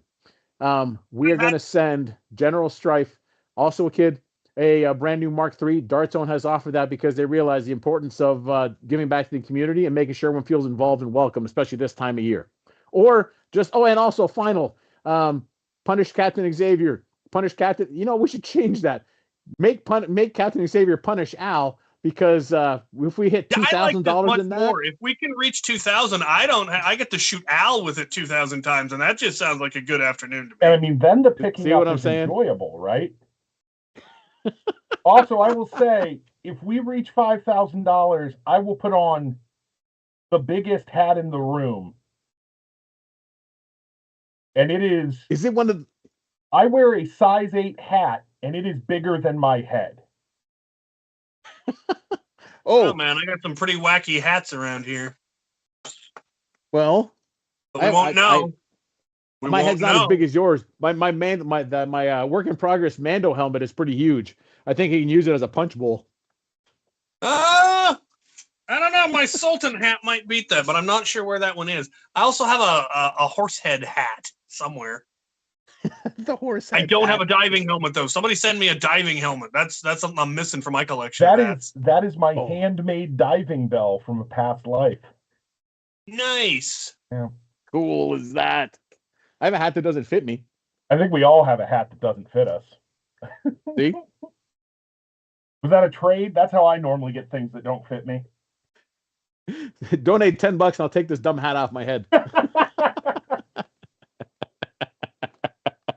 You know what? When you said the biggest hat ever, every $10, every $10 I put on a new hat.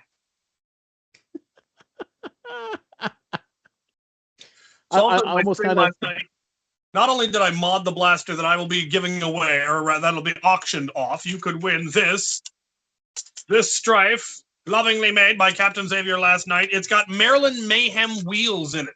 The Containment Crew Maryland Mayhem wheels.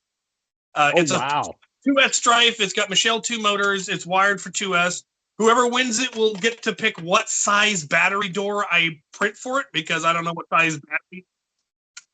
No, this is a Strife. I did also modify Strife X last night, but that was just on request. And then about 22 I want to see seconds. Xavier modify a Strife X, so I just bought one on Amazon when they went on sale for Black Friday.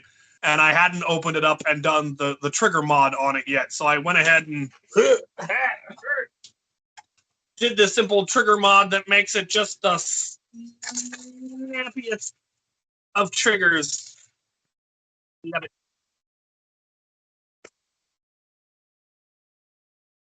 What?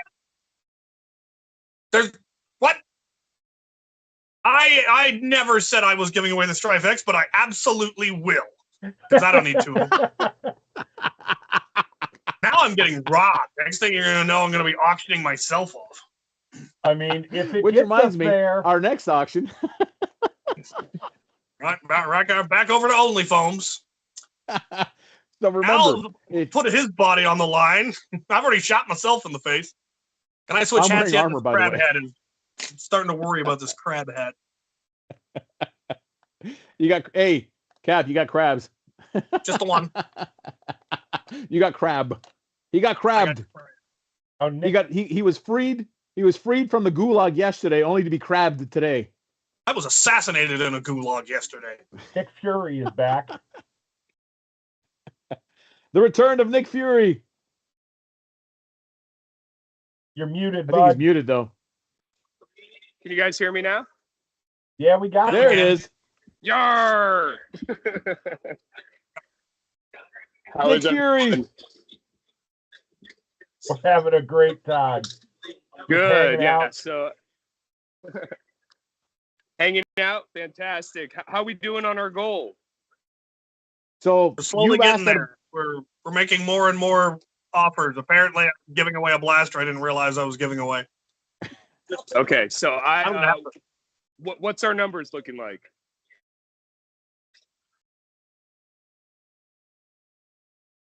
Oh, hat. Hat.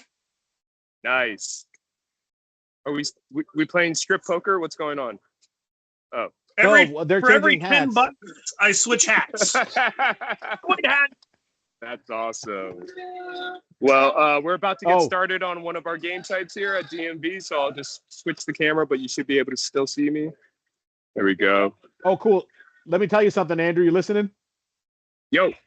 We've changed up punish Captain Xavier because he's the closest to 2,000. If we get Captain Xavier to 2,000, he will punish Al the Geek, which means he will fully load tier and empty it at me. Nice. I like that. I like it too. I figured you would. I think this is a great idea. So I will add. We reach. What were we reaching on yours? 2,000. 2,000 on punish Captain Xavier. Okay. What am I at on mine? Can we find that Good out, question. man behind curtain?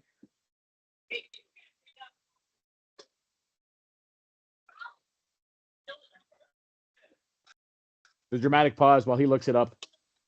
Dramatic pause. Enjoy the gameplay footage. So if you get to 500 on mine, I will allow someone to mag dump a Lepus on me. That's fast. That's a lot of darts fast. I just want it to be over quick and painful and just limit the amount of damage. What you want is the least accurate option you can find. Woo! Oh, we can do this, guys. We're almost there. Also, don't forget, remember, $10 raffle tickets. The winner at 2 o'clock will be the next guest on Get Off My Lawn. Well, sorry, will be a guest on Get Off My Lawn. Rainbow poop hat. I like rainbow poop hat a lot. Chef hat. Apparently there were 5 hats in a row. I've lost track of what I'm up to. I have a better question. How many hats do you have? 3 bins. I haven't the foggiest idea. I brought 3 bins full of hats down, and that is not all of my hats. We're still on bin 1. Oh, what? I got another turkey hat. Woo! But we now know there's duplicates. What? We now know there's duplicates. It's like your Nerf collection. Yeah. This is a different turkey hat. You see this? This is a blue stripe. This is an orange stripe. Well, this is a brown turkey. This is a slightly less brown turkey. Well, this is the yellow leg turkey. The other is an orange leg turkey. Okay. Thank you very much. Okay, so it's like U.S. It's a regional thing. Yeah, it's like U.S. triggers and. Yeah. No. Thanksgiving. The orange leg is Christmas. Come on, get it straight, gentlemen. Oh, okay. Is that how it works? Somebody make a note of that so we remember. There we go.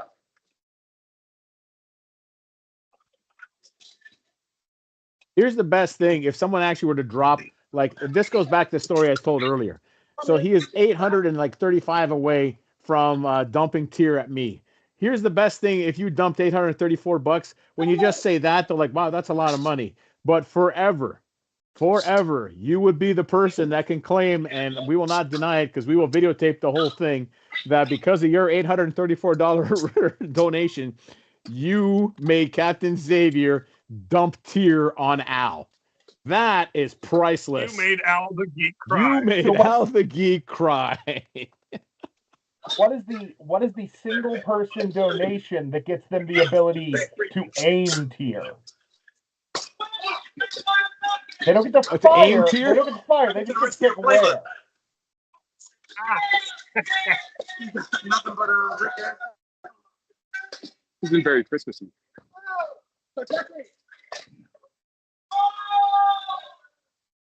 Don't mute Andrew. What happened? Probably mute Andrew. Anyways, say again, man behind the curtain.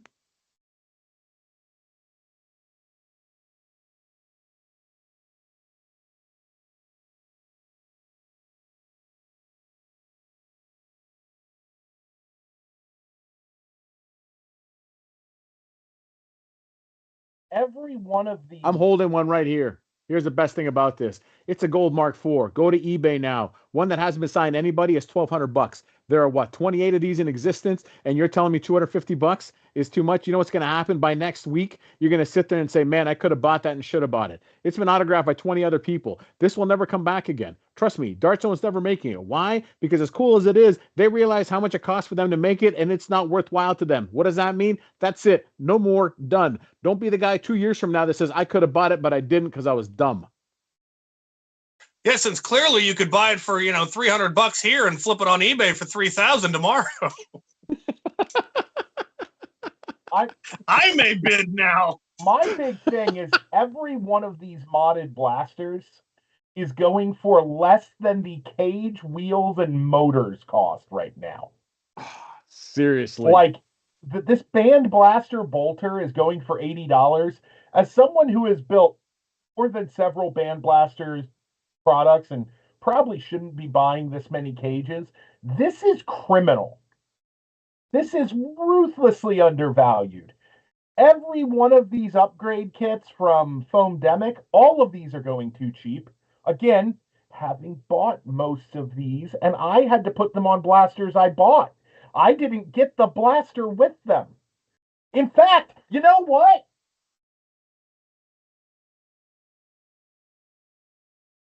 We may have played ourselves. The Spectrum rifle kit is right here in red, which is the color you're going to get. Look at this thing. It's huge. It's gigantic. But I see your Spectrum.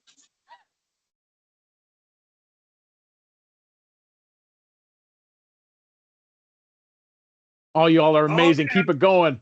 Let's see let's see if Captain Xavier run out of hats. I doubt it. In the meantime, bid. See? Here's the Mark III version. Like, it's even bigger. These things are tremendous in hand. They have a wonderful feel. If you're looking for an HVZ primary and you don't have the money to throw at let's say the world's most expensive HVZ option right now, the SBF, this is the buy.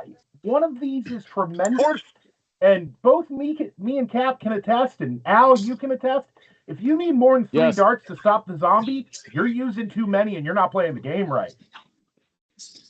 Yes, absolutely. Aha! Here's one of my favorites. Shark hat. No, shark hat. No. Gentlemen, it's absolutely correct. So maybe you don't want to buy one of my master keys because it's too expensive. Foamdemic, the all-in-one, it's you open up the box, you watch a video, you put it together, and you said that I need the blaster, and Dart Zone provides the blaster. This is a no-brainer. This is an absolute no-brainer. Do it. Buy it. And then you'll sit there and say, well, I don't know if I need a master key. No, but I just gave you a perfect excuse to donate, and you have it. So again, when someone says, why'd you buy that? I didn't buy it. I donated, and I won it. Go get it. Well, I'm circling around. You want to see more cool stuff next week? Do it. Possibility that people are not just purchased. No way. Why would you purchase the Blue Nexus outright when you could have bid on the gold frickin'? I agree that they're both rare, but they might make Blue Nexuses at some point. They're not going to make more gold things. That's it. I've got rainbow horns. Actually, you know what? They just did us a favor. You know why? Maybe you were sitting there thinking, oh, I'll just wait and I'll buy the Blue Nexus. Nope, it's gone. You know why? You waited too long. You know what's soon going to happen? Same thing that's going to happen to this. Someone's going to buy it outright. It's gone, and you're going to kick yourself. You want to be that guy? Yeah, you're going to be that person. Why? Because you're sitting there waiting. Well, stop making excuses. Put your money where your mouth is. Consider the very real and horrible possibility that people are not sharing this because they don't want more people to bid. Don't be that person. Share this with your friends. Bring on the competition. All right. Yeah. This isn't a flea market. This isn't eBay. From the first bin. Oh, that's a good one, though. Knitted Cthulhu hat.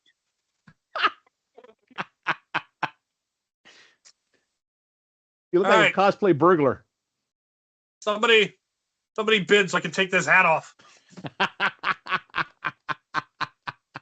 How's that gold And Mark again- IV looking? Oh my God, I've got it right here, dude. And look at this. This is the best part. I'm even modeling and holding it. This could be you. Instead of sitting there watching me hold these two things, because yeah, I have them both right now. This could be you, and it's that simple. And what's going to happen? You're not going to bid, and next week you're going to be like, man, I should have bid on it. Yeah, no one's going to listen to you. You had the opportunity, and you missed it.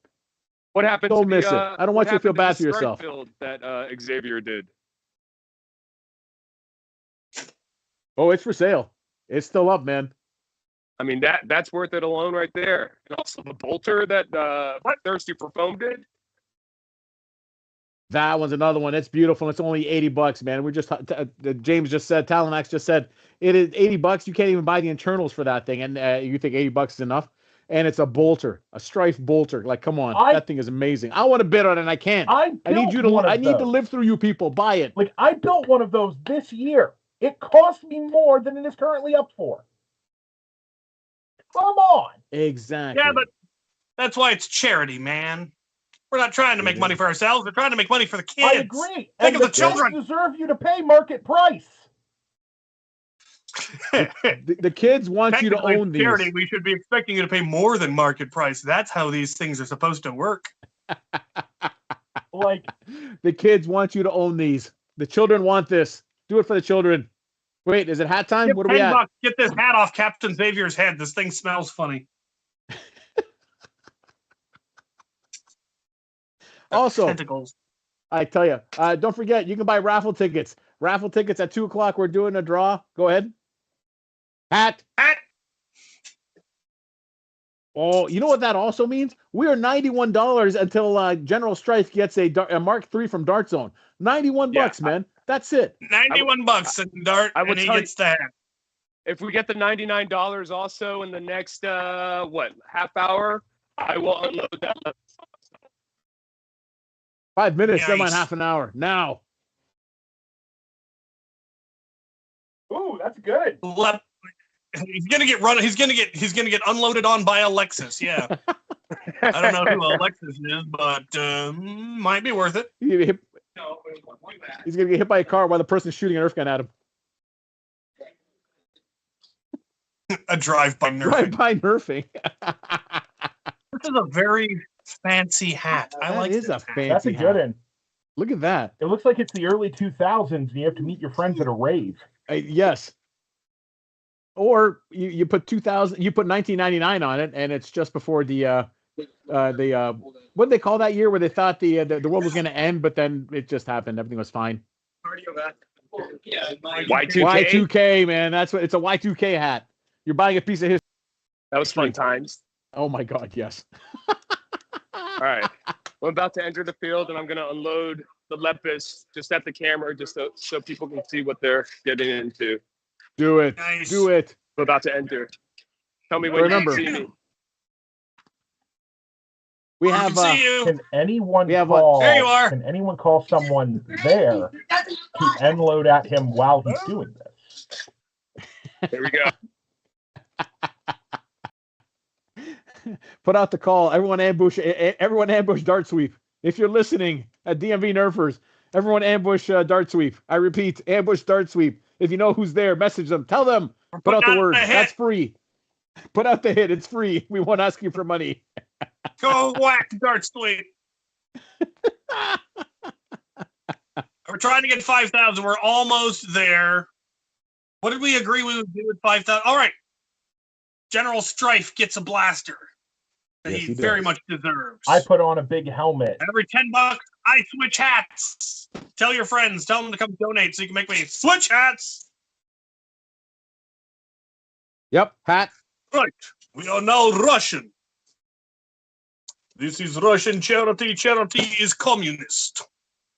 This is a commune. We are in the community. We need you to give to your comrades for the hats. Clearly, the gulag scene yesterday was fixed. Captain Xavier is a secret spy. I have been a spy the whole time. Donate $200 now. We will expose him for what he is.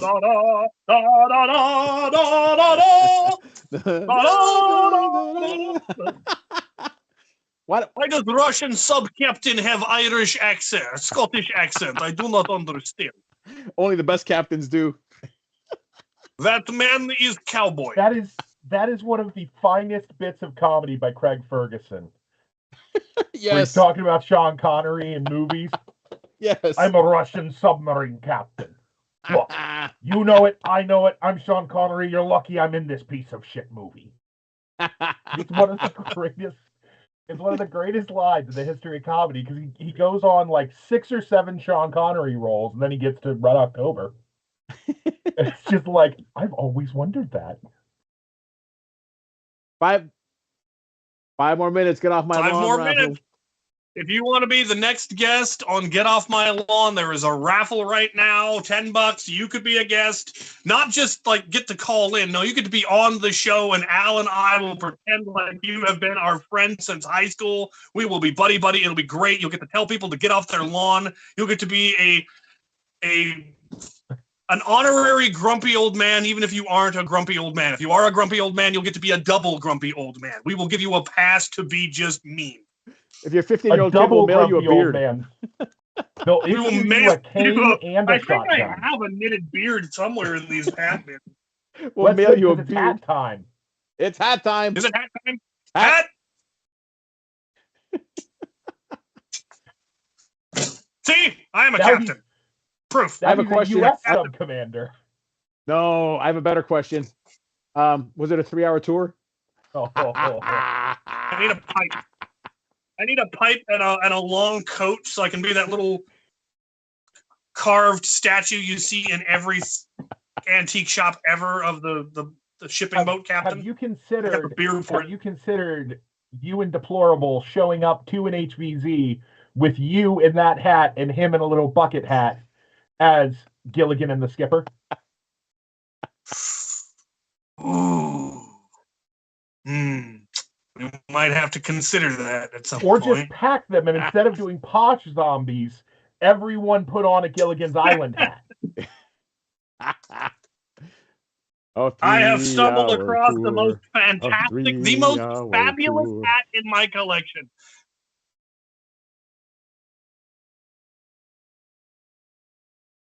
Hey, 1 in 3 right now you chance. got a 1 in 3 chance of being the guest on 33 Get and Off a My Lawn. So third. if you want to be a I'm guest, this close. $10 to be on the show. Don't you nerds want to rob Money me goes of to this? charity. It's for a good cause. Think of the children. Didn't Talonaxe buy all 3 of those tickets? No. I'm thinking about buying 2 more, though. Buy 2 more. You certainly could.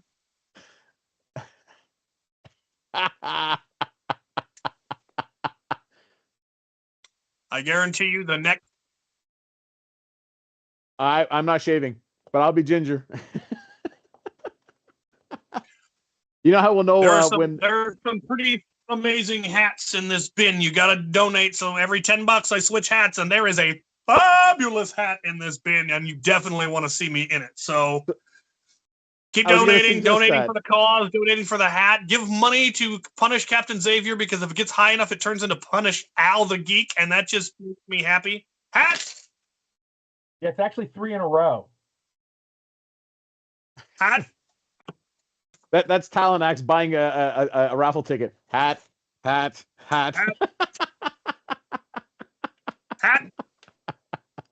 Zorro. Antonio Banderas. Mortal Kombat.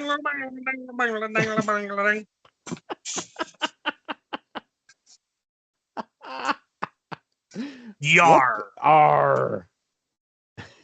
Oh, wait. No, I had it on backwards. 2 minutes. 2 minutes. Make sure, buy a Yar. raffle ticket. You get to be Get Off My Lawn. That's a fabulous yar. Very, very fabulous. Yar. Hat. Yar. Hat. Hat. Wait, is that a duplicate? It's not the same one. This is a different one. That's the 3-hour tour. Yeah, that's perfect. Yeah, there we Now go. we just got to Oh, find the 3 fucking hour tour.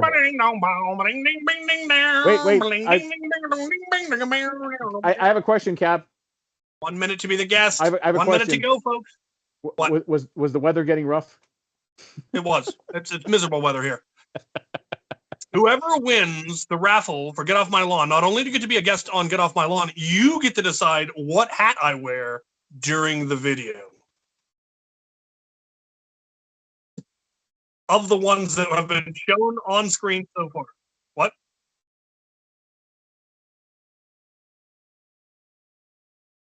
Hit 30 seconds, $10. Hit checkout. Not only do you get to be on the show, you get to decide what humiliating hat I wear all the time, the whole time. And you will instantaneously change his hat. You will just during the show you can yell hat and make me switch hats. Oh, that's the winner. That's the every time you yell hat, I switch hat. Unless we get some troll that yells hat every 3 seconds, then we're gonna kick him off the lawn and say thank you for the money. I was gonna say we should have a limit on how often. Yeah, that's fair. 60. Sudden death. We could say they can yell hat.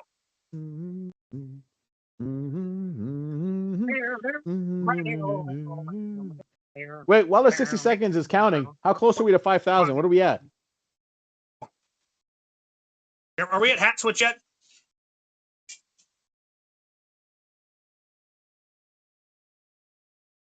Better question. Are we that close where General Strife gets a Mark III?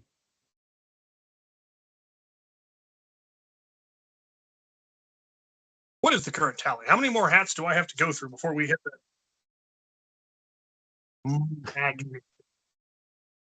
Hat. So it's definitely time to switch hats. Oh, the diving bell. And that's hey, fam. You were isn't that Commander? What's his name from Street Fighter?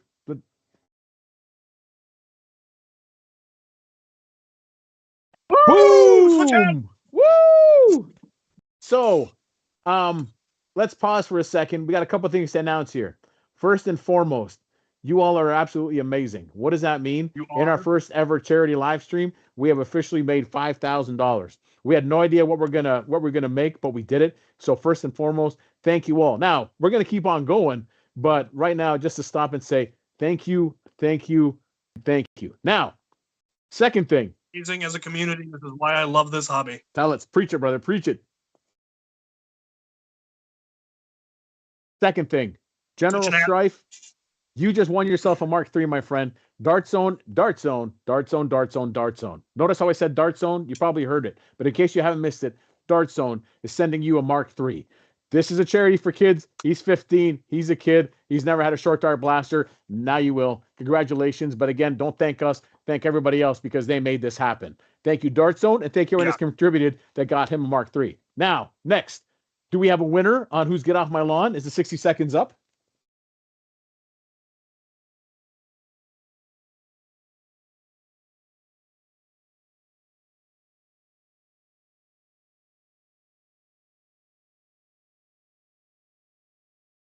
Let's drop a link to that Instagram in the current chat so people know where to go.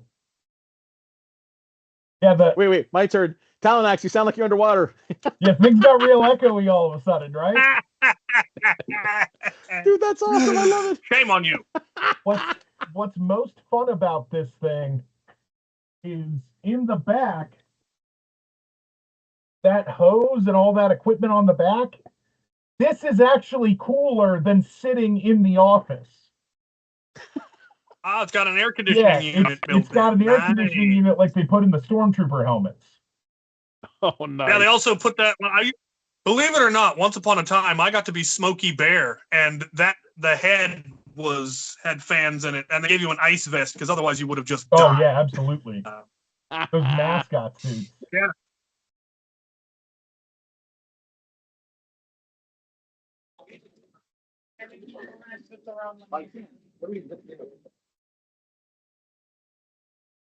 I'm almost all the way through the second guys hear me? box. Hold on, keep screen cap donating me holding this $10. thing. I will switch hats again. Yes, the hat thing's still going, but hey, if you want, screen cap with me holding the gold Mark IV and drop it on Dart Zone. You know why? They love this stuff. What does that mean? They'll give us more free stuff. So again, I am holding the gold Mark IV, which someone's going to throw a lot of money at and win soon. Why? Because the Blue Nexus is gone, so this is what's left, and you're going to want it. Screen cap me holding this, and go spam Dart Zone's Instagram feed. They will love it, and you know what? They might actually send us other stuff because they have other colors. No promises, but you never know what'll happen. What are we at? Can I switch? Can you guys hear me? Yes, Andrew. What do you got? I'm about to let everyone know that we reached our goal of 5K here. MB. Oh, if I don't fall off the ladder first. All right. Are you getting fire and All right. squatted? Please tell me you're getting fire and squatted. We'll see. I'm not against it.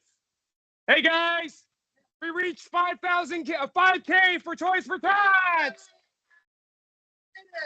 Nobody cares. Nobody cares. Good. No one cares. Couldn't be bothered.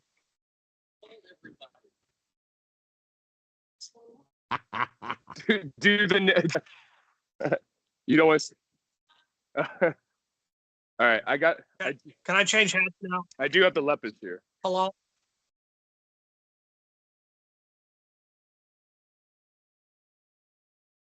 Someone make a drum noise. That sounds like a Harley. Brrr. Nope. John Moran. John Moran. John Moran. You will be Show the next yourself. guest on Get Off My Lawn. Woo! How's my audio, by the way? Is my audio blown Better out? than mine currently. Oh, cool. Cool. Can I change Someone hats donate yet? $10 so he can change hats. Somebody. What are we at? What are we sitting at? Anybody? Anybody know? Come on. Keep throwing money at him. Get some mook. Get Hey, some where's flunkies, Daffy? Did we man. lose Daffy? Man down.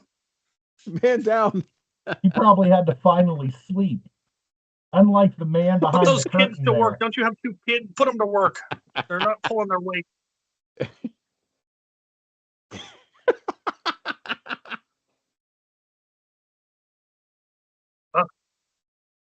Woo! I'm with it. Buy the Mark IV, the gold Mark IV. Do it. You know you want it. Don't make a mistake. That's an auction, not a Oh, raffle. never mind. Pull Raffle yourself then. I'll be quiet now.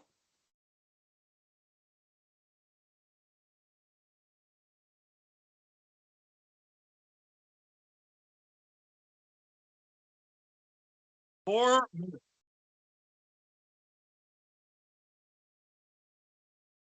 Crunch time. Buy yourself a raffle ticket. Not only will you get entered into the raffles, but for every $10, I'll change hats. I'm currently in an old surgical hat because I used to work in a hospital and we had to put on PPE if I went to fix a computer in the OR, and I decided to start keeping it in case I wanted, protective gear in my real And if life. you give us $10, I've got my thin- audio will go back to normal. You know what? Let's keep this man in his hat. For every $10, that man has to keep his hat on for another 10 minutes. Until he turns blue, then it's like someone call 911. Actually, for me, it's really nice in here. You know, the AC there you are. unit is going. We'll be doing him a favor. I've got a very Do not force this interesting man to view remove of the his hat. world.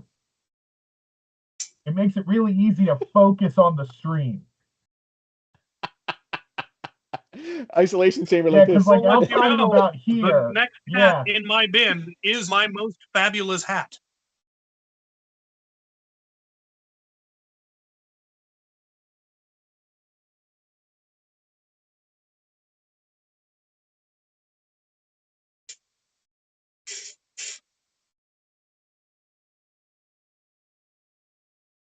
Oh yeah, Matter Hackers gave us stuff. Dropped a $100 gift certificate. Go give them some love.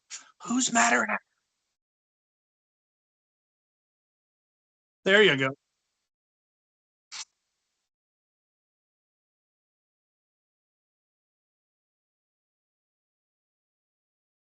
Yeah, they've got a great That's a good deal. selection. Wow. I mean, A very depending- small depending car. on your infill, yeah. A Prius.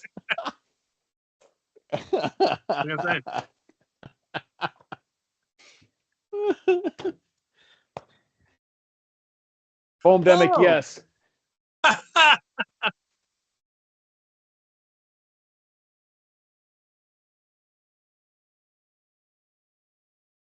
They threw us a bunch of kits.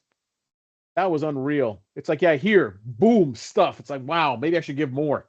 That was awesome.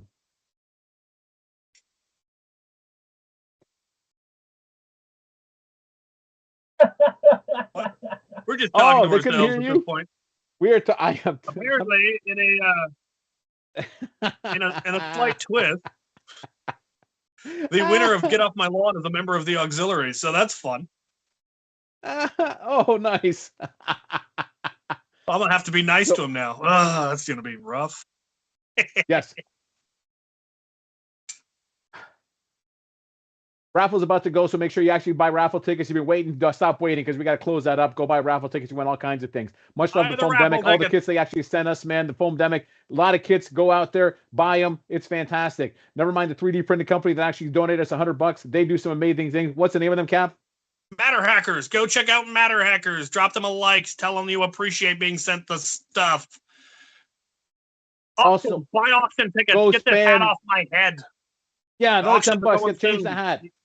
And go spam Instagram. Dart Zone Instagram. Go spam it. They'll give us more free stuff if they know we love them. Yes. Show them love. We have hit our goal, but we want to go higher. How much higher can we get? How many hats can you make me change? For every $10 you donate, I will change hats. It's like Kickstarter. Buy raffle tickets. We're in stretch goals. Let's buy raffle tickets. Bid on auctions. Let's not forget.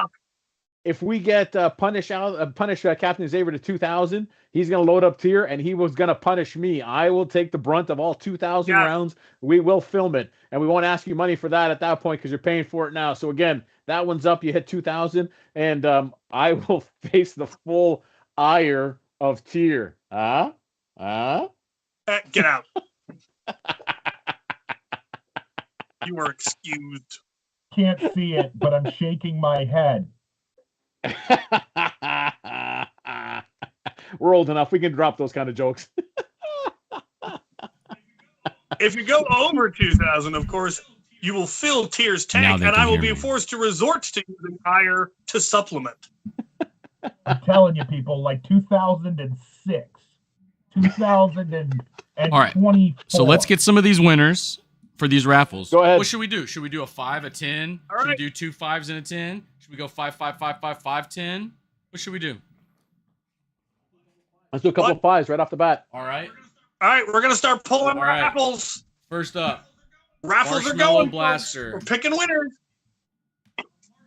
A Marshmallow Blaster. Who had the Marshmallow Blast? Was that Clownie? Clownie donated a painted, modded Marshmallow Blaster, which it's designed to fire marshmallows, but it's compressed air. Train. And we got it's compressed air. Balino won. He's a double winner. He's a double winner so far. He's got some good luck. Yeah, BD's cleaning So up. I have to do this. It's going to take a long time. So nope, that won't work either. Oh my god, this is gonna take forever. Yep. If we announce everybody else, it won't work. Just keep donating. And trust me, you'll get a text message. I just gotta click winner and go because this is gonna take forever. I gotta do them individually. So wait, we have officially closed. Raffles are done except for AndyWerk's gold medal trophy blaster. So again, ladies and gentlemen, just to let you know, raffles 3, 2, 1 are officially closed. You have missed your window. However, auctions are still open and straight donations are open. But again, I repeat, $5, $10 raffles closed. You missed the boat. Now, Archer the Nerfer. Go ahead, man, behind the curtain. Archer the Nerfer also offered to sing a song. Chat's choice. So once we get through all this, we'll have her back on and she will sing a song.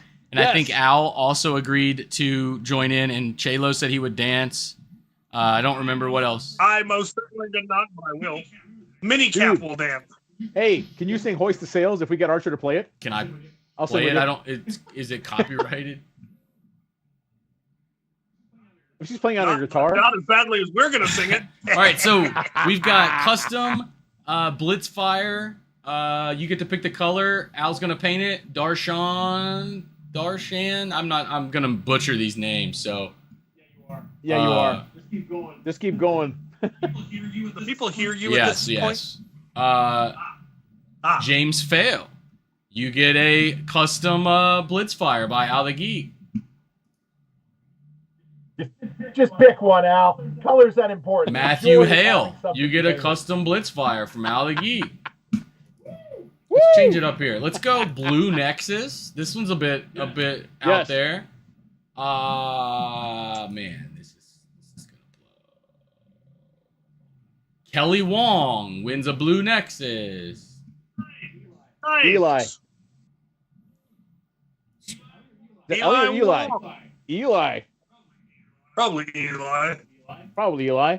Woo! Can I change hats now? Yes, hat. Now for my most fabulous hat. Oh, that is fabulous. Look at that. Send money. And they'll keep wearing that. It's got sequins, man. I can All right, match Abe, that. man behind the curtain. On some of the buy it straight out option on any of them? All of them. So on all of them, what's the buyout straight option for a Gold Mark IV? I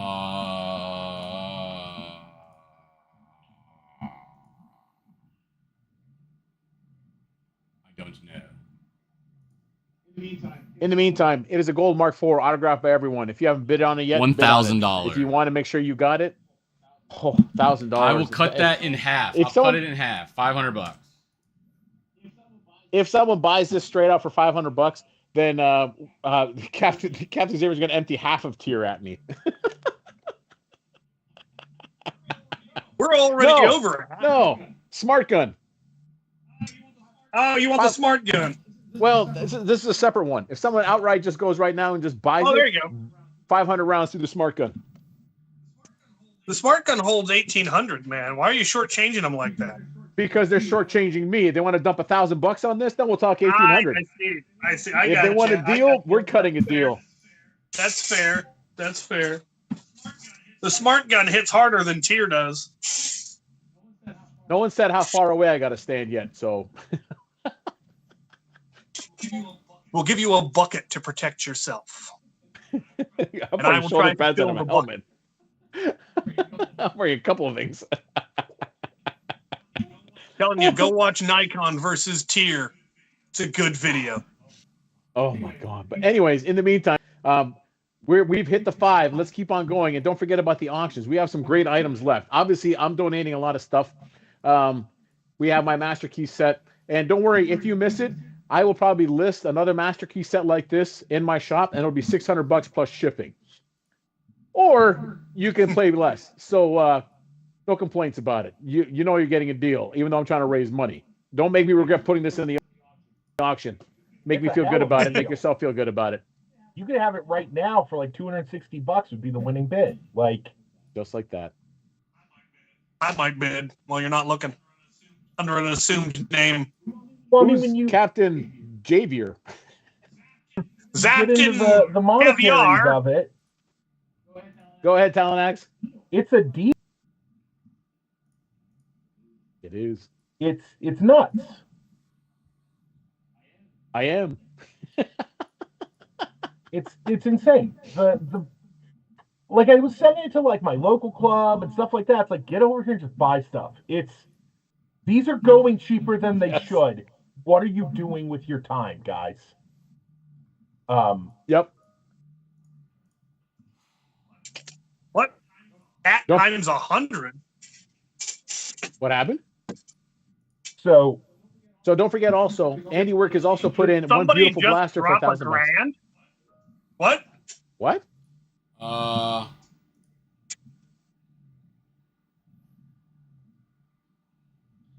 500. Yeah, was that for the Mark IV? I don't know. There's a lot of moving parts.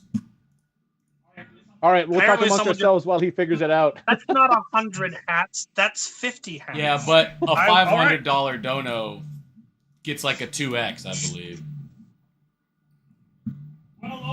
Well, all right then. Time to start changing hats, folks. I'm gonna have to go get more hats. He's gonna have rug burn on his head. How fast is it We're gonna on go? to bin 3. I'm going through 3 bins of hats. Talonaxe has done the smart thing and opted out. I ran out of hats. I know who bought the Mark IV. It was No way. I tried. I do indeed. The Mark IV has been purchased by Sergeant Fusco of the Auxiliary. No way. Way. I'll hug it for the last time. So it got shipped to the West Coast to get shipped to the East Coast to get shipped to the West Coast? No, he's currently on a boat somewhere. I'll drop it at his house. No, he's in. I think he's in nuclear. I saw him in chat. He's in North Carolina. I read chat. I pay attention. How, dude? That is awesome. So listen, there's too many raffles for us to read off all these names, and no, we're not doing that. And it's gonna take me forever to like do each one. So yes, you guys check your emails. This is if just you have your text message active. You should be getting text. But we're going through it. Good luck. So what's all this then? What's all this then? What's all this? What's all this then? If I may make a comment. I love it. Hello. This is a great example. You get off the lawn and you buy what you want. Because what happens if you wait? You miss the boat. The rest of you missed your boat. Mr. Fusco, congratulations, my friend. This is awesome. And the best part is, he does a lot of fence. He just gets other people to keep signing it. Who knows by the end of it how many signatures you're going to get on this. So that is amazing. Thank you. Dart Zone, thank you to everyone that signed this thing. Thank you, gentlemen. Thank you, ladies and gentlemen. This is fantastic. All right. I mean, find me at an event. I'll sign it just to get to hold it.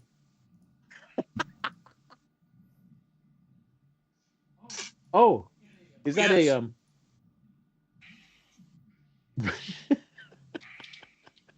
it's like a nesting doll hat? Oh it my just keeps God. getting smaller? So my wife has been watching the stream because she figured out what I was on, and she sent me, "I'm glad you got to take the helmet off."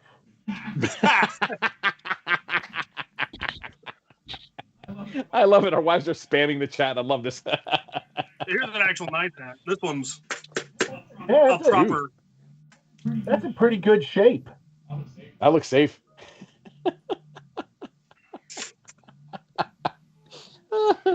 There you go. A message specifically to Fusco from Mr. AndyWerk. He will send a signature in a mask so you can add it to the Gold Blaster. You don't even have to come to Australia and he'll take care of you. What a match. Oh, I love this. This is amazing. Also, there's still other things available. Again, I got Master Key set, and again, it is 3 attachments to it. Feel free to bid on it or just buy it outright, however you like. Don't miss the opportunity. I'll make more of them, but trust me, you're paying full price, and the money's going to me. Boomstick won the coat hanger. Oh. Boomstick, you rich! Shout out to Kelly Wong, whoever you are, for buying like 10,000 tickets. And I'm seeing some of these auctions actually hit values they should be hitting. This orange seagull getting up to 205, that's the kind of number that orange seagull should be going for, right? Nice. Above market value. It's Alan, for the kids. You got 1,800 full-length darts headed to your way, buddy. Shit, really? As well as a red Tryon. Ooh, that part's fun. The 1,800 darts, is it fun? So I only have about 3,000 darts new in box in my attic. So Dylan Coleman with a slamming prize here. Are you ready for this one? Spectrum Master Key. Ooh, and he won a Spectrum Typhoon kit. Those are both great kits. Oh my God. I have paid market value for both those kits for review purposes in the past. They are a great kit. They go together super smooth, and you're getting them for an absolute bargain. And I'm a little grump about it, right? I've spent how much money for the channel, and you guys are just getting this stuff for free? I know, right? What's up with that? But this thing, unless you bought like 500 tickets to get these, and then I feel way better about it. Yes, But this is a great example of when you're sitting there and thinking, now, how many of you are kicking yourselves for not buying raffle tickets? But don't worry, we're doing this again next year, and you're going to learn your lesson because we're going to keep telling you about all the stuff you've missed out on. But you still have a half an hour left to get in on it. Otherwise, you got to wait a full year. And I'm telling teenagers in my local club to beg their parents for Christmas money now. Exactly. Nightingale with upgrades. This thing should be going for more than 115. Band Blaster Bolter Kit. You guys are still not delivering on that one. The rest of these, I'm kind of like, okay, I get it. Yeah, you're trying to get a deal. You're not even paying for the motors. And Al, this master key that it's only going for $255. That's highway robbery. I know. Highway. Oh, robbery. I know. We should make a caveat. If you see me in person, don't you dare say, man, I should have bid on it. No. You don't get that out. You bid now or keep your mouth shut.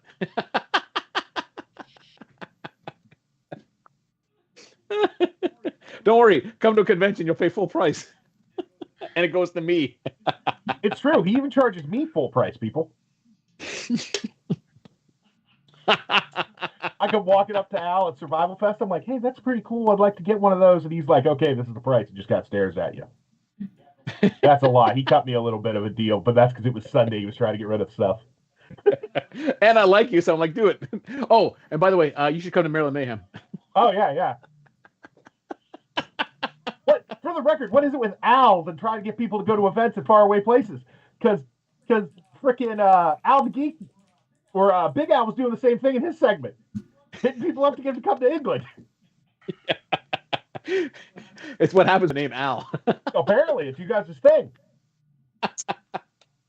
Ladies and gentlemen, we're about down to almost 30 minutes left in this stream. Let's hit, if we can hit 6,000, if we can get more money, just throw money at us. That'd be fantastic. This is a huge success. But again, this is not just a huge success for us. It is a huge success for the community. The whole goal is when we finally tally how much we get, the man behind the curtain is going to go hit as many news people or anyone that will listen to say, hey, look at us. We are on the map. These are the great things we do. And the more we can raise, that is also a great benefit because then it puts the word out there. It's like, we're on the map, people. We're a great thing, and you all should check us out. Never mind the primary goal, which always is from the beginning, Toys for Tots, going to people that need it. But like I said, all around, for so many things, this is a great thing to contribute to because we don't just take this and sit around and go, yeah, man, we did it. No. This is giving us the tools to make the World Foam Alliance bigger and better. When we're bigger and better, we can do more. What does that mean? When we can do more, we can get more. When we can get more, guess what that means? You get more. Do you understand the circle? We are like an ecosystem. We're not pushing you out. This is jump in our ecosystem and let's make it a big one. I mean, let's be real. I'm going to have like 2,000 darts to give away here in the next month because apparently those are coming to me. But if you're upset that other guy won that Spectre Master Key and that other guy won that Typhoon, you can have both of them right now for $120. You go over to the auctions, buy them right now. Winning bid for both of those, $60 or less. Get in on it. I'm still switching hats. What's the next one? Oh, I love it. Oh, that's a good one. Oh, Master Raiden. There we go. on the note of that mask, we're all big guys here. We got big heads. Does anybody else have the issue where all of these masks and helmets don't quite clear the bottom of your chin? Yes. It clears the chin. It doesn't clear the beard. Well, yeah, nothing clears the beard. I also can't see a thing in this hat. If only you had the Soldier 76 blaster to go along with that one. Oh, wait. Chili this pepper. Is one of my favorites. This chili pepper, this is strong. This is real good. Keep donating. Also, remember, if you hit $2,000 on Punish Captain Xavier, I get the brunt of it. That's how much I love you all. I will take it. Yar. That's tremendous.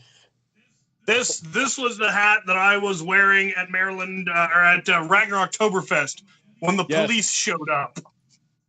So we had because there was a gun at the school. Out of all the raffles, and so the police showed up and like, so what's going on here? And I walk up fully pirated up. I've got plastic pistols. And like, what seems to be the problem, officer? And they're like, yeah, no, we're good. Out of all the raffles, we had one kerfuffle. A kerfuffle? Oh. The blue try-on package goes to Brian Bolino.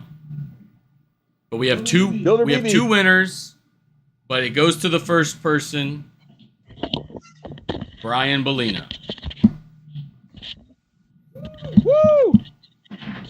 Yay, Builder BB. So we pulled 2 names, but one didn't go through correctly, Derek? No, it should be one name, but somehow we had 2 winners. I don't know why, but it would be the first winner, and then I tried to tweak it, and I added the second winner again. So, okay. However you sorted it out, what is that? Is that what's left of a chicken? What do you got in your head? Auctions are going to end in 30 minutes go ahead. on Yes. their own. So you don't miss you your heard these opportunity. auctions are going to end, which means we are now in what those of us who spend an inappropriate amount of time on eBay buying weird vintage blasters and the like to call crunch time. You need to be sitting there trying to snipe these things from the guy who's currently winning. I can't believe you're going to let Mystery Purchaser 2 win this modular master key. It's sitting at $255. Look at this thing. And this isn't, Al, I love you, but this isn't a normal Al build where he's just painted the thing and moved on down the line. There's full-blown internals in that stripe. It's ready to go for lipo. And look at that. You bring that thing to Maryland Mayhem next year when Al demands that you're there for some reason, you're going to be the prettiest ball or the prettiest girl at the ball. You're going to win that show. Look at that monstrosity. Some guy shows up and he's got his big fancy SBF, or maybe he's carrying a proton pack mounted to an FDL and a bunch of tactical gear and acting like he's big and special. No, sir, you're the big special one when you got that baby on your arm. I'd be annoyed, but as you can see, I'm clearly a computer-generated image now. Which reminds me, at both of us, because my loadout's the SBF. So, because of earlier yesterday, I had an idea, this morning when I was watching the N7 guys on, and they're talking about, in an HVZ when you get tagged out, and I'm heavily considering this, and I think I'm going to make it happen. I think this year at Maryland Mayhem, which you all are coming to, I'm going to make myself some wicked master key, and I'm going to run it. And instead of, when I get tagged out, instead of giving away my tags or shaking my hand or signature, earn it. You get me, you get the master key in my hand. Nice. So there's courtesy of the World Foam Alliance. There's only 2 reasonably priced options to get one of these master keys. One is by running Al down like a dog in the field. The other is to buy it today. Anybody know what STSR stands for? STSR? Anybody know what that's for? No clue. Let's hope somebody has better Google skills than we do. Represent. Builder BB has put a good point in the chat. He said, you might think you'll snipe it, but maybe someone has a higher bid set. Oh, someone challenge him. Someone call him out. Is someone already got a high bid in there? Andy, is this your people's flag? I think it is. Oh, that's awesome. So, yes, it is. One bidder, if you're afraid to bid, let's see who else is bid. Call them out. Try it. You need to get out there and attack these auctions. You have missed out on the raffles because you were sitting on your laurels. Now is not the time to sit on your laurels. We can't sit on our laurels. We're still raising money. Do you think me and Al still want to be talking at this point? I don't know about him. My throat's getting sore. I'm having fun, man. I haven't even worn some of these hats before. I feel like a douche. And for the record, from what I know of Builder BB, I think he's a very honest dude. I don't think he's lying. I think he has a bid in there, or he knows someone that does. So someone call him out, see if he can jack it up. Bid against it. Come on. You know you want to. Or maybe you want to give me money instead. Which is kind of terrible. You'd rather give me money than children? How do you look in the mirror and live with yourself? How many bins do you have is the better question. For the Empire! Sorry, I stepped away. Did Wait, I miss anything? is it hat? Yeah, what are we at, by the way? I have more than one knitted Cthulhu hat.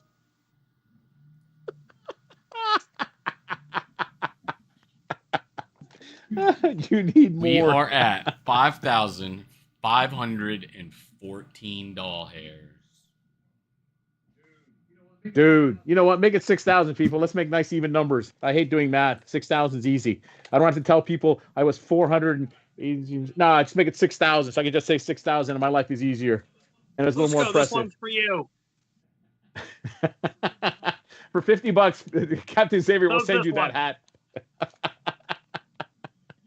I mean, if they slap the buyout button on that master key, So out, it looks boom, like 6,000. it looks like. Oh we my had God, a quick, that's right. It looks like we had a quick little bidding war on that MK4, and somebody just said, "Whoop, buy it now." Yep. Oh, see, that's how this works. Yeah, you're right. That's Someone why you buys got this the- outright. I'm hunting wabbits. Of course you are. So you're right. Someone buys it outright. We got 6,000, and you are the one that put us at 6,000. How's that for bragging rights? All kinds. Yeah, you can carry those bragging rights for the rest of the Andy, time. This one's for you.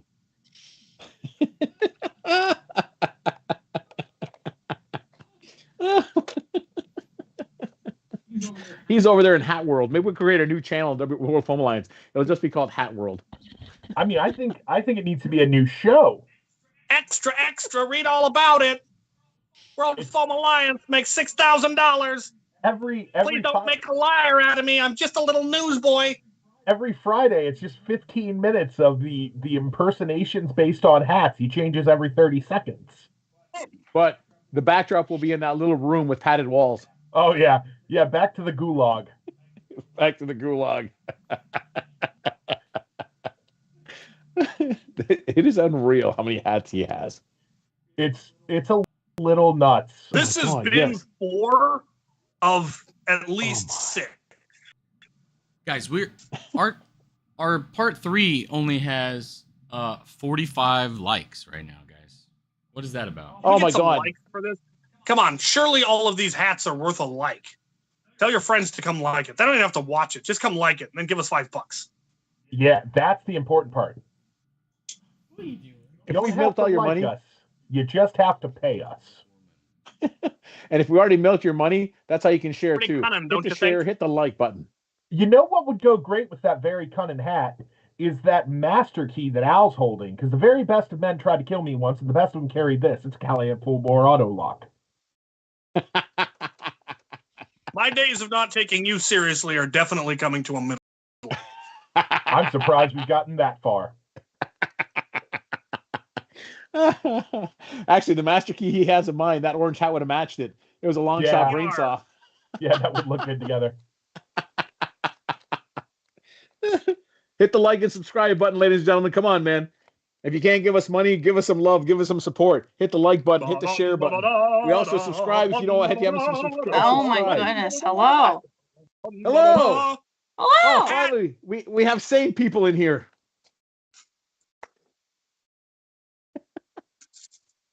Archer, what's shaking? I'm baking. Awesome. All right, I see you have a Bacon and musical bacon. instrument. Does anybody know if this makes me Huey, Dewey, or Louie? Chewy. Yes. Whoa, I got a weird reverb here. What is this? There we go. You got it fixed? I'm Paddington, I think. I think you are too, you big bear. All right, so I then, do. what do you? Yeah, let's make sure people understand. Archer's here, and you do have your guitar with you, don't you? There we go. That's better. I was getting a weird reverb. There we go. What was the question? Who are you? guessing What are you you here? have a What do musical you want? instrument What's with you? going on? Yes. Yeah. Why is I your hat had a fancier couple than mine? suggestions before I swapped over and got the guitar, and I heard "Never Gonna Give You Up," so I was like, "Cool, that's what I'm doing." Yes. I get to rickroll y'all in the states Roll this time. the theme. Mhm. Love it. I unrepentantly love this song. Tell me if you guys can hear this. I don't know if you can, but tell me if you can hear it. No. This is the tune-up. Rickroll is the tune-up from my SBF. Neat. Yeah. All right. I'm here to perform or something or other. Play it. Want me to do it now or later, or how are we feeling? Do it right now. Well, people are going to now donate customary. $10 at a time to keep you playing. Yeah, it's Send money. customary. Have Archer play. It's customary to tip your musician. After the song's over, I'll just start jamming in the background. I'll serenade y'all. Okay. So If they don't tip, we're going to make you play off key and deafen them all. just there you go. Who's to say I wouldn't be doing that anyway? Okay. Hit it. All right. Let me just get set up here. Okay. All right, great. I got to Rickroll people at Foam Fest. Now I get to Rickroll all y'all. So thank you for the 5K. Y'all caught me in the middle of the shower. So got to scramble on out of here, and it's going to be a good time. All right. As the people get the clean Archer, not even dirty, smelly Archer. You know what? That costs extra. Ladies and gentlemen, come on. Keep bidding. Keep it going. All right.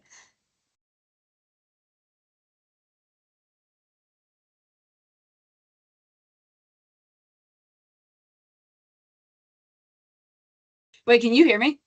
I want to keep. Yeah. Uh-oh. Okay. Yes.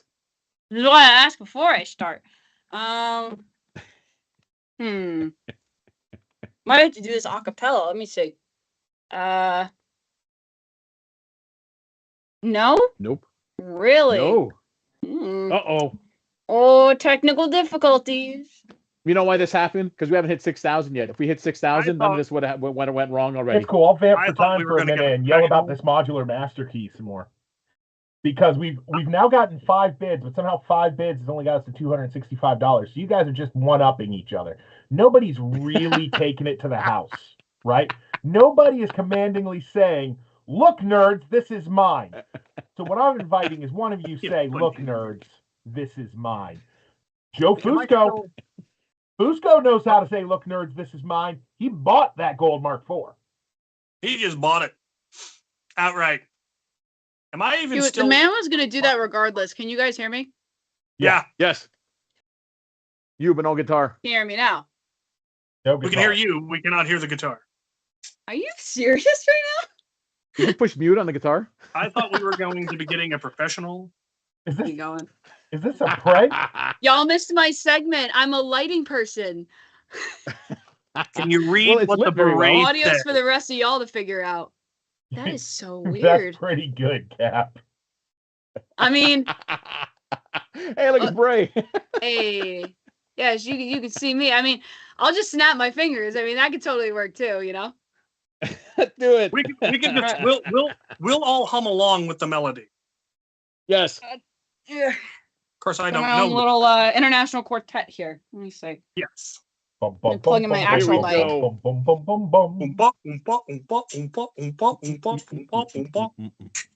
Wait. I fully. Is this where we all do the Carlton in the background?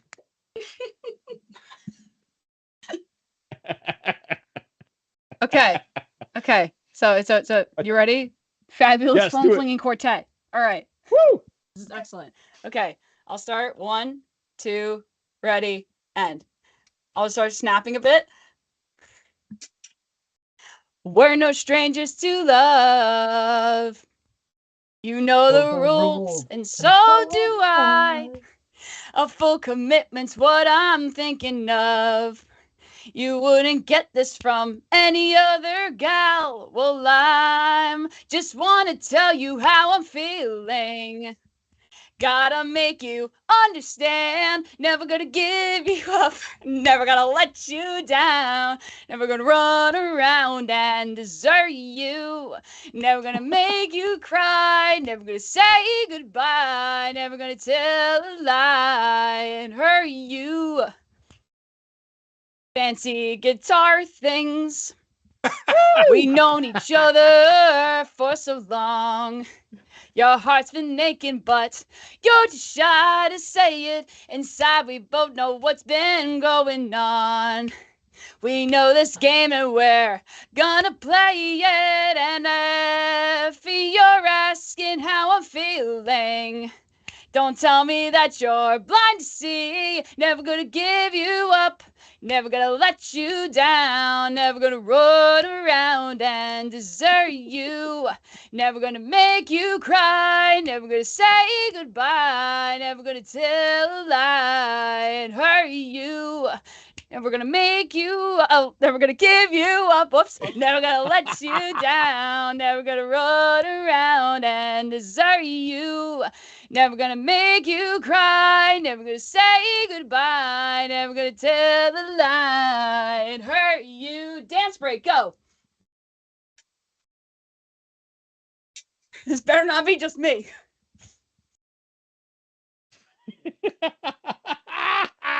Ladies and gentlemen, round of applause, Archer. Thank you very much. I won't hurt you. Does that not tell you what we're going to do? None of us are getting paid, but we will do whatever we can do just to make you give us money so we can give to children. Come on, tip the art. $5, man. $5 or $10. $5. Tip the performer. It's in good taste. Put it in the punish Captain Xavier. In my younger and wilder days, I hosted karaoke literally for a living, and a tip of less than $5 was just considered gauche. Criminal. It was. All right, in the chat, am I Huey, Dewey, or Louie? So I have a challenge. So I have been Huey, Dewey, hyping up this master key. Huey, Dewey, or Louie? And Team N7, right? Apparently, they have placed a max bid to make this difficult on people. And are you really going to let them win this thing? That means it's going to England. You're Americans. We fought wars about doing things better than England. Twice. We fought the English about this twice. And you're going to let them win this? Come on. It's not like Might it's as well just let them rugby. burn down the White House. Yeah, they burnt down a big useless building. Someone tell Alex from Kansas City, their Nerf club. Wait, that's a hat. There we go. We can do some chanting, flap our arms later. Tell you what, I grew up in central Pennsylvania. I'm not an Eagles guy. For you, and it involves Philadelphia. Yeah, I'm not an Eagles guy, but I'm a Jason Hell Kelsey guy. I love where I him. was going with I don't this. know if this qualifies as a hat. Any man who can wear flip-flops that much of the year, I have respect for. Yes. Ladies and gentlemen, we're coming down the wire. We got 15 minutes left of our first inaugural and hopefully annual 24-hour Foamsgiving charity live stream. We have hit our goal and we've surpassed our goal, but we're not done yet. We still got 15 minutes. You all still have money in giant carrying hearts. You want to see this succeed? Give us money. Make donations. Donate to Captain Xavier so he can hit me with 2,000 rounds out of tier. Make donations. Sell my master key for a lot of more, as Talonaxe has advised. If you don't outbid him, this will go to the UK. And you know what? You're to blame. You're to blame. It was defected. It's gone elsewhere. And yeah, don't make Talonaxe angry. But don't forget to hit that like and subscribe button as well. Make donations. Make bids. You don't want to be a half an hour later going, man, I missed it. I should have. No, don't do that to yourself. We are doing you the favor. We are absolving you of guilt by making you do it now. So even if you're mad after, you can say, it wasn't my fault. Al made me do it. I'm Canadian. No one stays mad at me long anyways. My fault. Haven't the British done enough to us? They conquered half the world for spices and then decided they didn't want any of them. Not putting this hat on for very important reasons. Tell us. This hat, I swear, is haunted by the ghost of a racist Vietnam War veteran. Burn that one for $50. Come out of my mouth when I put on that hat. Can we? So people have recently. What, $500? He will burn the hat in the next. People have recently been sending you a variety of display things. Can we put the racist hat on a mannequin to see if it has sufficient power to give you a new racist roommate? No. Hey, I just had another idea. What if we add, since we do have someone, and in that actual video, we'll hear the guitar. So again, donate money to punish Captain Xavier, which means actually punish Al. We hit 2,000, and not only will Captain Xavier empty 2,000 rounds of tear at me, but he will also do it to music, because somehow we're going to bring Archer in, and she is going to serenade while I get just destroyed. That would be fabulous. Maybe we could get a 3-piece, right? A fiddle, yes, a guitar, a set of drums, or just Al is going to be the. Well, see, if we give Al a bucket while I shoot it, it will be the percussion section. But it'll be telling such you, a go weird watch rhythm. Nikon versus Tear. You'll know what Al's in for. Right now, I'm in for nothing. You know why? Because no one stepped up to the plate and donated. So I'm scot-free, man. What y'all gonna do, huh? What you gonna do? Update. Nothing. I still have to clean up on that. I put my money in. I put my money where my mouth is. Where's yours, huh? Ooh, Come on. Ooh, I got one. If we can get to 3,000, so a tank and a half, we'll also make Xavier pick them up without a garden weasel that he got him one of. Oh no, that's one way or the other. I have to pick up the rounds salaciously. That's already part of the deal. Oh, okay. Good. I figured he was just breaking out the garden weasel, and we were just going to watch him roll around for a while. Oh no. I get no garden weasel. That's why it's a punishment. Oh, this is better, guys. I don't know about you, but I enjoy watching monotonous things on YouTube for no reason, preferably with some ASMR. So maybe we could get a video of Xavier painstakingly picking them up on his hands and knees and depositing them in a bucket, maybe to like a 2-hour version of the Jeopardy theme song.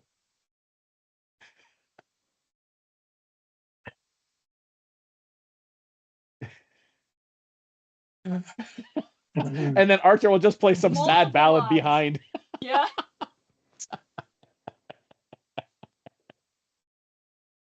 Or the Incredible Hulk sad away music from the 80s. That might be bigger. If we have to prolong this until Mayhem when we have 11th hour, I'll just bring the guitar. I'll just be chilling. I'll follow Captain Xavier wherever he goes. We might do that. I just signed got up to called be an out on the admin. chat. This is my job. There it is.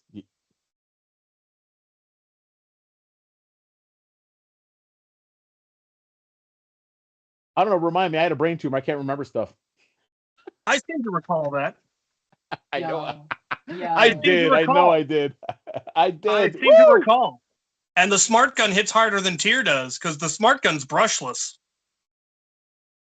Awesome. We're doing that. So again, we are men of our words, man. So what's going to happen? Smart gun, 500 rounds. I'm going to take it. We're going to film it. And what's going to happen? Next year, we're going to show that to you. No. Next year, we might show it to you. If you donate enough, then we'll show you the results of me getting hit by 500 rounds with a smart gun. I don't think that's fair. I think that needs to be like the new bumper for Get Off My Lawn. Yeah, that's right. Just think, guys. Just think, right? I have one guitar, right? I've only ever had one guitar. Ship me an electric guitar for Christmas. Just an electric serenade in the back. Nothing to see here. This is awesome. Again, we're running out of time. Oh, look at that. 8 minutes. Get Guys, your bids in. You have 8 minutes to ruin England's day. Wait, what? You also have 8 minutes to get absolute steals on this auction. Because that Crusher minigun Al made that we haven't circled back around to, that's sitting at $80. I might bid on that. Honest to God, I might bid on that. That's nothing money. I should be telling you to bid on this $90 custom paint job by Mr. AndyWerk. I don't want to because I'm currently winning that one. But you should bid on these things. A Nightingale with upgrades for $115. For God's sakes, people, the Nightingale's $100. The bar sock makes up the $15. Yep. I have 2 squid hats. You have 2 of everything, I swear. The Orange Seagull is up to $205. I will remind you, that's not even available domestically until January. You need to get on that now. Xavier doesn't sell things. He hoard blasters like strange foam-flinging dragons, and you can buy a custom-modded stripe that he modded on this stream last night, right now, for $115. all of these Master Key kits, all of these blasters that come with them, not a one of them is sitting at fair market value. This Mark III Master Key kit, that's at the highest, and it's $85. That's unexcusable. $85. I can't buy the parts for $85. And finally, I've yelled about it like 15 times. Chasing people away with that. That band blaster bolter, right? That band blaster bolter. I think that looks is sitting bad. at $80. That is a minimum market value of $110. Minimum. And that's if you got some crazy deals. Get out there and get on top of these things before you let the British win. Excellent. You should go into sales for a living. That's a meeting we're all having on Monday. All I have is a sleepy cat.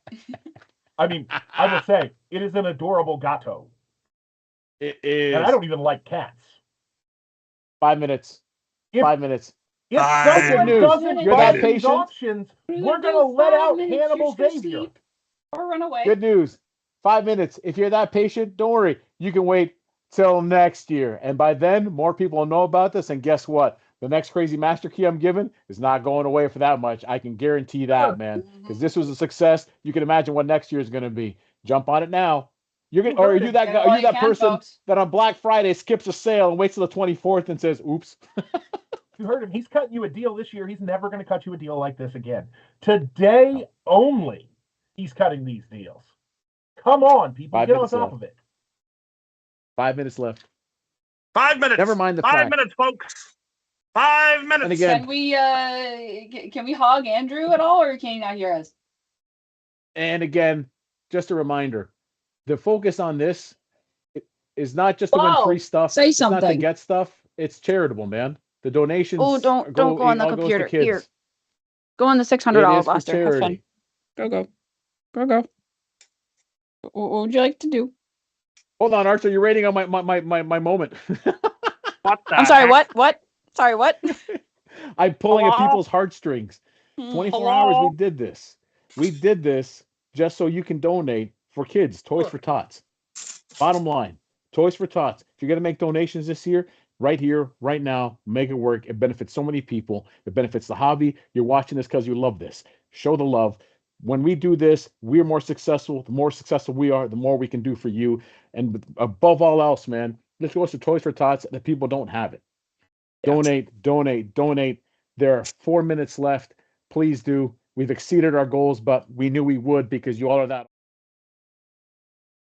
Put money in there. $5, $10, 15, 50. You know it's worth it. You know it's going to a good cause. You know many of us here personally, or you know our reputations. We're not lying to you. We're not stealing from you. Tomorrow you might feel horrible, but it's going to be a good feel. No pain, no gain. Feel the pain. Make the gain. When you can sit there and say, yeah, man, I watched that stream. Never mind when people say, dude, there were some Nerf tuber people that like streamed and raised 6,000. Yeah. And I watched that and they're awesome. And let me tell you why. Foam tubers. Be a part of this. Foam tubers. Do you guys know what us raising a larger value does in the wider world? Right? I am the foam pope. Fear me. The first church of foam over here. This isn't just, hey, the World Foam Alliance raised $6,000. This is a group of individuals in a very niche hobby raised thousands of dollars in 24 hours. That's a huge move, people. That Can I just go ahead? Galaxy brain. Like it is massive. Listen, can I just add the amount of cats that have made their appearance on this live stream. We are clearly just here for the cats with our incredibly generous community owners, and we are doing an enormous good. So we are down to the last 2 minutes, guys. Work those power moves, make it happen. Romeo's telling you to make it happen while he frolics away. And yeah, thank you so much for all of your, help and support and just this inaugural year. It really means a lot. And I couldn't be prouder to be a part of this community for sure. Absolutely. Yeah, I personally just want to thank everyone. Again, I can't say it enough. This is absolutely very humbling and amazing what we collectively have been able to do with your help. You don't get an opportunity like this very often. Again, like I said, this whole World Foam Alliance thing is about getting everyone together and sharing their passion for the hobby. And I definitely think we showcased that. And I don't know what to say. Everyone did fantastic, and I can't thank everyone enough. So. Absolutely. We're down to 30 seconds. Loud music going. We are at $6,039. No, you're getting it! You guys did it. We did it together. 30 seconds, go. Say something. Wow. You know what the important part of this is, gentlemen? We have proven. And ladies. And ladies, gentlemen, and ladies, we have proven that all it takes in the field and the nebula flag in the middle of the night, three hefty bearded gentlemen, and we are confident talking and a musical guest in order to raise more money. That's all it takes. Yarn. Thanks. I don't know if you guys can see the chat. I feel like I'm this live. There's $6,969. Someone confirm. We'll wait till the man behind the curtain confirms it. Yeah. So weird things sometimes happen last minute. But You want to super close. And again, get something amazing? Go tell us. No, last night, after I finished mounting the blaster, I shot myself in the face repeatedly. One of the darts that I shot myself in the face with got caught in a spider web. You see it? Come out to Washington State just to see the sheer spiders have. That's insane. Yeah. Can't you see it? I don't know if you can see it. I mean, Archer, you might have to come out with me because you gotta play music and you here. You can't bring it out to the I'm leaving that dart there forever. Shameless plug. East Coast doesn't want it, so I'm going west. That's right. Shameless plug. I'd like to invite everyone to Maryland Mayhem. If you get the opportunity, we'd love to have you here and see what Maryland has to offer for foam flinging. Otherwise, check out all those other fantastic events: Molly Mutation Madness, Rag, End War, Survival Fest. Yeah, Sub-Zero, Boiler Dome, everyone, so we can continue to do what we're doing and really making this a World Foam Alliance. By the way, Andrew, you may have missed it because you're busy flinging foam, but I'm almost 100% sure. And now that I opened my mouth and said it twice, I got to make it happen. For Maryland Mayhem, for the HVZ event, you know how some people, when you get tagged, you surrender your like tags or chains as a souvenir. Yep. Yeah, we're gonna up it up. Yep. Only at Maryland Auxiliary. Mayhem. Yes. Exactly. And actually, well, Boomstick last year made like You made medallions as well. Those are Yeah, cool. people we have So- ID tags, yeah. Here we go, guys. So what I'm going to do for it, hold on one second. So the one thing I'm going to do for Maryland Mayhem, quick plug, is I'm going to make up a master key that I'm going to run to the HVZ. And if you tag me, you get the master key straight out of my hands. Nice. That sounds like Maryland a Mayhem, challenge go ahead, man accepted behind right the there. curtain. It's going to be me. And special thanks to Man Behind the Curtain and Willie T Productions for sticking this out and doing this live stream production for us. Of course. So. Yeah. We. All are right, friends. I got to run. Okay. Archer, thank As you much very as I much. want to stay. We'll talk to you soon. Alrighty, friends. Take it easy. Dart sweep. So Dart sweep. when you bid, it adds 5 minutes to the timer. So we currently have a bidding war on 4 items. Really? Yes, the Nightingale, Captain Xavier's Strife X, Nice. the Band Blaster, Right. and an MK3 barrel upgrade kit. Ah, we keep going. But it's not just the there a barrel upgrade kit. Don't forget, all those upgrade kits come with the blaster. That's a Mark III and an upgrade kit. You can do a lot of damage with a Mark III. There's all kinds of mods out there for it. They sell all kinds of products that you can chunk into that thing and turn that thing into an absolute powerhouse of 200 FPS. So what I'm thinking is, This is the Nightingale kit, by the way. It's got a gorgeous folding, over-the-top folding stock. Fabulous. people want to know that final number, but I I don't think we can give the final number until we have the final number. Here's the stripe you'll be getting. You're bidding on this stripe. It has 3D printed parts and everything. I modded it myself. In the dark of the night while half mad. Yes. That's right. It has a Devil Z hybrid pusher, so it'll do full darts or half darts. It's got Michelle 2s and Maryland Mayhem Containment Crew wheels. It hits about 130, so it should be good for most HVZs. It's nice. That is sweet. Bid on it. Because Captain sells so many things. Yeah, Captain sells so many things that he mods. I am a voracious arms dealer. Yes, no, I am a dragon. I don't give away anything.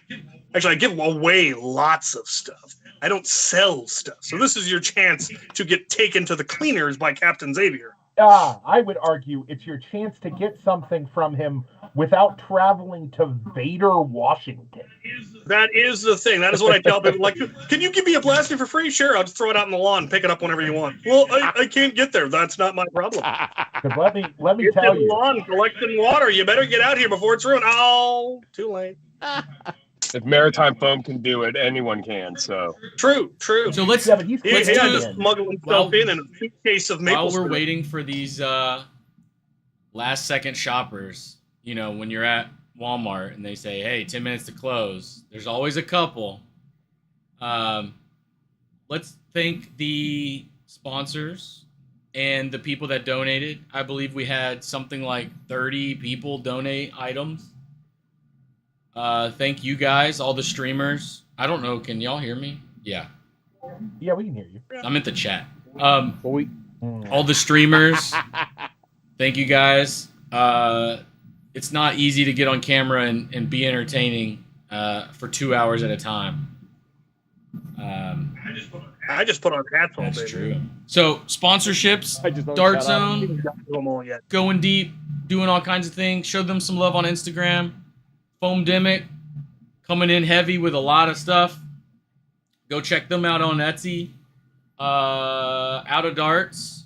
I gotta give you a thing. Coming in at the last second, but with 2 hot items.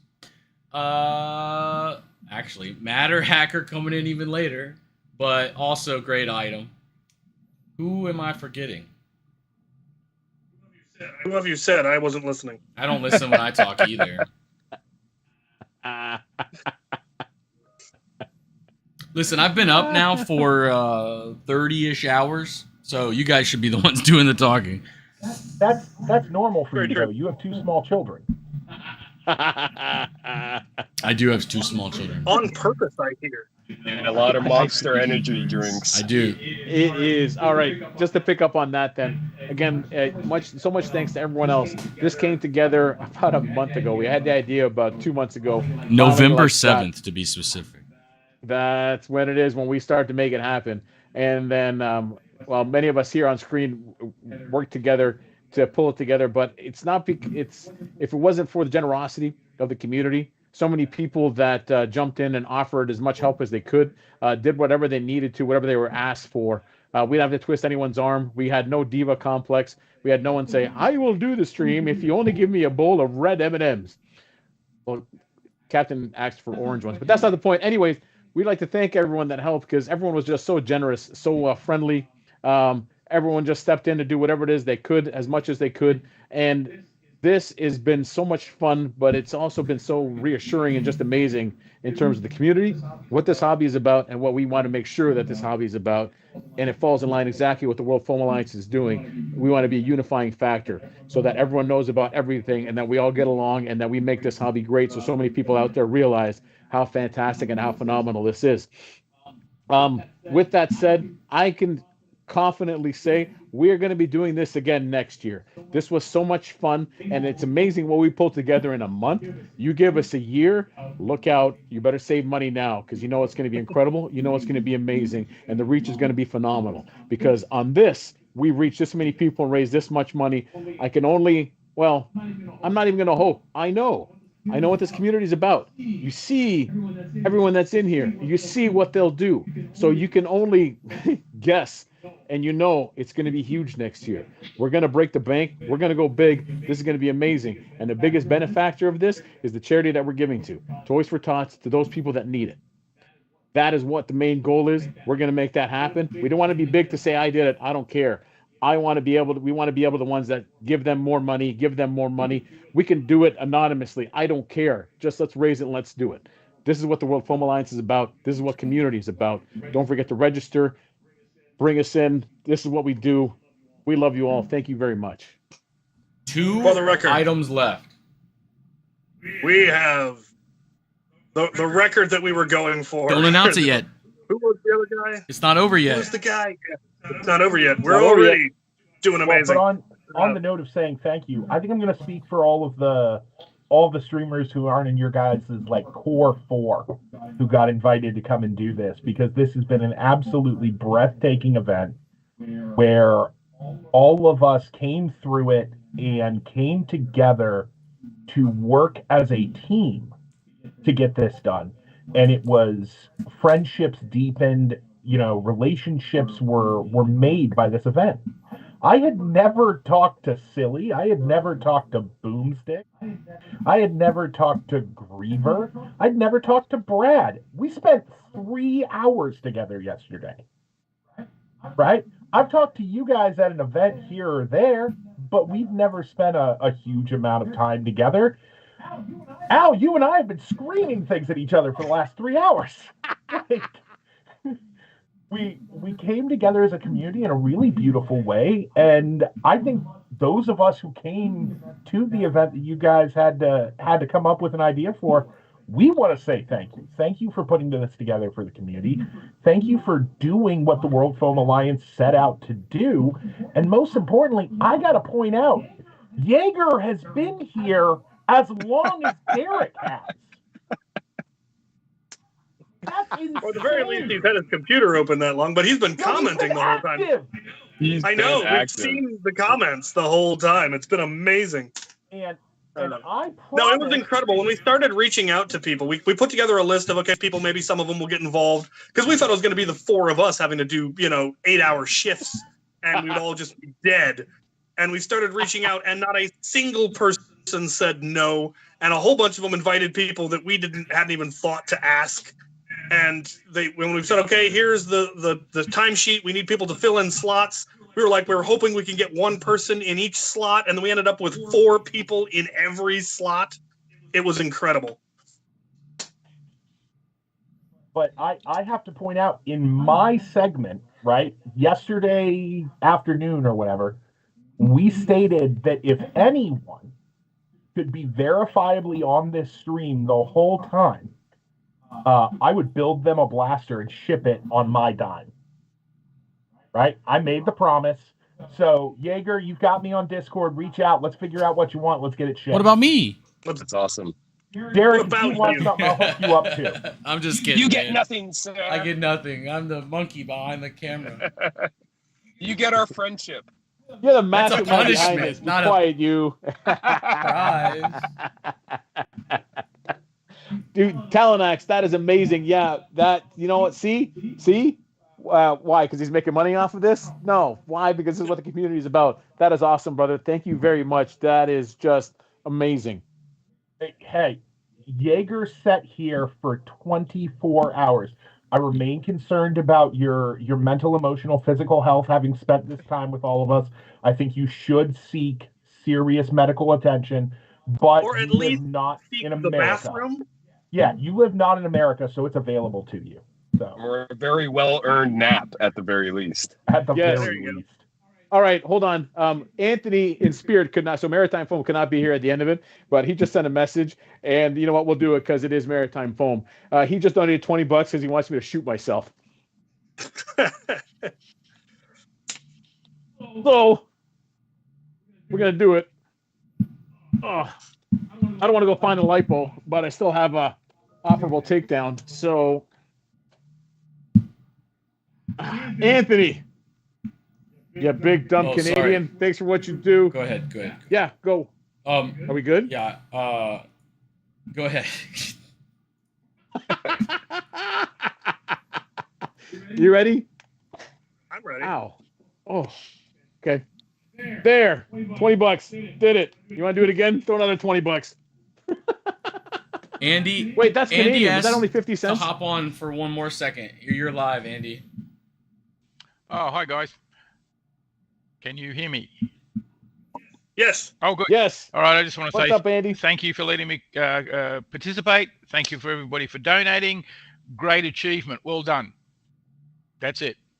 Good night, all. Hooray! 10 seconds. Thank you, Andy. Thank you for your contribution and everything. That's amazing. He should have been in bed hours And again, ago. I know. He must like us or something.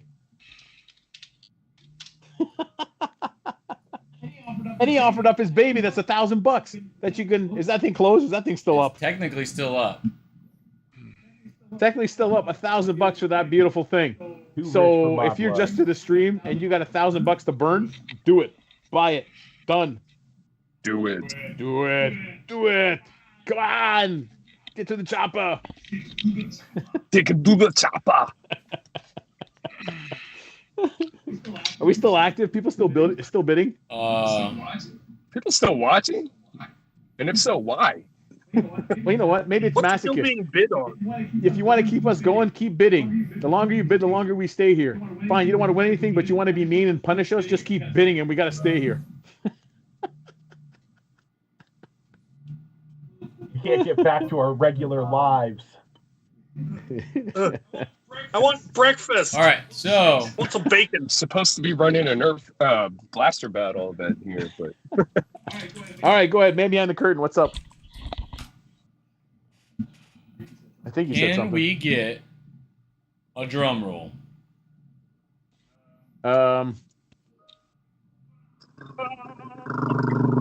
Keep it going. Keep slapping that head. Sorry, that was horrible beatbox. That hurts. Keep doing it. Maybe I shouldn't do that. I had That's right. So our grand total, with a goal of 5,000, we reached $7,165. Nice. Look at us go. Holy cow. Excellent work. Ladies and gentlemen, thank you very much. Our next live stream is we're flying to Vegas. We're going to put everything on black. I'm kidding. I'm not really. I am kidding. Dude, 7,100 and what? 7,165. $7,165. We set out a goal for, well, the original goal was let's hope somebody watches and at least gives us something. Yeah, the original goal was anything? Yeah. I will be candid. When we started out and like you guys made like $600 or $700 in the first block and we made like $600 or $700 in the second block, and then it was getting later at night, I'm like, gotta figure something out. And then I tuned back in and King of Games had made $1,700 and I was like, what? We're way more giving than I thought. He's just really good at marketing, apparently. Yeah, it could also be. Yeah, it helps. It helps that Kale knows what he's doing. So. All right. It could also be just at the right time. The right donor showed up. It's like, woo, yes, milk them. I mean, what? Donate. Yes, sorry. Let's wrap this thing up because it's been 24 hours. So hit that like button. Hit the subscribe button. Tell your friends. Technically, you could still buy Andy's gold medal blaster. And what did the Punish Captain Xavier cap out at? Let's look. Let's look. Items. Cap. You're going to have to pick up a few darts. You are at 1,450. I'm saved. You're saved, but I'm not. My back is going to be Dart sweep is at 344. Manage that. I can manage that. Feel bad for you, though. We should switch games. Woo! And Maritime is 179. Nice. You know And what, I'm though? safe because I'm not part of the core 4. You guys have fun with that. Well, yeah, I still got to take 500 rounds from the smart gun. You have to come I visit get to me play with again, the smart man. gun again. I'm in. You get to come back out to the clubhouse and play with the cool kids. Sweet. This is fantastic. So I guess anyone have any final messages? We'll go around the circle. Talonaxe, you're up. Great job, everybody. Absolutely banner event. Thanks, man. Cap, what do you got, buddy? Yar. Wait, no, that's me. That's him. Where are your personal protection when nerfing? Always have eye pro and a helmet. Yes, And you all are amazing. I cannot believe we made this much on our first try. That is incredible.